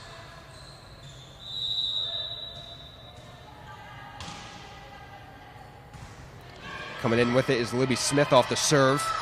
Here they go. This is going to be Lauren Jones as she gets the point here for Utica. Another absolute missile coming into the Marywood zone. This is just back and forth, back and forth. I feel like I'm watching a boxing match right now. I feel like I'm watching Rocky IV. Oh my goodness. Blow after blow. Is Rocky IV the one with that Russian guy? Draco? Is it Draco? Ivan Drago. Melvin Drago. There you go. My favorite Rocky moment is when he just goes, Adrian! My favorite. You see, I'll say this, and I'm not going to be too disappointed to say it. I haven't watched all the Rocky movies. I'm not going to lie to you, I haven't either. I go to Rocky IV because that might be the only one I've ever watched. I've seen the first one, and I've seen when he was fighting Drago. And you know what? It was fun. But I had a hockey game to watch that day, so I was more in tune to something else. But, you know, I won't go. I'll go back and watch them again. I'll see which one's my favorite. And, you know, I get a lot of hype on the Creed movies, so maybe I'll have to watch that as well. I also do really enjoy the Creed movies. Watched all 3 of those, so it makes no sense for me to not go back and watch the Rocky movies. I hear you. Well, should I watch the Creed movies? You're saying they're a good watch? Absolutely, absolutely. I think once the school year is over, I'll have more time for that. Over the summer, I was watching Breaking Bad, and I was stuck on the same episode since July. So very bad by me, but again, we got some volleyball to attend to. There are some bigger things in this world. And that includes that right there. Utica within 1 of winning set number 2. Yeah, speaking of Breaking Bad, we're just letting her cook. I believe she is the one who knocks. Sends that one over. They can end it here. Here we go. Over the net again. They try it here again. Marywood trying to stay alive. Blocked at the net, and that's going to do it here for Utica. Set number 2 is theirs. A bunch of great attacks by Eleanor Seniel, and she has been out of her mind this game. 11 kills, and it's only the second period. Or second set. My apologies. Now, I'm not too in tune with volleyball, but I'm going to assume that is really good. I mean, calling this game right here, it's going to allow me to get into it a lot more, watch it, hopefully call it one more time because I'm loving this. Absolutely. I mean, 11 out of her team's 50 points. That's pretty solid. She's the game leader right now, and she's being set up by Madison Maggiore with 20 assists now in the game. On the other side, Jaden Laws, 10 assists. And Gianna Norton, we've said her name all day, 13 digs, doing everything she can on defense. Just not enough for Marywood. Marywood's got to tap in. Everyone's got to be all hands on deck going forward to try to crawl out of this 2-0 deficit that they've put themselves into. And I don't even want to say put themselves into, because it's not like they've shot themselves in the foot at all this game. Maybe a little bit when they went down 7-2 in that first set. But last set was very electric gameplay, very electric, back and forth. Both teams doing all the right things. So I don't even want to say that they put themselves in this position because Utica has just been playing that good. They definitely have been playing with par. I mean, you look at the score again. It's 25-22 for the second time in a row. It's not that Marywood is doing anything bad per se. It's just they're letting some things, get out of hand with some blocks, some serves, hitting the net, everything like that. So they're in order to win a game here. I mean, losing 6 games that you play within a tournament here, I know it can't feel the best. So I hope they're coming in with a full head of steam, hoping and wishing that they can win this one here to keep it close. Yeah, I mean, like you said, they've lost 5 sets in a row in the last 2 games, and they don't want to lose a 6th in a row. So they're going to do whatever they can. They're going to play inspired volleyball here, and they're going to go out and try to beat this Utica squad. The only thing that it may come down to here is the numbers. You may see Marywood start to get fatigued. We talked about it earlier, maybe making an impact. We'll see if this period's the one it makes an impact on. Absolutely, but again, if you can compare it to earlier today against Wheaton, they have been pretty much a different team. I mean, the most they've scored against Wheaton was 17, and then 13 each in the third set. And here they have, I think, more points overall within these 2 sets within the first 3 against Wheaton. You can correct my math on that if you must, but the numbers are looking pretty close. Yeah, no, definitely a lot cleaner of a game for Marywood. And I noticed this last game that what it came down to was really the energy that the 2 teams had, the comfortability. You see on one end, Marywood, may not be as comfortable even in the huddles. You see Utica coming out on the floor. They're dancing. I think I even saw someone doing the gritty. I'm pretty sure it was Peyton Mazziasio. I think she was doing the gritty at one point. So it just comes down to that comfortability and that fun energy that one team has and maybe the other team doesn't have. Absolutely. I think you said this before. They were kind of playing like tight and up close, in which, that might not work. Here they go. They got some big high fives going on here for Utica. They seem loose. They seem like they're in good spirits here, so maybe that'll be enough to win this third set and send us home. And to further my argument, I was correct. 44 points within this game here, or within these 2 sets, 43 against Wheaton themselves. So up by 1 already, and we're not even at the third set. So they're destined to outscore themselves even more. Well, let's just see by how much and if they can win a set or 2 here. Or 3. Maybe win the whole game. Or 3. Nothing is out of the picture. Expect the unexpected. But expect that one going out in Marywood for the 3rd time in a row. Have a 1-0 lead. Let's see if they can keep this one here. Yeah, and they just have to build off this. They haven't the last 2 sets. This is where they're going to have to take advantage, is early on. You've seen them be great down the stretch. It's early on in the sets where they've been a little lackluster. And again, almost right on cue, they allow that one to slip away. An absolute missile, another one from Utica. And this one is tied up early on, 1-1.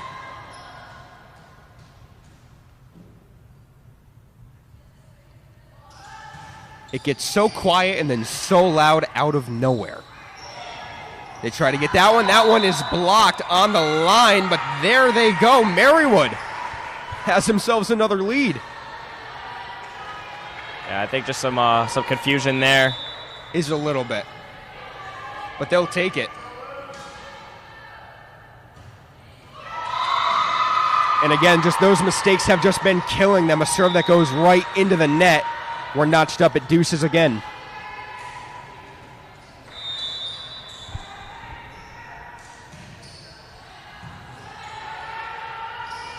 Norton's there, met at the net. Blocked by Utica, but unfortunately just stays into their zone. A lot quicker pace of play in this set. I mean, there's a lot of action going on right now. I mean, the last two sets took a little longer. This one going pretty quickly, I'd say. As Utica pokes that one just out of play, and Marywood has to build upon this lead now. They're up by 2, the most that they have been. Let's see what they can do with it here. As that one travels out of bounds yet again. And Marywood building on their lead. That one was off the hand of Eleanor Sepiel yet again for Utica. Am I saying that wrong? No. I mean, whatever Bill Shutter said in his huddle must have worked. They're coming out with On a vengeance fire. right now. And there they go again. Another point. Sepiel couldn't get it that time off an errant pass. And don't look now, but they're up by 4. Yeah, the most they've been all day. And they've just got to keep on building and keep on running away if they want a chance to stay in this game. Just build upon the lead.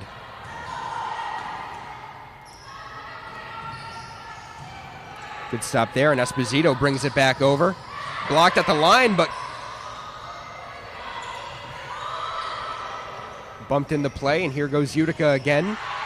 They keep it running over for it. That one's at the line, full head of steam, and a nice athletic play, but it goes out. That was a really nice athletic play by Priscilla Newton, the freshman, but just couldn't get it back to the line or anywhere for an attacking play. Utica looking to bounce back after that one. I mean, you already see the energy starting to get positive again, so hopefully they'll be able to bounce back. Make it exciting. That one tipped the net, but here they go again. Now, oh, nice athletic play by Norton. Here they go at the net, blocked back over. As we see another one fly off the hands of Lauren Jones, the sophomore out of West Winfield, New York. And Marywood has themselves their 7th. And they really saved that point there. Gianna Norton with the incredible save close to the floor. And they're up 7-3.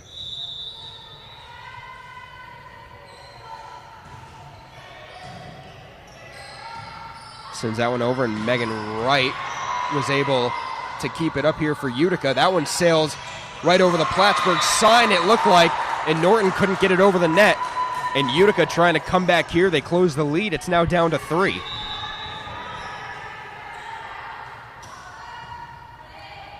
With the serve there was Lauren Jones. Setting it up nicely was Michaela Meek, and that one was out of the reach of Megan Wright, the freshman.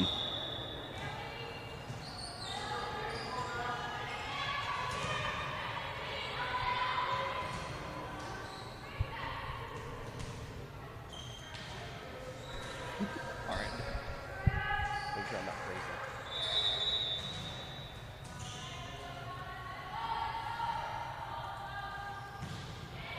Here we go now for Marywood, a net scraper. Here they come again from Utica. A whole series of bumps. Here's Libby Smith off the top of the net, and Marywood's lead has now extended to 5.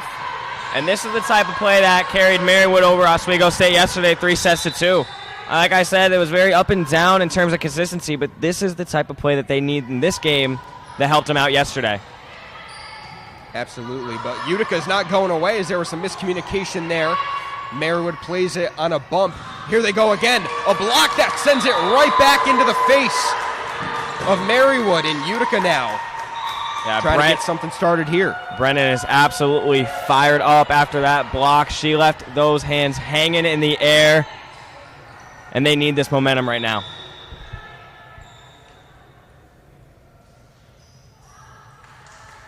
And Megan Brennan was supposed to be the server, but now coming in relief for her is Eleanor Sepiel, who's going to serve it herself. Sends it over, and there's Norton. Coming back up with it. A block.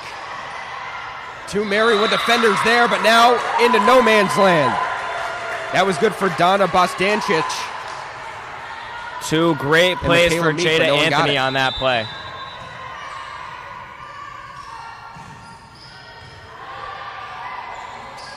Corrals it there. There goes Libby Smith again. Send it over to the Utica side. Bumped into play, and that's going to be a violation. And it gets rewarded to Marywood. I'm not sure what the call was on there, but they know more than we do. I mean, the only thing I can think of is Anthony getting a little too close to that net right there. Kind of an unrestricted area. And I believe that's the second serve in a row that Norton has sent right into the net. You know, again, as we were talking, silly mistakes like those can cost you, as that'll give Utica another point, and they're within striking distance again, down by 3. That's right, and that's an instance of one of those ball don't lie type of moments right there. Kind of some uncertainty on the call before. You know, the point goes Utica's way right after. Absolutely, but here comes Megan Wright firing. That one's still up in the rafters. Libby Smith full head of steam. And another point off a violation awarded to Marywood.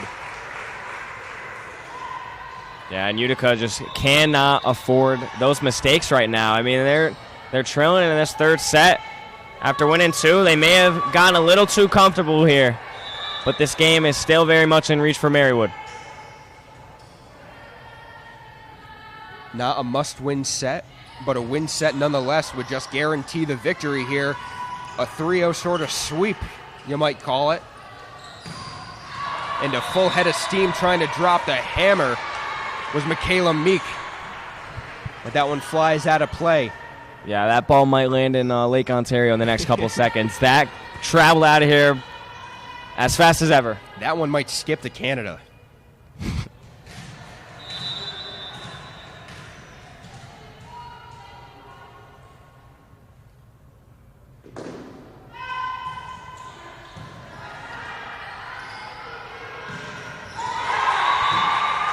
As Libby Smith puts it back, and speaking of Canada, she got this covered like gravy on poutine.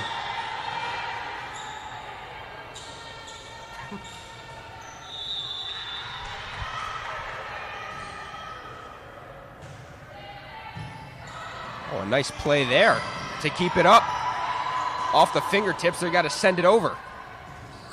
Or maybe not. As that one's sent over, a bump here, a setback. And here we go, they're going to play it. There goes Michaela Meek, and that one's blocked right back. Here they go again, bumping it back over into the Utica zone. Setting it up. There's Megan Wright. That one backspin back, there's Norton. There goes Haley Hallman, who brings it over back into the Utica net, trying to slam the door shut. And here we go again. Some rallies that will intend a Marywood point, and they're back up to 5 lead. Last that I said we might have seen the play of the match. I think I did speak too soon. That was also very impressive on both sides. It might be a 1A, 1B situation. I mean, back and forth play. What more can you ask for? And that one came out like a cannonball right into the far side corner. And Utica's not going away easy. No, they're going to do whatever they can here. We've seen what they can do. We've seen them capitalize on situations like this. Obviously, they don't do it there. But even yesterday against Wheaton, I mean, they battled back in every set that they were in and kept them close in every set that they were in. And that's what they're going to do right here. I feel as if and Marywood gets awarded the point. I think that may have just barely scraped the paint on that line. I mean, I think it had to have. Now, what I was about to say is there, I believe, is such thing as a broadcaster curse, saying a kicker hasn't missed a kick in, say, 27 attempts, they miss it, something like that. A pitcher hasn't given up a home run in so long, gives up 2 in the same inning. I feel whenever we are praising these teams about, doing the good things and, getting the ball back and forth, as soon as something like that happens, I believe a serve has gone into the net every single time. So I'm not saying that we should be quiet, because that's kind of what we're not doing here as announcers, but now I feel like it's a real thing. No, absolutely. I mean, you have the first-hand experience with it. You see it on TV all the time. Michael Kay may say, oh, well, Garrett Cole hasn't given a home run in a long time. And then, sure enough, yep, there goes one over the left field fence. So that seems to be happening here. Like you said, I mean, a lot of things going wrong once we give these players high praise. And that's kind of been the name of the game here on both sides. Is, a lot of mistakes being made. It's the little things, and that's what seems like Wheaton try to limit is those little things, doing those things correctly that these teams just can't seem to figure out here. There's a lot of things done, little things that they're doing a little wrong here. For sure, but that makes up for a lot entertaining volleyball here to play, as that one touched the net, but still within the Marywood zone, and they kind of corral that one pretty well. That one shot out of a cannon and out. Marywood has established a 7-point lead here. It's 16-9. Yeah, Marywood just looking to run away with this one, kind of carry momentum going into the 4th set, if there is one. Hopefully there is one, because this is probably my favorite matchup so far in this Invitational. I liked it very much myself. As here we go again, a couple rallies back and forth. Eaton up there. That one touched the net and off a block by Marywood, and here they go again. Off the hands, they keep it here, bump it back into the Marywood zone. Trying to put it back into no man's land, off the net, and they can't get it. A valiant effort by Caitlin Esposito, but it was too much. And now the lead runs to 8. The Marywood Pacers are absolutely fired up right now. A lot of things going their way right now in this 3rd set. Utica has a big mountain to climb, but again, expect the unexpected and anything can happen.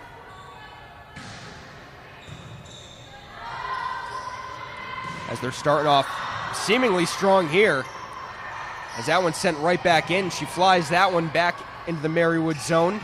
Coming back with it, a block that did not go their way. Another valiant effort by Esposito, and they've doubled the lead. It's 18-9. And all game we've seen Sepio have a lot of great kills. I mean, she's kind of insignificant in this set, and it's really pushed Marywood ahead. I mean, a couple of her attacks have just gone to waste, and it's helped Marywood out a lot. It definitely has, but Utica is there to finally get their 10th point. They're now in double digits.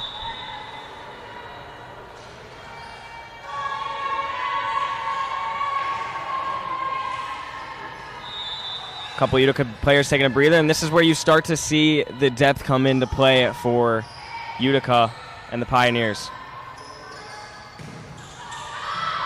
Absolutely there, and you see a block that gets tipped and still into their zone. That one's sent to the near side. Here they go again, trying to bring home the Thunder.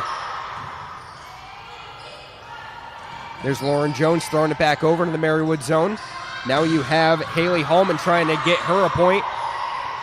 Doesn't get it to go. Good volleyball here again. Here goes Norton. Back to Utica. Trying to set it up here. They're still going a block that lands right on the Oswego logo. That's a great block there by Lauren Jones to put Utica, or to give Utica some points here. Starting to try to narrow this gap down a little bit. Try to close the door. And things like that cannot happen. The net is the serve's worst enemy. That seems to be the story of this set right here. Is just serves into the net. I mean, it's unfortunate because that's what you get to kind of gain that momentum. And yet no one's really capitalized as Norton tried her best to keep it in, and Utica's awarded the point there. We'll see if they can crawl their way back into this one. Like I said earlier, they played every match close so far, so it'll be interesting to see how they finish this set out. Definitely. I mean, if we said it once, we said it 1,000 times. Marywood does not look like the team that they once were last game, but they send that one out, and Utica garners yet another point. Yeah, they're locked in right now. They're absolutely dialed. It's a completely different beast than it was against Wheaton. As that one hit the top of the net, and then the noggin of Michaela Meek, it looked like. Here they go, just trying to tip it over. And there will be a point awarded to Marywood. Some frustration coming from the Utica side. Marywood, all positive over on that end. And we talked about comfortability and energy, and Marywood has all of that right now. Marywood just has to not keep it cocky as they are up by 7 points. They got to know that still they are down 2-0 in the sets. See if they can get one here. As Anthony sends that one over. Libby Smith trying to get a cannonball to go over, and a nice athletic play here by Utica. Trying to get it off the fingertips here. Utica can garner it again. And one that splits the defense right in between Haley Holman and Gianna Norton. Just not quick enough to get to that one.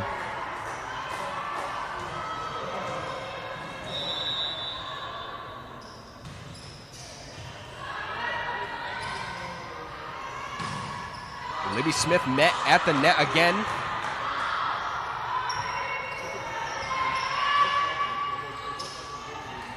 And that one's sent over. They're trying it again here. Just sets it over here for Marywood. We're going back. One shot out of a cannon yet again. These ones are flying and out of the reach of Norton. And Marywood has to talk about how they're going to finish this one out. Utica starting to crawl their way back into this one. The score is 20-15, and the only thing that I can remember from that is the whip and nay-nay. I'm not sure what you have taken out of the year of 2015, but that was definitely a weird year to say in my life. I believe that's the year I met you. That might have been the year we first met. It was the year of the whip and the year of the nay-nay. I think shortly after there, we had the Juju on that beat. That's another good one. He's trying to bring it back for all you 20-year-olds. It was 2015 had also homed the only sports game that I cried to, if you want to guess what that one was. 2015. Hit me. I'm clueless here, Paulie. It was when the Seahawks should have ran the ball on the 1 yard line. Oh, I remember now. You know, I'm fine with a Super Bowl the year before, don't get me wrong. But 2 in a row would have been oh so sweet, especially against Brady, and we were there. Just like Marywood, we were there. And unfortunately, we just couldn't get it done. But you know what? I'm not crying here. I'm having a wonderful time. As Utica's going to serve this one over. I think right to Norton, back to Smith. Utica sends it back up, and this one's for Wright, who sends it over. They need a good adjustment here, and falling on the floor trying to get it was Bonchancic. Yeah, Bonchancic there with a valiant effort to try to save that. That ball was well out of reach, and she almost did a nosedive into the bleachers trying to get to that one. Yeah, we're just glad that she's okay. Sending it back was Carly Boyer. Now Anthony throws it into the far corner for no one to get it. A lot of game left here for Utica. They are looking to close this one down. They are closing the gap 20-17 now. Marywood just trying to get a point off of here. The block sends it right back. Here goes Smith again, just tapping it over. Going up for it was right. Norton keeps it up. Bostanchik gives it off, and Utica now can play here. Anthony throwing over. Bostanchik now. And that was Michaela Meek throwing it over. Smith back to Meek. And now Utica has possession here, setting it over. Meek, Norton. Now we see it going right back over. Trying to get something here. Goes down to a knee for it. That one's on the Utica side. Let's see if they can send it back over. That was Jones. Starting back now, Smith. Giving it back, setting it over. Norton, it hits off of number 17, Autumn Savitsky, and a well-deserved point by Utica. Marywood played great on that one. Utica wanted just a little more and will go to the bench. Yeah, and our two players to watch all game making the biggest impacts on that play. Sepio setting up the point, Norton laying out for a little pancake action there. Just not enough to get it back over the net after the save from Norton. But really, our two players to watch all game making the biggest of impacts on that play. And Marywood has had the lead here for some time. Obviously, turntables from the last two sets and the last series against Wheaton. But Marywood has to capitalize here, get at least a set win to make this all the more better for them. I mean, going down 2-0, hard enough, don't want to lose out this entire tournament. So they're looking for at least one here, and maybe that'll give them more momentum in the next sets to come. There's Smith, full head of steam off the hands of, I believe that was Madison Major. And Marywood back to a 3-point lead. It's 21-18.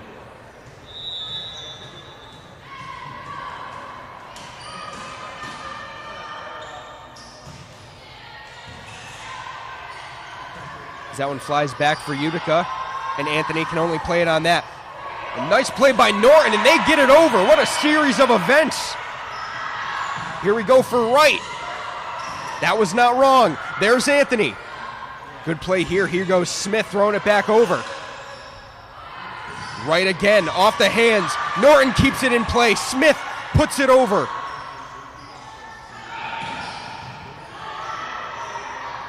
There was Meek, Norton, Smith.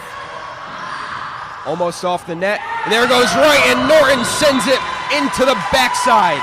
And Norton just growing wings and soaring 3 separate times on that possession.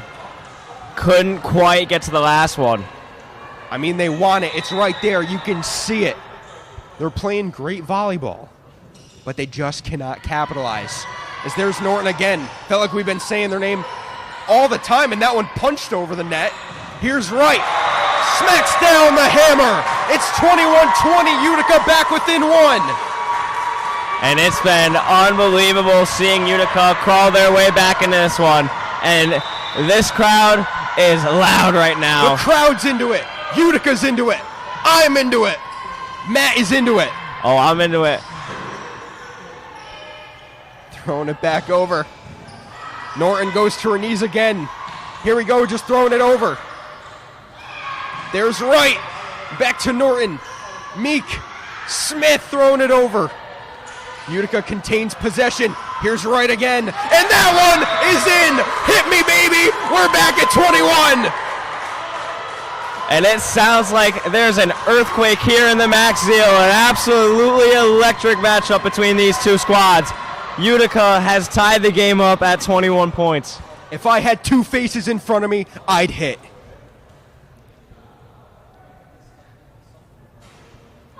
Sounds like Paulie's all in on volleyball over here. Oh my gosh.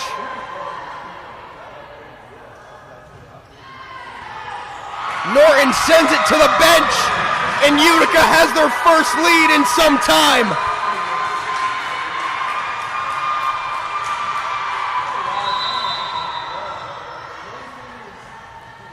Utica to the point where they've stopped Marywood the last 2 series at 22. This one goes back to Norton. Meek and Smith could not bring it over. Utica up by 2. It's 23-21, and Marywood has stalled. This momentum is all Utica right now. The Pioneers starting to run away with it.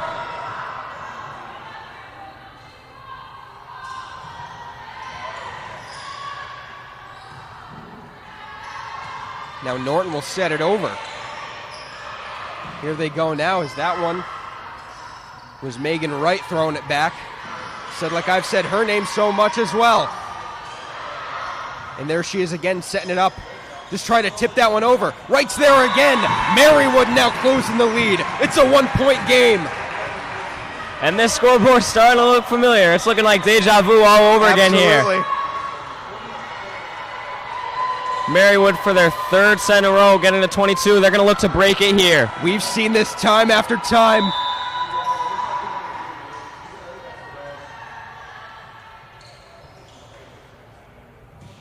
Here they are, can't squander this opportunity. Kneels down for that one. Here's Megan Wright, and Bostancic sends this one back. We're 1 point away from Utica taking it yet again. 25-22. We'll see what Marywood can do here. And the Pacers not wanting to repeat history 3 times. And here we go. This could be it. That one's sent back over. Here's Wright to try and finish it. And a block attempt that will not go Marywood's way. Utica takes this one 3-0. 25-22. Does it look familiar? All 3 games has ended in 25-22, and what a series by Utica, taking these games not handedly. As you see there, Marywood was in control for most of the game, but just squandered that opportunity yet again. 25-22 may haunt them, but I love it. They're going to be seeing those 2 numbers for the next couple of nights in their dreams, but you know they're going to look to bounce back next week. They got a game on Tuesday against Clark Summit, as we mentioned. As for Utica, they're going to look to use this momentum as they take on the Oswego State Lakers here relatively soon. That's our next matchup coming here on the broadcast. And I have 15 minutes to prepare for my draft. And if it was up to me, if there was a fantasy collegiate volleyball team, as we were stating beforehand, who would you pick? I got to go back to Eleanor Sepiel, man. I mean, just 13 kills in that match. Even on the defensive side, 13 digs. That's a respectable amount for someone who is mostly an offensive player. She had 47 total attacks. I'd even take a girl like Wheaton here, 24 digs in the game. I know who your player is going to be. I'm already waiting for this one. Because I think I'm going to stump you here. Who do you think it's going to be? I was going to say Gianna Norton. You know what? If it were any team, if I could pick from both teams, I'd pick Gianna Norton from here. Megan Wright was throwing down the hammer. I felt like I was saying her name every single possession. So if it were between them two, I don't think I could pick. But it would definitely be between Megan Wright and Gianna Norton. But what a series of play by both of them and both these teams. Right. It was a joy. And Megan Wright in that last set really helping Utica pull that win together. I mean, I said Sepiel's name, but a lot of her attacks were going kind of unsuccessfully. I mean, Wright stepped up in a big way that last time. She ended the game with 9 kills off of 26 total attacks. So high success rate for Wright there. But like you said, I mean, Gianna Norton, very respectable player on Marywood's side. And just a great matchup between both teams. Absolutely, and obviously Marywood has to go home with a sour taste in their mouth, going 0-3 against both Wheaton and Utica. But they have to hold their heads up high because those last couple matches, those were really good volleyball there. Other than the lead that was then diminished, all about that. They stayed with it. They stayed true. They just need to capitalize on more possessions. So when they go home, hopefully that's something that they will capitalize in practice. Absolutely. I mean, they just, like you said, have to hold their heads high. It was a completely different team that we saw in their second matchup of the day than against Wheaton earlier on.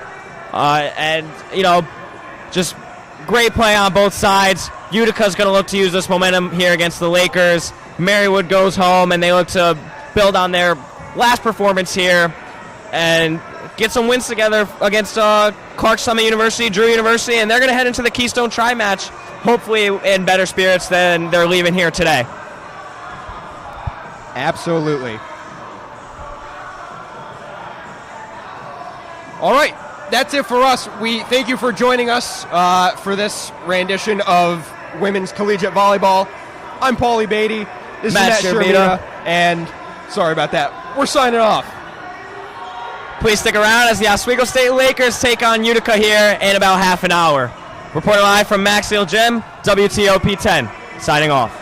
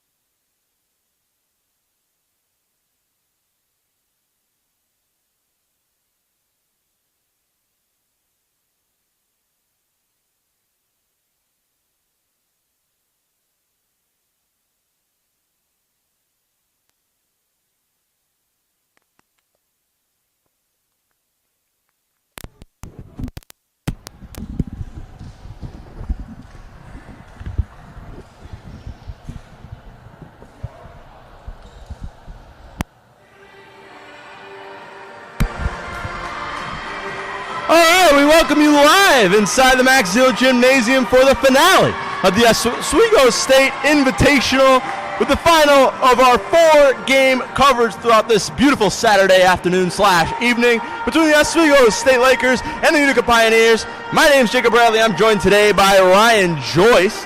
And Mr. Joyce, long day of volleyball, long day of sports, long weekend of sports.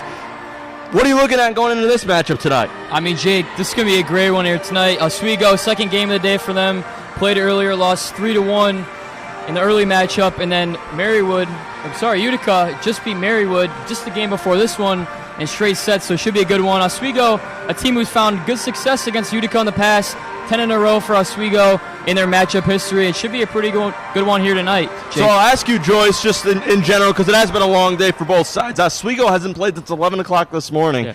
Utica, on the other hand, coming fresh off of a game about less than an hour ago. So what do you think? Where's the favoring happen? Like who's got the advantage when it comes to time and fresh legs versus somebody who's had to sit and wait?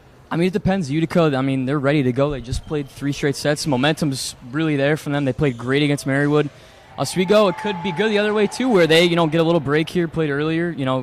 It's not like they haven't played volleyball today. They got that little, 4 or 5 hours ago they were playing. Right. But, I mean, I could go either way here. I mean, maybe Oswego because, they're not as tired right now. But, I mean, look at Utica. They played great against Marywood, like I mentioned. So, should be a good one going forward here. But we'll see who can keep it up going here for potential maybe a 5-setter here today. Absolutely, and just to note, Utica knocked off Marywood before this. Clean sweep. Now, look back to this morning, Marywood knocked off Oswego 3-1. So, kind of by default, you can make the argument that Oswego is the underdog in this one, just based off of who they've beaten, who they've lost to. As we get set for the opening serve, it is up for the Lakers, as Schiffriller sends it a little bit too far, but they're going to count it in, and the Lakers have the first point of the day. And Sydney Schriffler, the only grad student here for Oswego. Last game, 7 kills for her, along with Olivia Bunn, 7 kills as well. She's the go-to player here for Oswego. As she's the one with the serve right there is Schiffriller, as the Pioneers will get it over. Schiffriller got in the back. There's Zeisler over to Ferry. Kept alive on the block by Utica. Simplicio can't get it over the net. It'll tip off, and it's 1-1. And a good play there by Utica. Simplicio just couldn't get it down on that one. As it'll be Eleanor Seipel, graduate student from Utica. Serving it there. Ferry with some force, but it's blocked down low. And Utica grabs their first lead of the game. It's 2-1 on the block from Caitlin Esposito. And great play there by Esposito. Timed it really well. Oswego has a really good front line there, but timed it perfectly. And 2-1 here for Utica. Absolutely. Schiffriller sets it up to Troy. Knocked over by Simplicio. Now the Pioneers. There's Esposito again. Zeisler handles it. Nice play by Schiffriller to keep it alive. Simplicio gets it over. The set goes for the spike. Troy lays out. Can't get it. An excellent spike right there by the Pioneers. I can't quite see the number off the top, or else I'd give her credit, but I cannot see the number from up here. I believe that was Brennan Jakin. Nice play by her. There you go. Utica coming out with some power early. Absolutely. Haven't lost a step. Absolutely, and right there, just a bit of miscommunication, finding a spot on the floor that there was not a Pioneer, and the Lakers are able to stop the momentum before anything really gets going for the Pioneers, keeping it just a 1-point game. Kaylee Troy, the libero, will serve it for the Lakers, the lefty. As it goes up, nice tip with a little bit of finesse.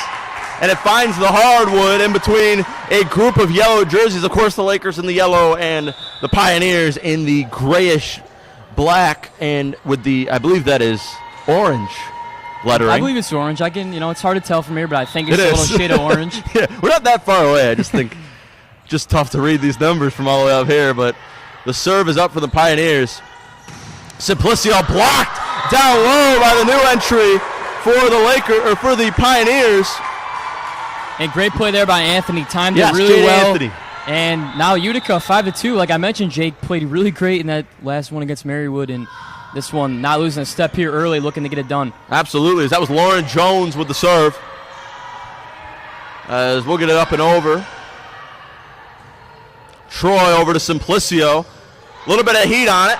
Nice job to keep it alive by Esposito, and somehow get it over. Troy keeps it alive for the Lakers. There's Taylor with the spike, and she gets it to fall, and it's only a 2-point game. I mean, that's a great hustle play overall. Obviously, they did not win the point for Utica, but great hustle there by Esposito, putting the body on the line, going to the chair. But absolutely. Nice little setup there for Oswego, and an easy one. Kind of a meatball in there, slam it right down. Yeah, and she'll go take a seat.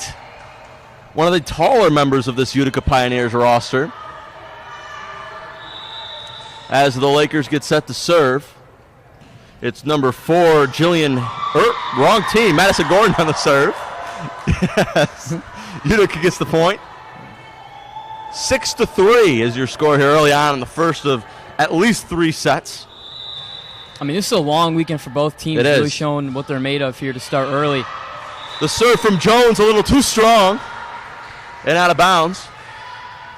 I mean, not very often in D3 sports where you get to play 2 times in one day for the most part. And, I mean, really showing what both teams are made of. I mean, you got to make sure you have the energy up and are conditioned well enough to keep going and get some really big wins here for both teams. Yeah, the Invitational, a staple here in Oswego women's volleyball. Been going on for the last couple years as Troy just cannot get it over as it'll go wildly out of bounds. As a lot of quick paces here, Ryan Joyce. Just, not too much being set up from both sides. Seems like we're only getting a little bit of a volley from either side. No, it's been like a little chaotic. It's been one side kind of taking over from the other. We haven't really seen too long of a volley yet. No, totally agree there as Gordon got it over for the Lakers. And it'll be blocked down low by the combination of Georgia Ferry. Or that was not Georgia Ferry. That was Olivia Bunn and Grace Taylor, two players that you mentioned early on. Oh yeah, I mean the wall for Oswego, that front line there, they really shifted in and out a lot, and Grace Taylor is hard to get the ball by, and great play there by her. No, certainly somebody who has been a big factor all weekend for the Lakers. As Jada Anthony just tries to throw it. Great dig from Zeisler. Oh, and the heat, did it stay in? It did. And Utica will grab the point on the spike from Seipel. And Jake, like I mentioned, from the Utica side, a lot of powerful spikes here early. Absolutely. I think that's part of what we were talking about earlier. Just neither team really getting anything going because of how powerful both of their front ends are. As Schifferler keeps it alive, set up by Gordon. Over to Bunn. Got a piece of it to Esposito down low, but just past the diving Megan Brennan. And Oswego just keep him within the 2 points between them and the Pioneers, as it'll be Simplicio checking in for Bunn. Or, I'm sorry, Zeisler checking in for Bunn. And she'll be called upon to serve. A little too far. Point goes to the Pioneers. And good play there for the Pioneers. Nice heads-up play. Most people, you see the ball in the area, they're going to hit it. Yeah. But that one, nice teamwork there. They kind of bumped each other, said that one's going way out. And now Utica, 9-6 lead here. Yeah, little discipline right there from Utica to not touch that one. Getting the free points when they can. As Simplicio bats it back. Troy keeps it alive, and Gordon gets it over. Nice set. Goes for the spike. Kept alive by Simplicio. Back to her. She gets it back over. Little faint spike right there. Just goes for the that's their Schifferler. Ball still up in the air. Can't get it over in 3 as not enough heat behind Eleanor Seipel. And that was actually probably the best rally we've had so far here, Jake. Seipel just didn't know if she wanted to just tap it over, spike that one, and Oswego gets a point off of that one. Absolutely. Nice job to keep things alive by Wadley. And just past the diving Georgia Ferry. And Utica cracks double digits for the first time in the ball game. And we see a little wave over there, too. You got to love it from, the energy up. We mentioned just played here not even 30 minutes ago, and the energy is here for the Pioneers. Absolutely. They just probably view it as one big, long game. There's a little miscommunication there. Caught Troy backpedaling. And it is now the largest Pioneer lead of the game by 4 points. Seipel will get the serve. Schifferler up front. Ferry with the spike. Fundamental from the Lakers. Hey, and sometimes, Jake, when you get up there, you don't have to hit it as hard as you can, but you got to find the area. Absolutely. And that was a wide open gap there that Oswego found, and now they get the chance to get some points back here on their serve. Yeah, great floor awareness right there from Georgia Ferry. Siepel again. I don't know if that was Siepel. That might have been number 15, Megan Brennan. I believe it was.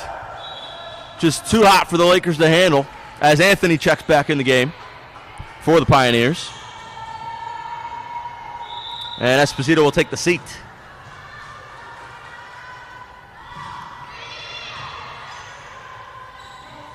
Taylor kept alive by Jones. Back to Siepel. And Schiffler will get a hand on it. And it'll fall way out of bounds by the Laker baseline. And that's one Schriffler probably could have let go, but, in volleyball, it's such a quick-thinking sport that very little time to even make a decision. Time to adjust to it, yeah. Absolutely. So you can't blame Schiffler on that one. High up, it'll rattle off the ceiling. Point goes to the Pioneers. The live ball, Ryan Joyce, if it touches the ceiling. A lot of different trusses, a lot of different wiring up there. Bounces off. Winds up a little bit of home court disadvantage for the Lakers. We got a loud gym here so far on the Utica Pioneers side. They are having the energy of their life over there. Excited. Got a wave chant going. Another one going here now. Yeah, and, wave check. you gotta see for Oswego, a couple points here and there could have gone their way. Did not go their way, but listen, it's pretty equal here right now. Only down 6 points. Obviously a chance to come back. Kills are pretty equal too. 6 kills from Utica compared to Oswego's 5. And Jake, like you said, this has been a long weekend for both teams. It has. 3 games so far, 2 today from both teams. You guys see what happens here going forward, but good time out here for Coach. And Coach Stenman on the Oswego side, still learning the team, Right. First year here, this Oswego team has had a couple coaches here in the past couple years just trying to, get everything all together. And, you're not supposed to have it figured out in the first week, but just trying to get that chemistry back. Because, we had a long break between seasons, so absolutely. Time out here, once you get going, you'll figure it out more. But so far, Oswego need a couple more points here to tie it up. Absolutely, and this is a group of girls that went on an 11-game win streak last year, Joyce. Yeah. These guys, these girls can play. So getting a new coach, some unfortunately become accustomed to with the Lakers, but it comes with the product. They're trying to build this program, a lot of talent, and right there it's on display as it's Cara Simplicio cutting the Pioneer lead to 5. Olivia Bunn will check in for Emily Zeisler, as it'll be Madison Gordon getting the serve for the Lakers. And a lot of subs here early, Jake. We've seen a lot of subs on both sides, just finding out that combination that's going to work. Yes, we have. As the setup for Anthony, just couldn't get it across. Tried for maybe one more hit from the libero, but it did not work. In a couple different formations here from Oswego so far, too. We saw it in last night's game as well, just switching it up a little bit more. Absolutely. Big spike, got a piece of it, did Taylor. Bunn tries to go over, just comes up a little bit short on the net, and that Pioneer lead stays around 5.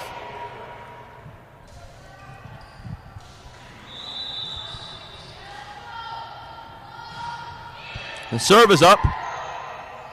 Gordon over to Bunn, and a nice job to just get it over the wall. That is Madison Magyar and Jada Anthony down low for the Pioneers. And Jake, like I mentioned, just had an open spot on the court. Bunn didn't have to power it, just nice little tap over, and now Oswego down by 4, 15-11 Utica. It's one thing to hit the ball really hard, Joyce, to just, try to beat him with power, but to beat him with thinking and thought is a different level of this game. It's not just a power game, it's a game of thought. Full of tactics. Absolutely. Magyar gets it over. Troy's right there. Gordon to Taylor. A little bit light. Magyar tried to get it to Anthony, just not enough. As the Lakers cut the lead down to 3. And a great play there by Grace Taylor, just getting up and over. And Oswego having a chance here, wants to get a rally going. It's been pretty much one serve and done here for Oswego so far. So trying to go on a little run here. Yeah, need to piece together a couple successful possessions. And right on cue, a short serve from Cara Simplicio. That might be a little announcer jinx there, Jake. It might have been. I should probably keep my mouth shut on that. I feel like we'd be used to it now. But whatever, I guess. As here is Madison Magyar with the serve. Gordon over to Schiffriller. Magyar sets it to Siepel. Schiffriller's right there. Gordon Over to Bunn. Nice block down low. As Schifferler tries to pump it over. Esposito over to the libero. Back to Seipel, and a nice volley from both sides. Gordon, will she have enough room? Great wherewithal by Bunn, but just did not get it over in time. And that'll cost the Lakers a point, and it remains a 5-point lead for the Pioneers. And that was a good rally there. Just didn't go Oswego's way in this one. And now Utica, talking about Oswego trying to get some points in a row. Utica trying to get this set taken care of. Absolutely, as it is up. They kept alive. Gordon over to Bunn. To Magyar. Knocked up. There's Seipel. Gordon to Troy. To Schifferler. Nice dig there by Utica, but nobody's there to catch the reflection. And it's 17-3. And now Oswego gets Grace Taylor, one of their best players on the team, for a chance to make a little run for himself here. And Oswego, it's been pretty close here. It seems Utica heavy, but Oswego's hanging in there in this set. Absolutely. Taylor with the serve. There's Magyar over to Seipel. Taylor's right there. Bunn over to Simplicio. Bailey was there, and maybe the presence might have been a little intimidating for the Pioneers as they can't get it over. And now it's only a 3-point lead. And great play there by Oswego, heading into that back, left corner over there and making it hard for Utica to get it back. And we saw on that one just a little short from Utica's end. Yes, it was, as that was Grace Taylor on the serve. Anthony, two hands it over, ricocheted off of either Georgia Ferry or Sydney Schifferler, and winds up firing the hardwood. Grace Taylor takes a seat. Kaylee Troy joins the party. And, Jake, it's pretty tough. Off the net, you have no idea where that ball is going to go. It could go sideways, it could go left, right. Don't know. It's hard to tell. And on that one, just really stop silent. Absolutely. The Schifferler gets it over. There's Magyar. Back to Seipel. And she finds the floor. And it seems like it's a constant cycle of 5-point lead, 4-point lead, 3-point lead, back to 5-point lead. The Lakers just cannot crack any sort of rally. No, and volleyball is a game of runs, And it is. For this one, another great serve there from Utica, and now they're 5 points away, but we have a timeout here now as well. But, it's just a game of runs and who has momentum at what point. Every point, you got to shake it off a little bit, and Utica, timeout here from Oswego. Oswego going to regroup a little bit, but Utica been playing great so far in this one, Jake. Yes. Strong serves. And for Seipel there, great spike by her. She had one earlier, but now she was set up perfectly for that one. Absolutely. And you want to take care of it when you have it, because sometimes you don't have that really nice set that you want every time. So that one was great from Seipel. No, totally. Great to adjust on the fly. Of course, you could practice it a million times, the set spike combo, but every once in a while, especially when the pressure's on in the game, maybe it's not what you practiced, but the ability to adjust from both sides. Of course, with Eleanor Seipel down low, we've seen Caitlin Esposito get involved. We've seen Madison Magyar get involved. And, of course, on the Lakers side, it's that big three-headed monster almost of Georgia Ferry, Olivia Bunn, and Grace Taylor down low for them. Yeah, it's really that veteran experience here for Oswego. I mentioned Schriffler, the graduate student for this team. Olivia Bunn, 6 attacks for her today. And then also Simplicio, who's having a great tournament here so far. 6 attacks for her as well. Absolutely. As there's Jada Anthony with the serve. Nice dig by Simplicio. Set up by Gordon. There's Schifferler. And she finds the hardwood. So the timeout must have worked because the Lakers come out firing and get an early point. And that's an easy one there from Schriffler. You have one set up perfectly. Take advantage right in the middle. And no one was covering there for the Pioneers. Now Oswego down 5 here, 20-15. Absolutely. 20-15. The Lakers trying to make some late set noise. As there's Zeisler with the serve. Little deke out there by Magyar. Zeisler's right there. There's Gordon, too strong and out of bounds. And it goes back to being a 6-point lead, 21-15.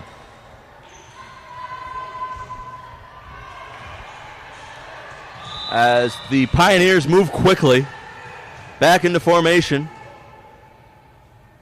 As it'll be Magyar with the serve.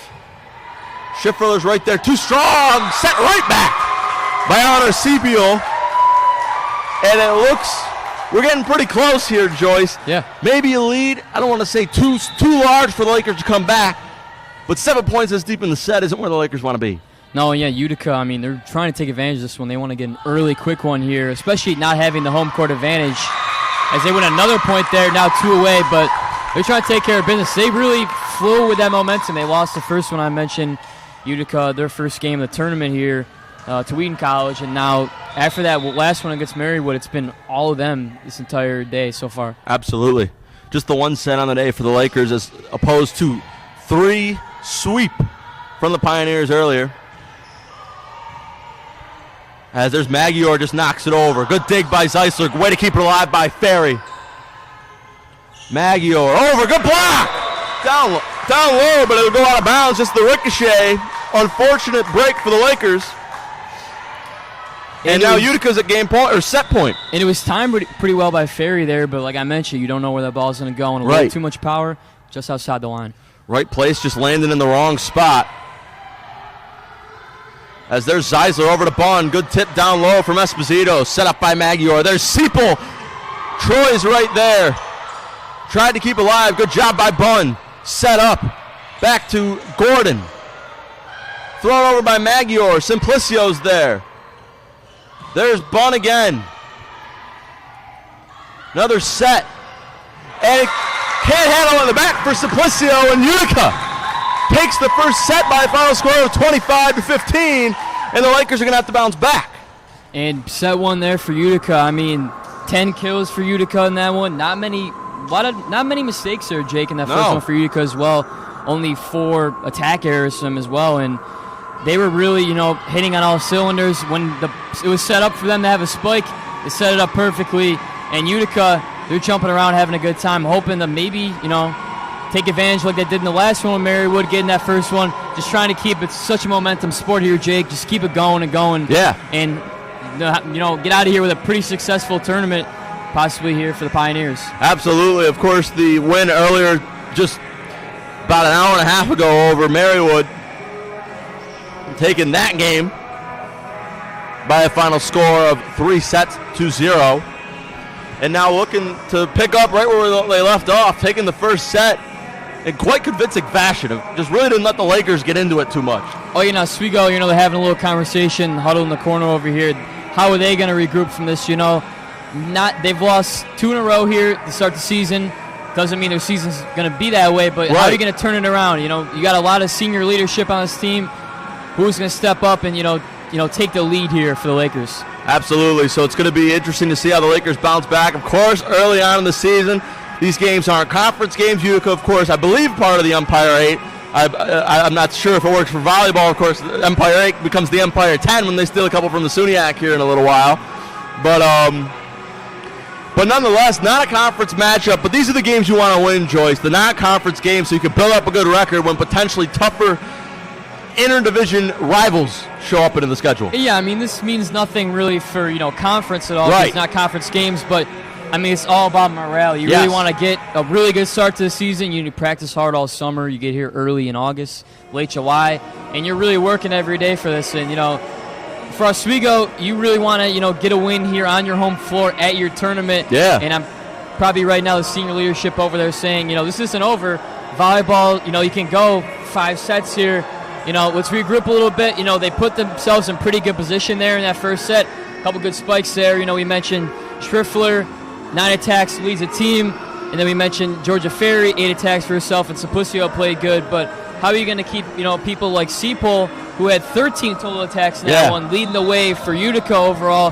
How are you going to get her out of position, kind of take her away from this kind of game? In that first set, she was taking over, but maybe a little tactic here. We mentioned last game, on Friday, there's different formations from Oswego. How are you going to switch it up, throw it off a little bit? Because, Jake, ultimately, volleyball is a game of tactics. It is. And what are they going to throw here, for Oswego? No, 100%. This is, it's going to be tough for the Lakers. Of course, there's a lot of height on this Utica team and a lot of power. Of course, with Seipel. I know we had the guy say the name. I said it wrong there anyways. Seipel. Been such a big factor for this Utica Pioneers team. So we're going to have to see if she is going to be contained in any way by the Lakers. But, of course, the plays run through her, it seems like, from the Pioneers. So it's just a matter of having enough bodies in the way to potentially try to block. We saw the Lakers get a piece of a couple. But nonetheless, the power of Seipel was just too strong. Yeah, and her and Magyar kind of took over there for the Pioneers in the first said as Coach Stemmen's kind of, getting that next tactic here for Oswego coming forward. But, I mean, for Oswego, you kind of want to get a good start here. I feel like in volleyball you want to get started off well early. So you can make a run there going late in the set. But it's really about a big start here and, keep it going here for the Lakers, trying to get it going here more. Absolutely. And, of course, just being down 1-0, a little bit of momentum. Do you think the strategy for Utica changes knowing that they're up 1-0? Yeah, I mean, they're probably going to go to the same thing, keep it similar. The first couple shots there of the first set, they were just attack, and it worked out really well, kind of got to that big lead. Oswego at one point was down by 2 points, but, Utica with that early lead kind of just kept taking over. So we'll see what happens here. Right off the bat, Grace Taylor. And those are ones there, Jake, where, Grace Taylor, I mentioned, not many balls get by her, and that's a meatball up in there. You got to take care of that. When you see it, the eyes light up, you get excited. You want to take care of that one. That's like a hanging curveball or a wide-open goal in any sport that requires a goal. And a little too strong from Bunn. Goes out of bounds, and we're tied up at 1-1. Of course, Oswego looking to grab some sort of lead, trying to maybe play reverse and potentially get off to that 5, 6, 7 point lead that we saw Utica kind of possess the entire first set. As Gordon sets it up for Taylor, Magyar. Over to Brennan, and it's blocked by Taylor, and it'll drop on the side of the Pioneers, and Oswego takes a 2-1. And right, she had one there, just couldn't get up and over, and now Oswego, the early lead here. I know it's only 2-1, but looking to take advantage here is, you have some of your top-tier servers here for the Lakers now going behind the line, trying to set up the momentum here going to set number 2. Absolutely, as it'll be Emily Zeisler with the serve. As it just clips the front of the net. The Pioneers were ready, but the momentum shift drops the ball in between all of them. And now the Lakers have a 2-1 lead. And Jake, like I mentioned, you have no idea where that's going to go off the impact of the net, and that one just popped right in the middle, right where Oswego probably wanted to hit it anyway, and that was a good point there for the Lakers. Absolutely. Here's Kara Simplicio. Good serve. Good set by Brennan. And she will get the point. That was Megan Wright. And on the spike, cuts the lead to 1. And great play there on Megan Rice. Perfectly set up for that one, and just too powerful there for the Lakers to get it back. Absolutely. As now Megan Wright will take the serve for the Pioneers. And a new player for the Lakers, Edom, checks in here for the Lakers. All right. As that one will drop. As, like you said, new player in. CJ Edom, freshman. As there's Gordon. Over to Schiffriller. Popped up. Good dig. And there's Siepel. Gets it back over. Schiffriller. Over to Gordon. Back to Bunn. Kept alive by the Pioneers. Siepel again. They get a hand on it for the block, but it does not go to the other side, and it drops down to the Lakers side of the hardwood. And Utica grabs their first lead of the set. And what a great play there from Utica there. That was a powerful spike there, and save it there, get a chance to now take a 2-point lead for the Pioneers, and momentum going their way again here in set number 2. Yeah, and Kaylee Troy just kind of caught that one off the thumbs. And now the Pioneers look to build on a lead similar to the first set. Troy gets it back over. Good set. There's Esposito blocked. They're going to say that it was something happened, but either way, Oswego cuts the lead down to 1. Yeah, great play. Grace Taylor is ready for that one, and that one, I believe it was a net violation on that one. I think so. And now Grace Taylor getting to go back, make a big play there on the defensive end, and now get a chance to go offensive here with the serve. Yes, gets the serve. As there is Siepel. Gordon over to Schiffriller. Blocked down low by Esposito. Set up by Edom. There's Bunn. Great dig, but it'll go out of bounds. The effort was there. The result was not. And we're knotted up at 5. And great play there by Gordon. That point's not possible if she doesn't save that one there. And big chance now the Lakers tying it up here. As Taylor once again will take the serve. Nice job for the dig. There's Magyar. Gordon. Bunn. just kind of knuckled up and out of bounds from Seipel. And the Lakers grab a lead, looking a little bit more confident here in the second set. Oh, yeah, and that one, Jake, kind of rolled right up and over the net there. Yeah. Not too much power on that one, but just the little ones, you got to make sure. No, she kind of punched it to get it over. As that serve from Taylor comes up a little short. And the Lakers drop their lead 6-6. Jada Anthony checks in, and Kaylee Troy checks in on the Oswego side.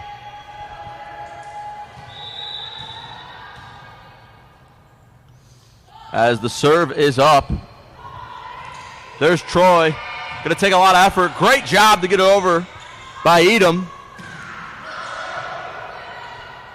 There's Troy, sets it up. Schiffriller, blocked by Anthony. And it drops down, and the Lakers regain the lead 7-6. And what I've seen more here from Oswego in the second set is a lot more communication, a lot more teamwork on that one, and goes Oswego favor for that point. Yes, it does. Gordon and Bunn take a seat as Kylie Lynch and Emily Zeisler recheck into the game. This will be the first we see of Kylie Lynch for the Lakers.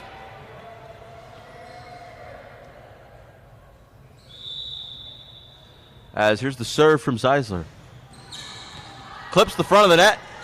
The Pioneers do a great job adjusting. Blocked, and it'll hit the pole. The out-of-bounds pole, we'll call it. and they're not up at 7 apiece. Yeah, and a good play there from Utica. Just didn't go Oswego's favor on that one. It did not. As the serve from the Pioneers just sent right back over. There's Anthony. Good tip by the Lakers.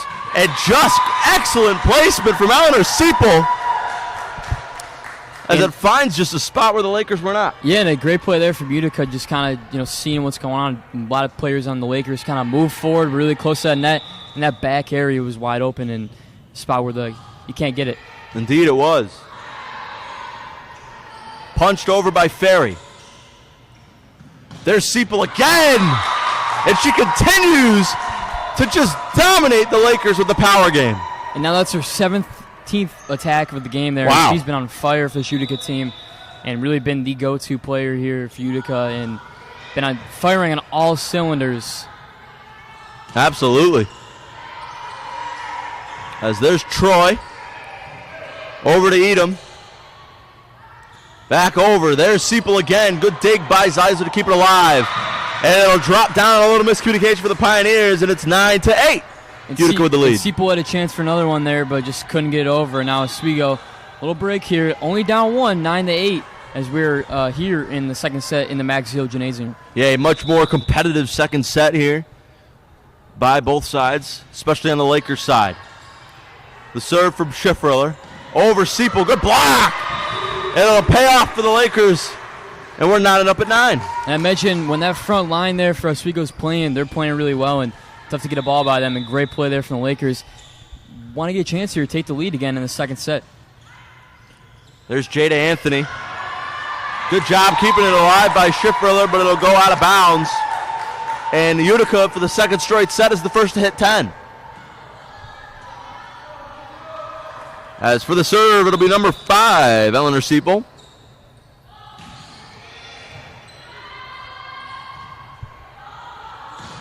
As there's Simplicio. Seipel playing farther back. As that was a spike from right. There's Schiffriller. And just cannot get it down from Lauren Jones. And it'll go out of bounds. And Schiffriller, her 13th attack of the day as well, and she hit it in a spot where don't think the Utica player was ready for that one. And nice power. We're all tied up at 10 here, Jake. No, a lot of heat from Sydney Schiffriller there as there's Jada Anthony. Too strong and out of bounds. And the Lakers grab the 11-10 lead. And Oswego gets that lead they're looking for. They had it early here in the second set, but it's a pretty equal on both sides here in the second set here so far. As Troy will get the serve, a little not strong enough. As it goes off of the net. And it's 11-11. One's across the scoreboard except for the set. It's the second set. Yeah, and Utica looking for a chance here. They get a little break. Oswego had a little nice run there, and now right back to Oswego. Announcers Jix never fails there, Jake. And Oswego gets the ball back. You're having a rough time of it today, Joyce, with the announcer's jinx, but nonetheless, as it'll be Madison Gordon taking the serve. Looking to build on a lead here for the Lakers. Set up, goes for the spike to his right. Kept alive by Troy. There's Gordon, gotta get it over. There's Schiffriller. Jones. Back to right. Kept alive by Schiffriller again. There's Gordon. Over to Simplicio. Kept alive by Siepel. Back to Magyar. Siepel. Over to Gordon. And just nobody there for what would have potentially been a set spike combo. And we are again knotted up at 12. And that was one where Bunn or Taylor wasn't really sure who was going after that one and just falls right in the middle now. Yeah. And now we're back to a tied game here in the Max Zeal. Exactly. As Jones has the serve there. Bunn tries for it. Gets blocked down low by the height of Esposito. And it drops onto the floor, and it's 13-12. And there's nowhere to go on that one. Utica and the Pioneers are ready for that one and now take a lead back here in the second set. And now, here is the serve. Too strong from, I believe that was Megan Brennan. And it goes out of bounds. Hard to see the 5 versus the 6 on the uniform. Nice uniforms. Oh, yeah, great color combo. Yeah, great color combo. Utica's got a beautiful logo, beautiful college campus. And Oswego switching up today, too. Gotta love the yellow on the yellow. Mixing it up for the doubleheader. As there's Jones. Good take by Troy. A little too strong. Kept alive, though, by Utica. A great hustle by the Pioneers. Goes for the spike. Out of bounds.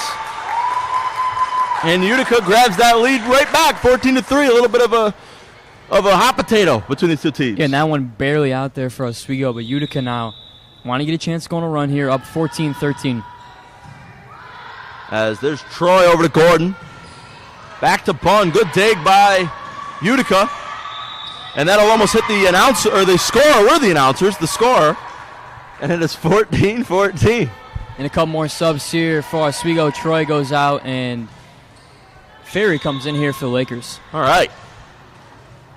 Grace Taylor on the serve.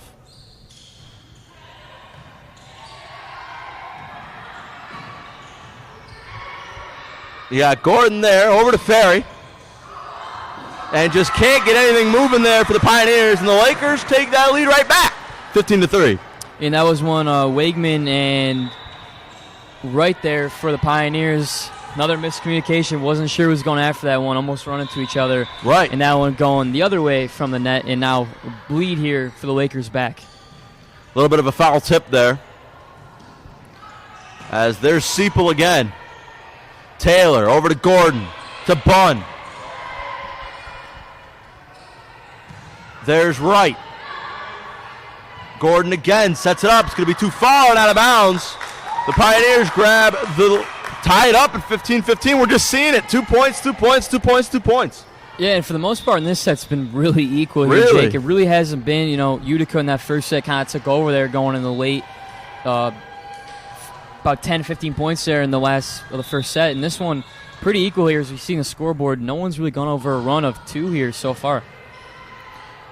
As Gordon sets it to Bunn.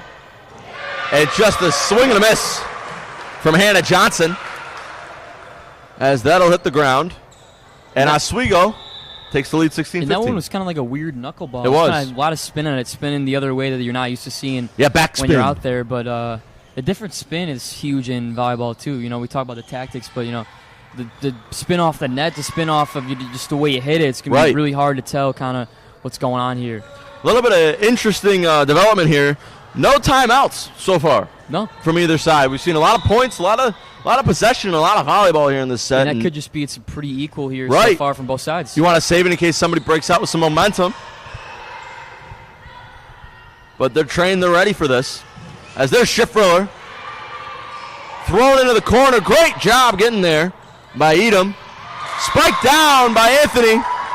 And Utica ties it up 16-16. And there's our first timeout. Sounded like it, maybe. Sub. Okay. Yeah. Heard the whistle blow, and I thought that was a timeout. Hey, A lot of whistles going on. A lot of whistles.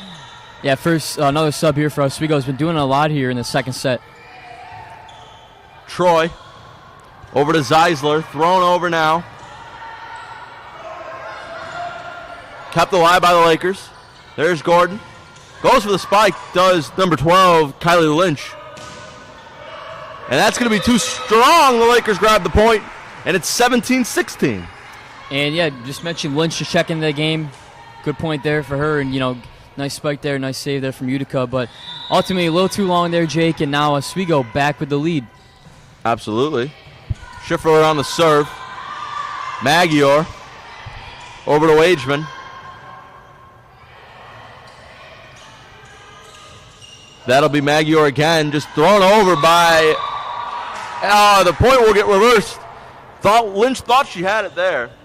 And it's knotted up 17-17, just out of bounds from the line official. And that's one you just experienced from playing volleyball. I probably would have gone after that one if I was out there, but just right outside that line there. No, great court awareness. Cut the line by Wageman. Great job there. Schifferler over to Zeisler. Again, Wageman's there. And that'll hit the front of the net and fall right down. And the Lakers grab that 18-17 lead. And Jake, I feel like I'm a broken record in this set. Just back and forth, and Oswego gets the lead here again. Just anyone's looking here for momentum, but it's just been so equal here so far. Absolutely. Anybody's set here as we get closer to the magic number of 25. Taylor got a piece of it. Anthony just set back. There's Troy. Back to Anthony. Good dig by Wageman. Knuckled over and out of bounds. And it is 19-17. And that one just a push there by the Pioneers going out. And now Oswego, 2-point lead, looking to maybe get it going here with one of their senior leaders and captains, Kaylee Troy here for the serve. She will get the serve. Magyar over to Anthony. Schifferler's there. Zeisler over to Lynch. And it falls! Oswego takes the point. And it's their largest lead of the set, 20-17.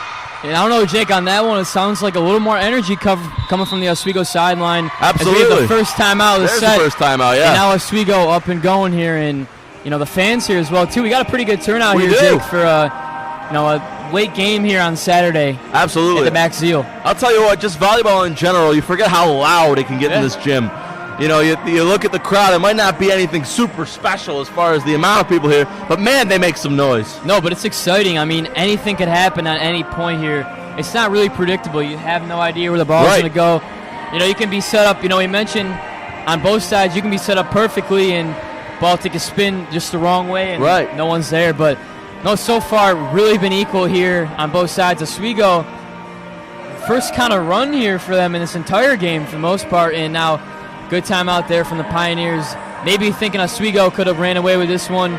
3 points there in a row for the Lakers, and now a chance here. Oswego has the ball in their possession, a chance to kind of just keep it going here and tie the setup 1-1. Trying to get their first win here of the season and in their home tournament here. Absolutely. You want to end the weekend off with a bang, and they certainly don't want to drop 2 straight to Utica here.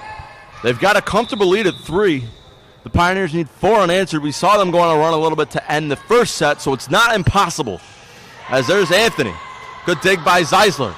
Thrown down by Wright. And now they cut that lead to 2. Exactly the start they needed fresh off the timeout. And Wright's 9th attack here for this game. She got really high in that one, but didn't have to power it too much. Right in the right spot.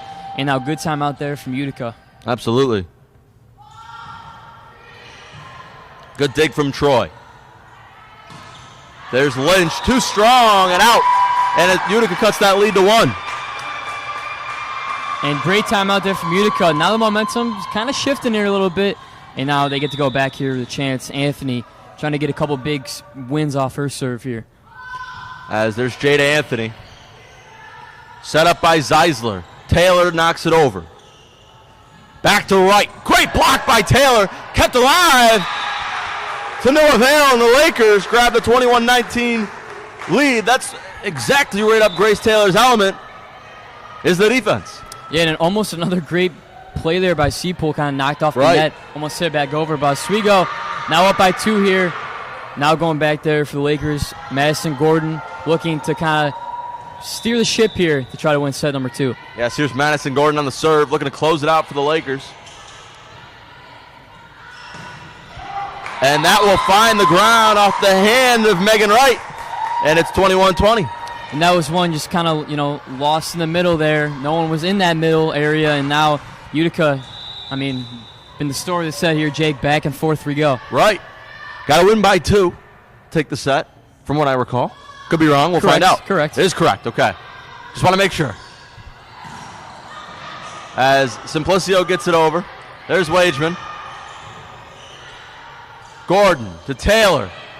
Kept alive by Wright. Thrown over. Schiffler keeps it alive. Simplicio. Seipel just thrown into the corner, but Schiffler's there. There's Bunn. A little bit of heat. That's going to go out of bounds. 22-20. Oswego 3 points away from taking their first set of the game. And that was a good rally from both teams. Kind of a little keep up there. And then when you least, not expect it, nice power there from the Lakers. And now up 2 here, 3 to go, trying to tie it 1-on-1, trying to get their first victory here in the Max-Zeal. Absolutely. Kara Simplicio gets the serve. Kept alive, and it'll go out. Utica takes the point as it just caught the finger of Grace Taylor. 22-21. Here's Megan Wright. Gordon over to Schiffriller. Kept alive by Wageman. Goes for the throw over to Brennan. And too strong on the dig from Kara Simplicio and Ryan Joyce. Now there's 2s across the board, including the set. 22-22 here in the second set. Hey, we were tied there at 11-11. We were. Now 22-22. Anybody's game here in set number 2. And the rate that they're going, they might be tied at 33-33. Doesn't seem like anybody can grab a lead here. There's the throw in there by Wright. Gordon over to Bunn. Blocked by Esposito. And Utica grabs an important late set lead, resulting in an Oswego timeout. And great play there from Esposito. Just a brick wall, knocking it right down.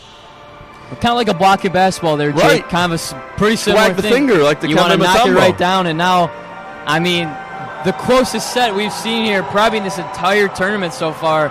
And now this one really tied there. Utica 23, Oswego 22, but not much, separation from both teams. No. You thought Oswego might have had it up 3 points there before that Utica timeout, but then now Oswego on the other end calls their timeout, trying to maybe throw a different tactic out there and see what's going to happen here, trying to get their first set win here. Yeah, we saw the last timeout. Utica was the one that was down. Now this timeout, Oswego finds themselves on the short end of the stick, down by 1 point. Of course, not impossible. Utica needs 2 points in order to take the victory, while holding Oswego to only 1. Oswego, on the other hand, needs 3, holding at Utica only, or they need 3 unanswered to take the victory here in the set. So a lot could change here. You do not want to go down 2-0. Here, that's a lot of ground to have to make up. You look at it as a brand new ball game if you're able to tie up the set 1-1. As Megan Wright on the serve. Gordon. And it'll go out of bounds. And now it is set point for Utica, 24-22. And that one just goes out of bounds there for the Lakers, but Utica trying to take advantage here as we have another timeout here from Oswego. Maybe saw something Coach Stenman he didn't like there, but Utica 1 point away from going in their last 5 sets here, Jake, trying to go 5-0 in their last 5 sets. Absolutely, and that's something that they can certainly build on. Of course, the sweep earlier on today, looking to go up 2-0 on the Lakers. Just a red-hot Utica team, it seems like right now. Yeah, and Utica, I mentioned Oswego 10 in a row against Utica in their history. Utica probably knows that. They want to get a win here. Right. They haven't had much success recently against this Lakers team, and they're having a pretty good tournament. I mentioned they had that loss early in the tournament, and now they're coming forward here, making some big plays and setting themselves up in the right position too as well. And a lot of power here from the Utica side as well too. A lot of their spikes have been really powerful, and Oswego hasn't had much to do. And this is one Oswego does not want to get away. Good timeout there from Coach Stenman, yes, but one that you really need here for the Lakers. Don't want to be down 2-0. No. Yes, you're in your home gym, but you do not want to be down 2-0 and have to make that big round coming up here. No, absolutely not. This is a big, crucial 4 points that the Lakers need to have. They need to go on a rally, something that they just have not been able to do all day, is go on a little bit of a rally like that. But they need 4 points. They need to hold Utica to nothing. Utica, on the other hand, just looks to put them away with 1 more point and take the 2-0 lead. And now Wright, who's done a little bit of everything for the Pioneers today, looking to end the set here. Absolutely. Troy keeps it alive. There's Gordon over to Taylor. Seipel. Back to Wright. Troy's there. Here's Gordon. Sets it up for Schiffriller. Too long! And Utica snags the 2-0 set lead. And Oswego finds themselves with their back on the ropes heading into the third set. And Utica, I mean, talk about the power of a timeout there. They had that timeout. Oswego was on a little run. Totally switched momentum here. And now Utica up 2-0. Like I mentioned, swept the first one against Marywood 3-0. This one up 2-0. Looking to do the same here and get out of here with a pretty successful tournament going here in these last 2 days. Absolutely. Looking to potentially go up, make it 2-1 on the whole entire weekend, which is exactly what you want, especially playing in a tournament on the road. Oswego, they're playing in front of the home crowd. But hey, I'll tell you what, a lot of Pioneers in the crowd tonight. Of course, we just see a couple. We had that guy come up to us earlier. Mm-hmm. He had a Utica polo on. We have a couple down here in the Utica orange. So, a lot of people made the trip up here to support the Pioneers. And we saw it earlier, pulling in the parking lot here today, Jake. I saw a big Marywood tailgate going over there. It's kind of a far drive, but, they're doing anything to support the girls for these teams. And totally. It's great to see. Great support. First weekend back. I'm excited, Jake. We got field hockey here earlier, a couple games going on Friday, Saturday, and now we got a big volleyball tournament here as well. Still nice out here in Oswego. Yes. In a month or so, might not be able to say that. But, great weather here and, great turnout here for this tournament. And, first week back for students. We had our first week of classes going on. And, you love to see the big support here. I've seen a lot of student athletes in here as well, too, to support. And both teams, like I mentioned, field hockey and here as well in volleyball. And it's great to see. We're back, baby. We're back. We're back. No, it feels great to be here for live sports. It feels like we just wrapped up with lacrosse last week. Oh yeah. But nonetheless, we're here with all those fall sports. We've got these guys. We've got volleyball. We've got field hockey. We've got men's and women's soccer. Yep. All coming up here. Of course, men's and women's soccer both featured over the next week. You'll catch that live. Had a tennis match yesterday. We got it all going on. We got it all going on. Sports are back. The students are back, and Oswego is rocking. And the way it goes, Jake, they start off. This is the first couple of games for Oswego, but the season flies by like that. So it does, especially for a lot of seniors on this team. Oh, yeah, and you want to, get to a good start here. Oswego down 2-0. Listen, not over in the slightest. We've seen big turnarounds here, and like I mentioned, maybe this little break here for Oswego. Coach Stenman been talking to his team for pretty much the 3 minutes this entire break. Looking to make something happen here. But on the Utica end, Jake, 21 kills for them. 11 attack errors, not many for, errors on the Utica side as well. 17 assists for them and only 3 service errors. So on both sides, only 5 for Oswego on service errors. Not too many mistakes on the serve side. It's been pretty back and forth, but it's really, who can take it there going down the end of the sets. And the Pioneers have been doing a great job here so far, up 2-0 in the Max Zeal Gymnasium. Yeah, there's got to. It's now. It's just becomes the tale of two sides here. You've got a team that needs to win 3 straight sets, opposed to a team that all they have to do is just win the third. So but if you're Oswego, you got to take it 1 set at a time. You can't worry about the 4th. You can't worry about the 5th. You got to worry about the now, because if you don't win this one, day's over. No, and you got to forget. Every single point. Kind of got to forget what just happened, because you can't really get yourself into a mental scramble here if you're going down a little bit. But it seems like this Oswego team, still the leaders on this team, still clapping it up, still cheering everyone up. Chance here for Oswego to make a nice comeback and looking to make it happen here in set number 3. Absolutely. As Troy will come in. I think they were going for a double high five. Didn't really work out, I won't lie. They kind of missed. But hey, Jake, we mentioned the morale's high. It's early season for us. We're still trying to get in the groove for announcing, and it's early season for them too. Five. The handshakes. And once we get to the middle of the season, it's gonna be big time for them. So. Yeah. No, I can't wait for that week 6 high five. That's gonna be crisp. But nonetheless, I digress. It will be Utica getting the serve. That'll be Megan Brennan, the sophomore, getting the serve to kick off the third set. Is that correct? No, you Correct. You looked at your roster there. I might have been wrong. Here's Brennan.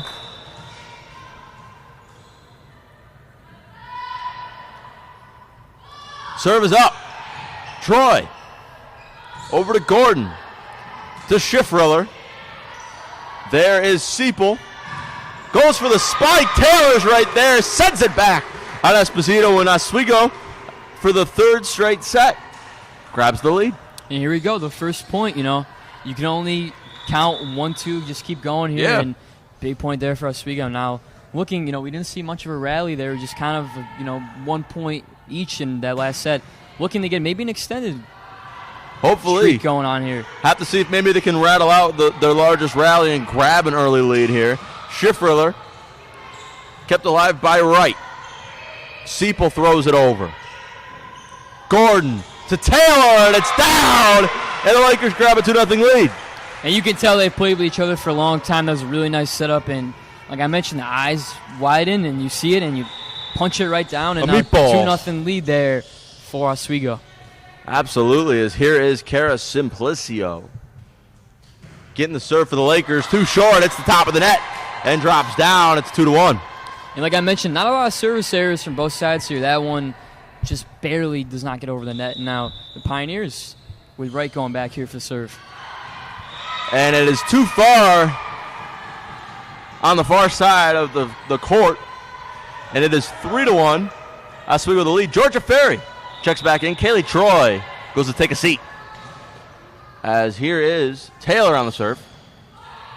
Thought it might clip the net, but it does not. And it goes up and almost hits the score. And now it's 4-1. And that one died a little bit too. Nice little in the spot where they can't get it. And now Oswego 4-1. Looking to build a potential one of their largest leads of the day. Taylor. Magyar. Good block down low by Ferry. And now this is what the Lakers have been waiting for. A big lead, a comfortable lead. Still not as comfortable as they might want it to be. But 5-1 got to be one of the biggest leads of the day for the Lakers. Jake, that little extended break there for Oswego, switching past that second set, might help them out a little bit. Up 4 points here now. Back on their home side as well, and there's Ferry again! And it's 6-1. And Schriffler and Ferry in the right spot at the right time and knock it right down. And now Oswego 6-1 and looking to keep going. A couple big points here. Grace Taylor is still serving. Good sign here for Oswego and the Lakers. Absolutely. Grace Taylor been very successful on her serves today. Almost lost the ball there. Here she comes.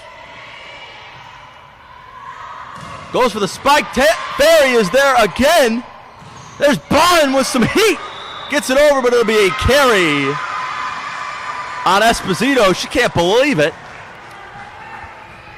And it is now 7-1. So the Lakers ripping off a little bit of a rally here. And it looks like Seipel or Esposito might have hit the net in that one. Did not Looked like the like call initially, but No. good call. Never the end. And now Oswego 7-1 here, Jake. We mentioned it was back and forth. We have a timeout here for Utica as well. Early timeout. But Oswego coming out here firing. They are not missing a beat here and are at the right spot at the right time. And we mentioned that big front line play there from Oswego.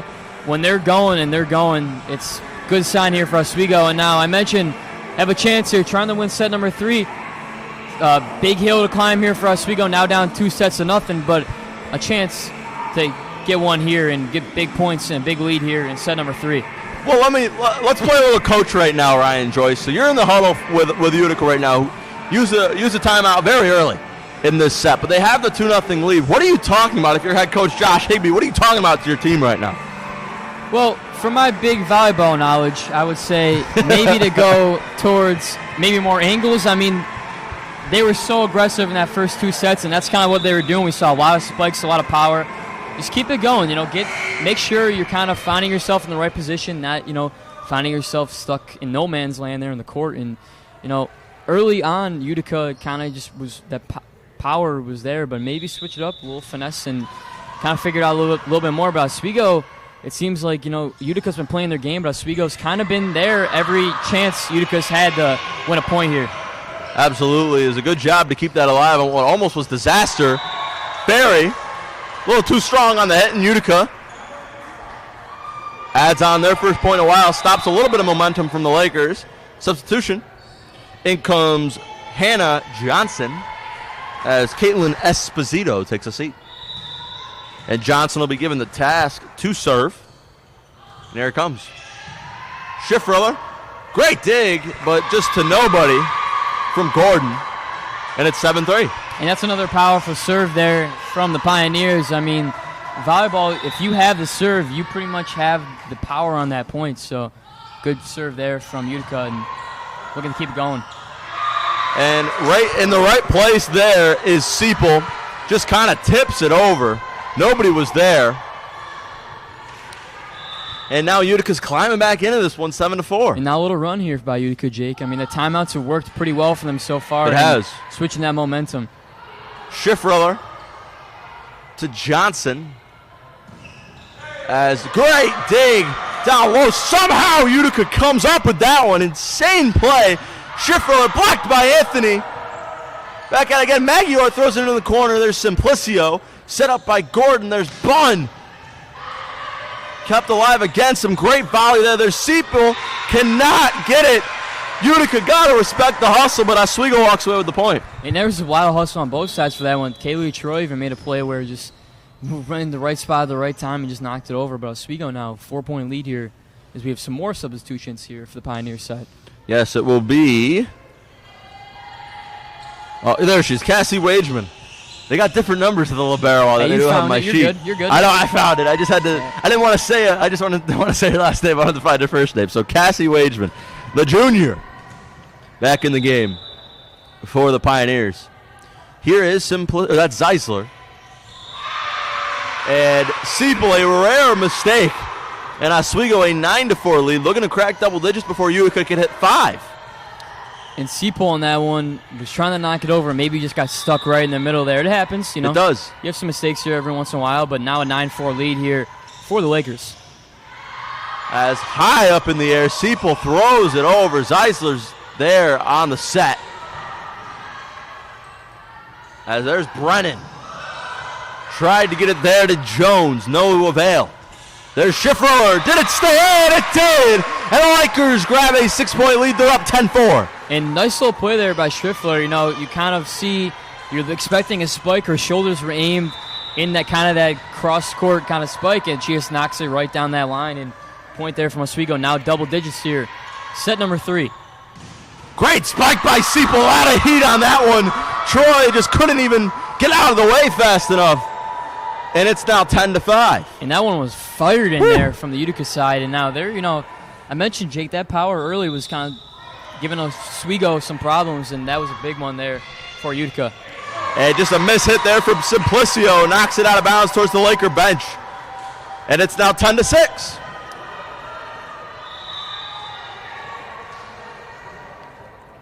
Here's Jones. Goes for the spike to Seipel. Ferry gets a hand on it. Tries for the dig, does Lynch, and it goes out of bounds. It's only a 3-point lead. And great play there from Zeisler to get a hand on that, but just going the other way and couldn't get it for Oswego. And now 10-7, Utica coming back a little bit more. Game of runs here, Jake. They are. They want to go home early as Ferry sends it down, and it's 11-7. A nice little setup there from Oswego. Georgia Ferry, nice easy one right in the middle. Didn't have to hit it too hard, and point there for the Lakers as a graduate student for Oswego gets a chance to get some points here for the Lakers on serve. As there's Anthony. Nice block by Ferry. It'll go out of bounds, however, and it's now 11-8. Oswego with the lead.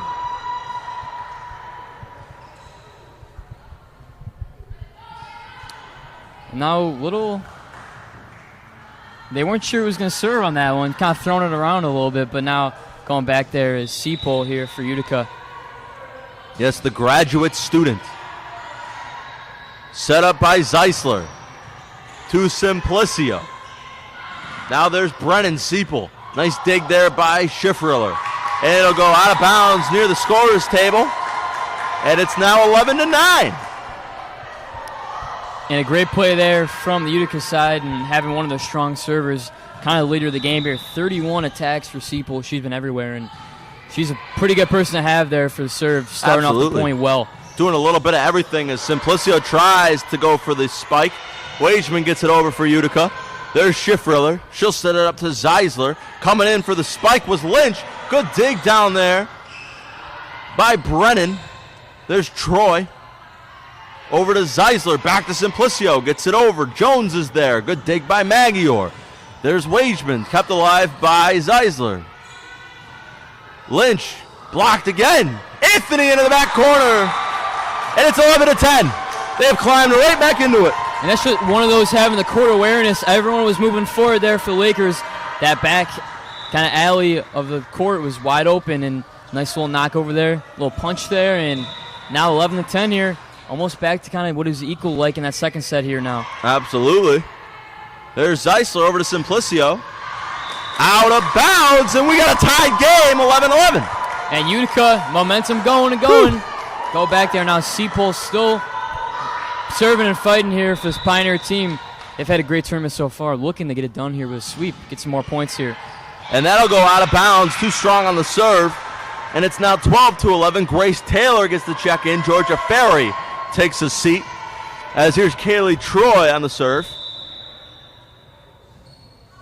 It is up from the lefty. Good take by Wageman. There's Magior, goes for the spike. Seipel with some heat, bringing it down. And we're knotted up at 12. And that one's fired today, Jake, when they've had the chance. So, nice little setup there, not missing very much. And that one fired and knocked over by the Oswego bench there. And now Utica tying it back up. Jada Anthony on the serve. There's Troy.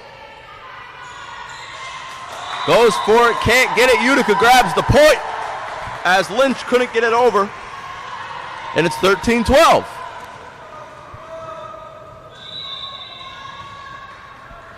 As here's Jada Anthony. Lynch blocked back, sent right back to where it came from Megan Brennan. And Utica has a 2-point lead. And that one hit right in a nice spot, right on that line over there. And now Utica 2-point lead, like you mentioned here, Jake. Anthony, one of their strong serves as well, back to get some more points here in this third set. There's Taylor. Nice job by Anthony to keep it alive, but it'll go far out of bounds.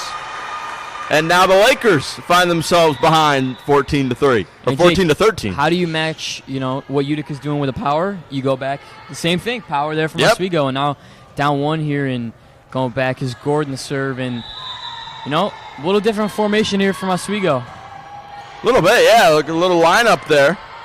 Playing the three in front, just gets it over. Great job to get there from Gordon. There's Troy, sets it up for Bunn. As there's Seipel again, gets it over to Gordon. There's Taylor, back to Bunn. Kept alive again by Jones. Thrown over by Magior. There's Troy. And Taylor, nice job getting there from Jones. Back over to Seipel. Good job by Schiffriller to keep it alive. There's Simplicio. Great volley from both teams. Wageman has it now. Over to Magior. Back over to Brennan. Kept alive by Schiffriller. Gordon. Simplicio blocked by Esposito. Taylor's there now. There's Troy. Throws it in the back corner. Can't get there. And we are tied. But no, we're not. Yes, we are. 14-14. The scoreboard was going crazy. They didn't even know what was going on. And what a rally there from both teams. That was back and forth as you can get here in volleyball. And just the easy one there from Kaylee Troy. Just a little tap over, a little to the back corner. And now Oswego back to tie it up, trying to finish it out here. It's set number 3. Yes, they are. Too strong from Utica, and Oswego regains the lead 15-14.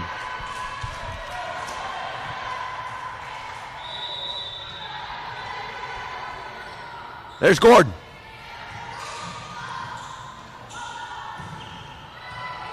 Seipel gets it over to Troy. To Bunn, blocked down low. Great hustle there from Jones. Thrown over by Seipel, can't get it over the net. And it's now 16-14 Laker lead. And now Oswego, you mentioned gamer runs here, Jake Gordon going back to the serve now, and kind of a similar formation here for the Lakers, trying to get some more points here and get away with this one, a set number 3. His formation's worked out pretty well. for the Lakers. There's Troy's there. There's Gordon now. Back to Bunn, blocked, but nobody's there to get the recover. And the Lakers are starting to run away with it, 17-14. And great play there by Bunn, kind of split in the middle there in both the hands for both the players jumping up there for the Pioneers. And now Oswego 3-point lead here. Here's Gordon again with the serve. She's been on a nice little streak, helping the Lakers build their lead to 3.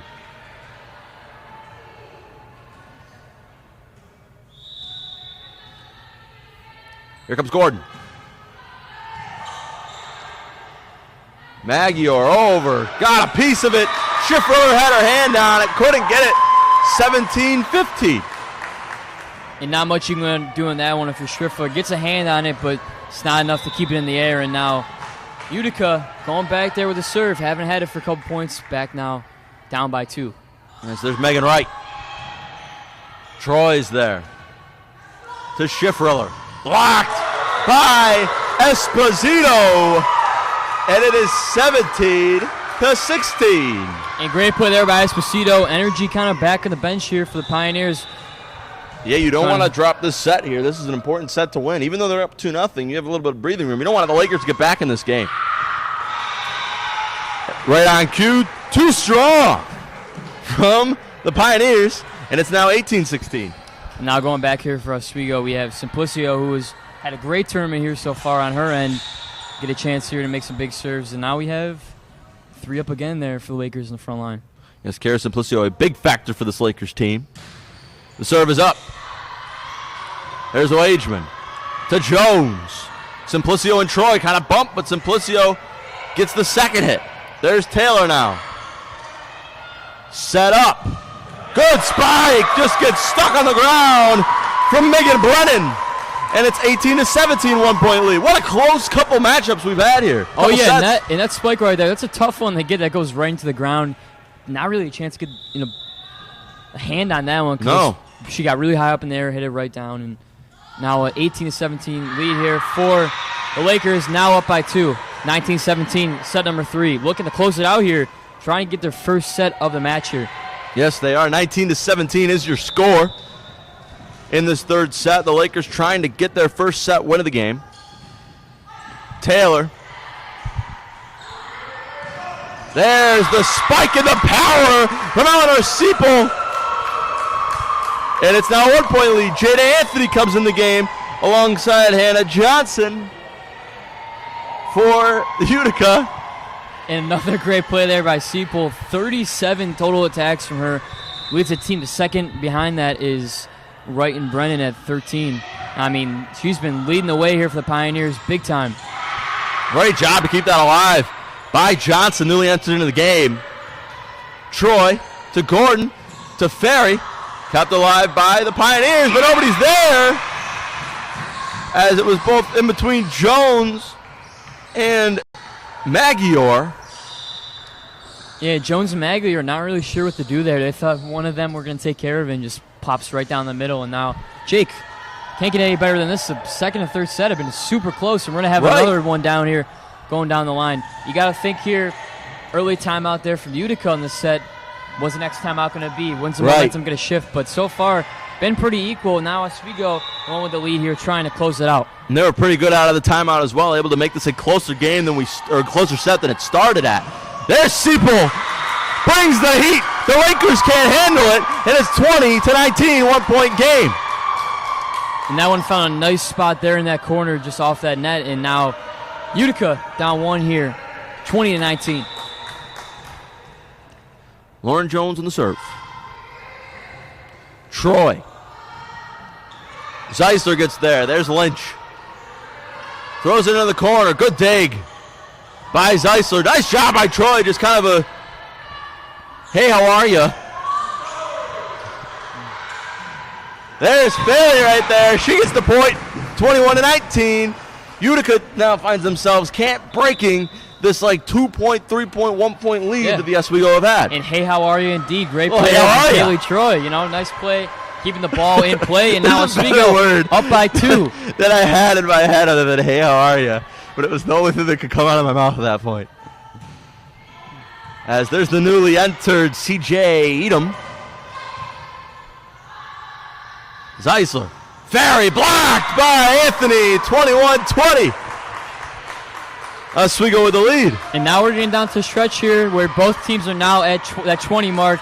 Oswego has a 1-point lead. Now going back here is Seapole, the big server and big player here for the Pioneers. Look at it, tied up late. There's Troy. Over to Zeisler, Simplicio. Good job by Wageman keeping that alive. Throw it in the corner, nobody's there. We're tied, 21 apiece. And what a play there from Wageman, just getting in the right spot at the right time. Big save for her, and she's jumping up and down excited. Have a chance here. 4 points away for a sweep here for the Pioneers. That might have been out there if Edom didn't touch it, but it's kept alive, however, by the Lakers. There's Magyar, set up to Anthony, thrown into the back. Dig from Edom, no need.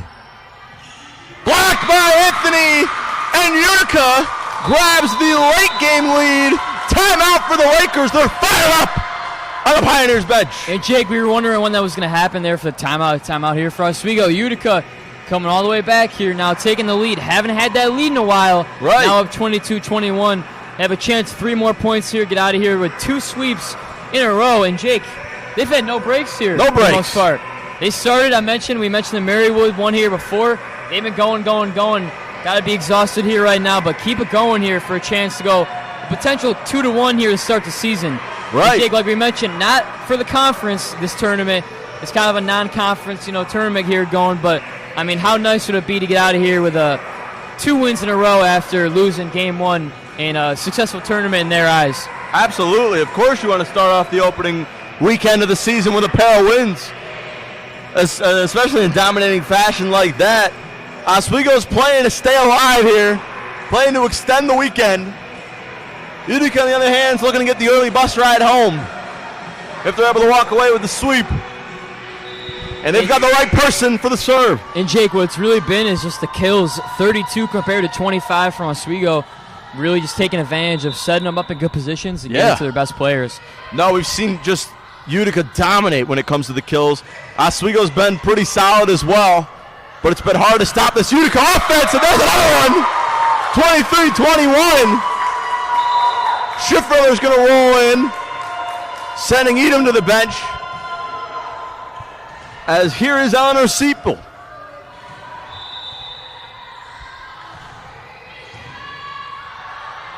Zeisler over to Ferry.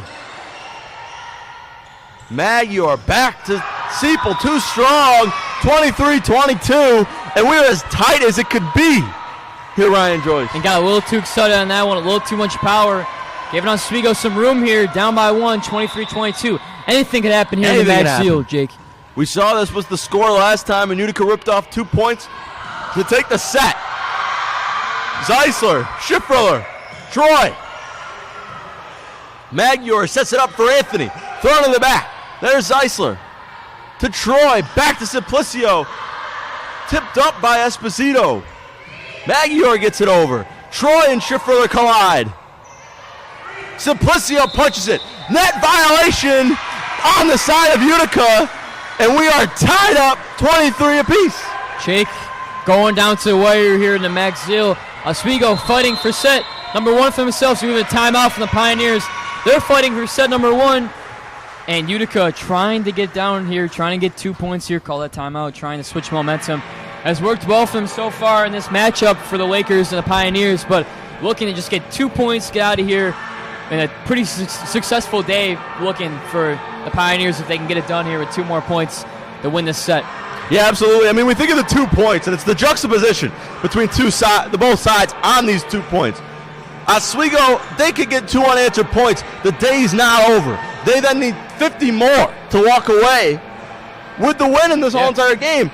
Utica just needs 2 more points, and then they're done. So the grind and everything and how deep we've gone here in this 3rd set for Oswego, it's not over even if they win, and that's got to be something lingering in the back of their mind. No, and if Oswego does get out of this set, it's a brand new set. We're 0-0. Open it back up. Oswego, they've had a flair for the fight in the past here, and they're looking to keep it going. And you have a senior leader, Kaylee Troy, here for the serve, trying to get 2 more points here and get Oswego with their first set win of the day against the Pioneers. And that's not what they need. Spike down from Brennan, and it is not only set point but game point. Oswego is going to take that final timeout. Utica needs 1 more. Oswego needs 3 more, unanswered to walk away with the set victory. A great play there by Megan Brennan, having a great day for himself too as well. 17 attacks for her, 10 kills, just behind Seapole at 12 kills for herself. But great, play here from Utica. 1 point away here, Jake. I'd be exhausted if I was out there if I'm playing back-to-back matches. So really credit to them. They've been playing some great volleyball. And for Oswego, I've seen that over. You're only down by 1 point here. Win by 2 here in volleyball. Timeout for them, trying to switch that momentum. Just got to beat the serve, one of the harder things to do here in volleyball. Yeah, I think that's got to be just a little bit disheartening, having that, being exhausted, playing all day, especially waiting all day, going, a good, 5 hours in between games, probably 4 or 5 hours, not knowing what to do, don't want to go home, can't go home probably. Now you got to play, and in comes Utica, and you're down 2-0, facing 1 point that could end your weekend a little bit earlier than maybe you wanted it to. Yeah, now Utica has one of their best servers out there, Anthony, for a chance to hit it in a spot where Oswego can't get it, and now a 3 up, 3 back here for Oswego with a setup, switching it up a little bit than they used to. Yes, here's Jada Anthony looking for the win. Troy. Over to Zeisler, blocked. Kept alive, and that'll do it. A little bit of a net violation, and that is your game. A clean sweep from Utica, but Ryan Joyce, the scoreboard's going to say 3-0 victory for Utica.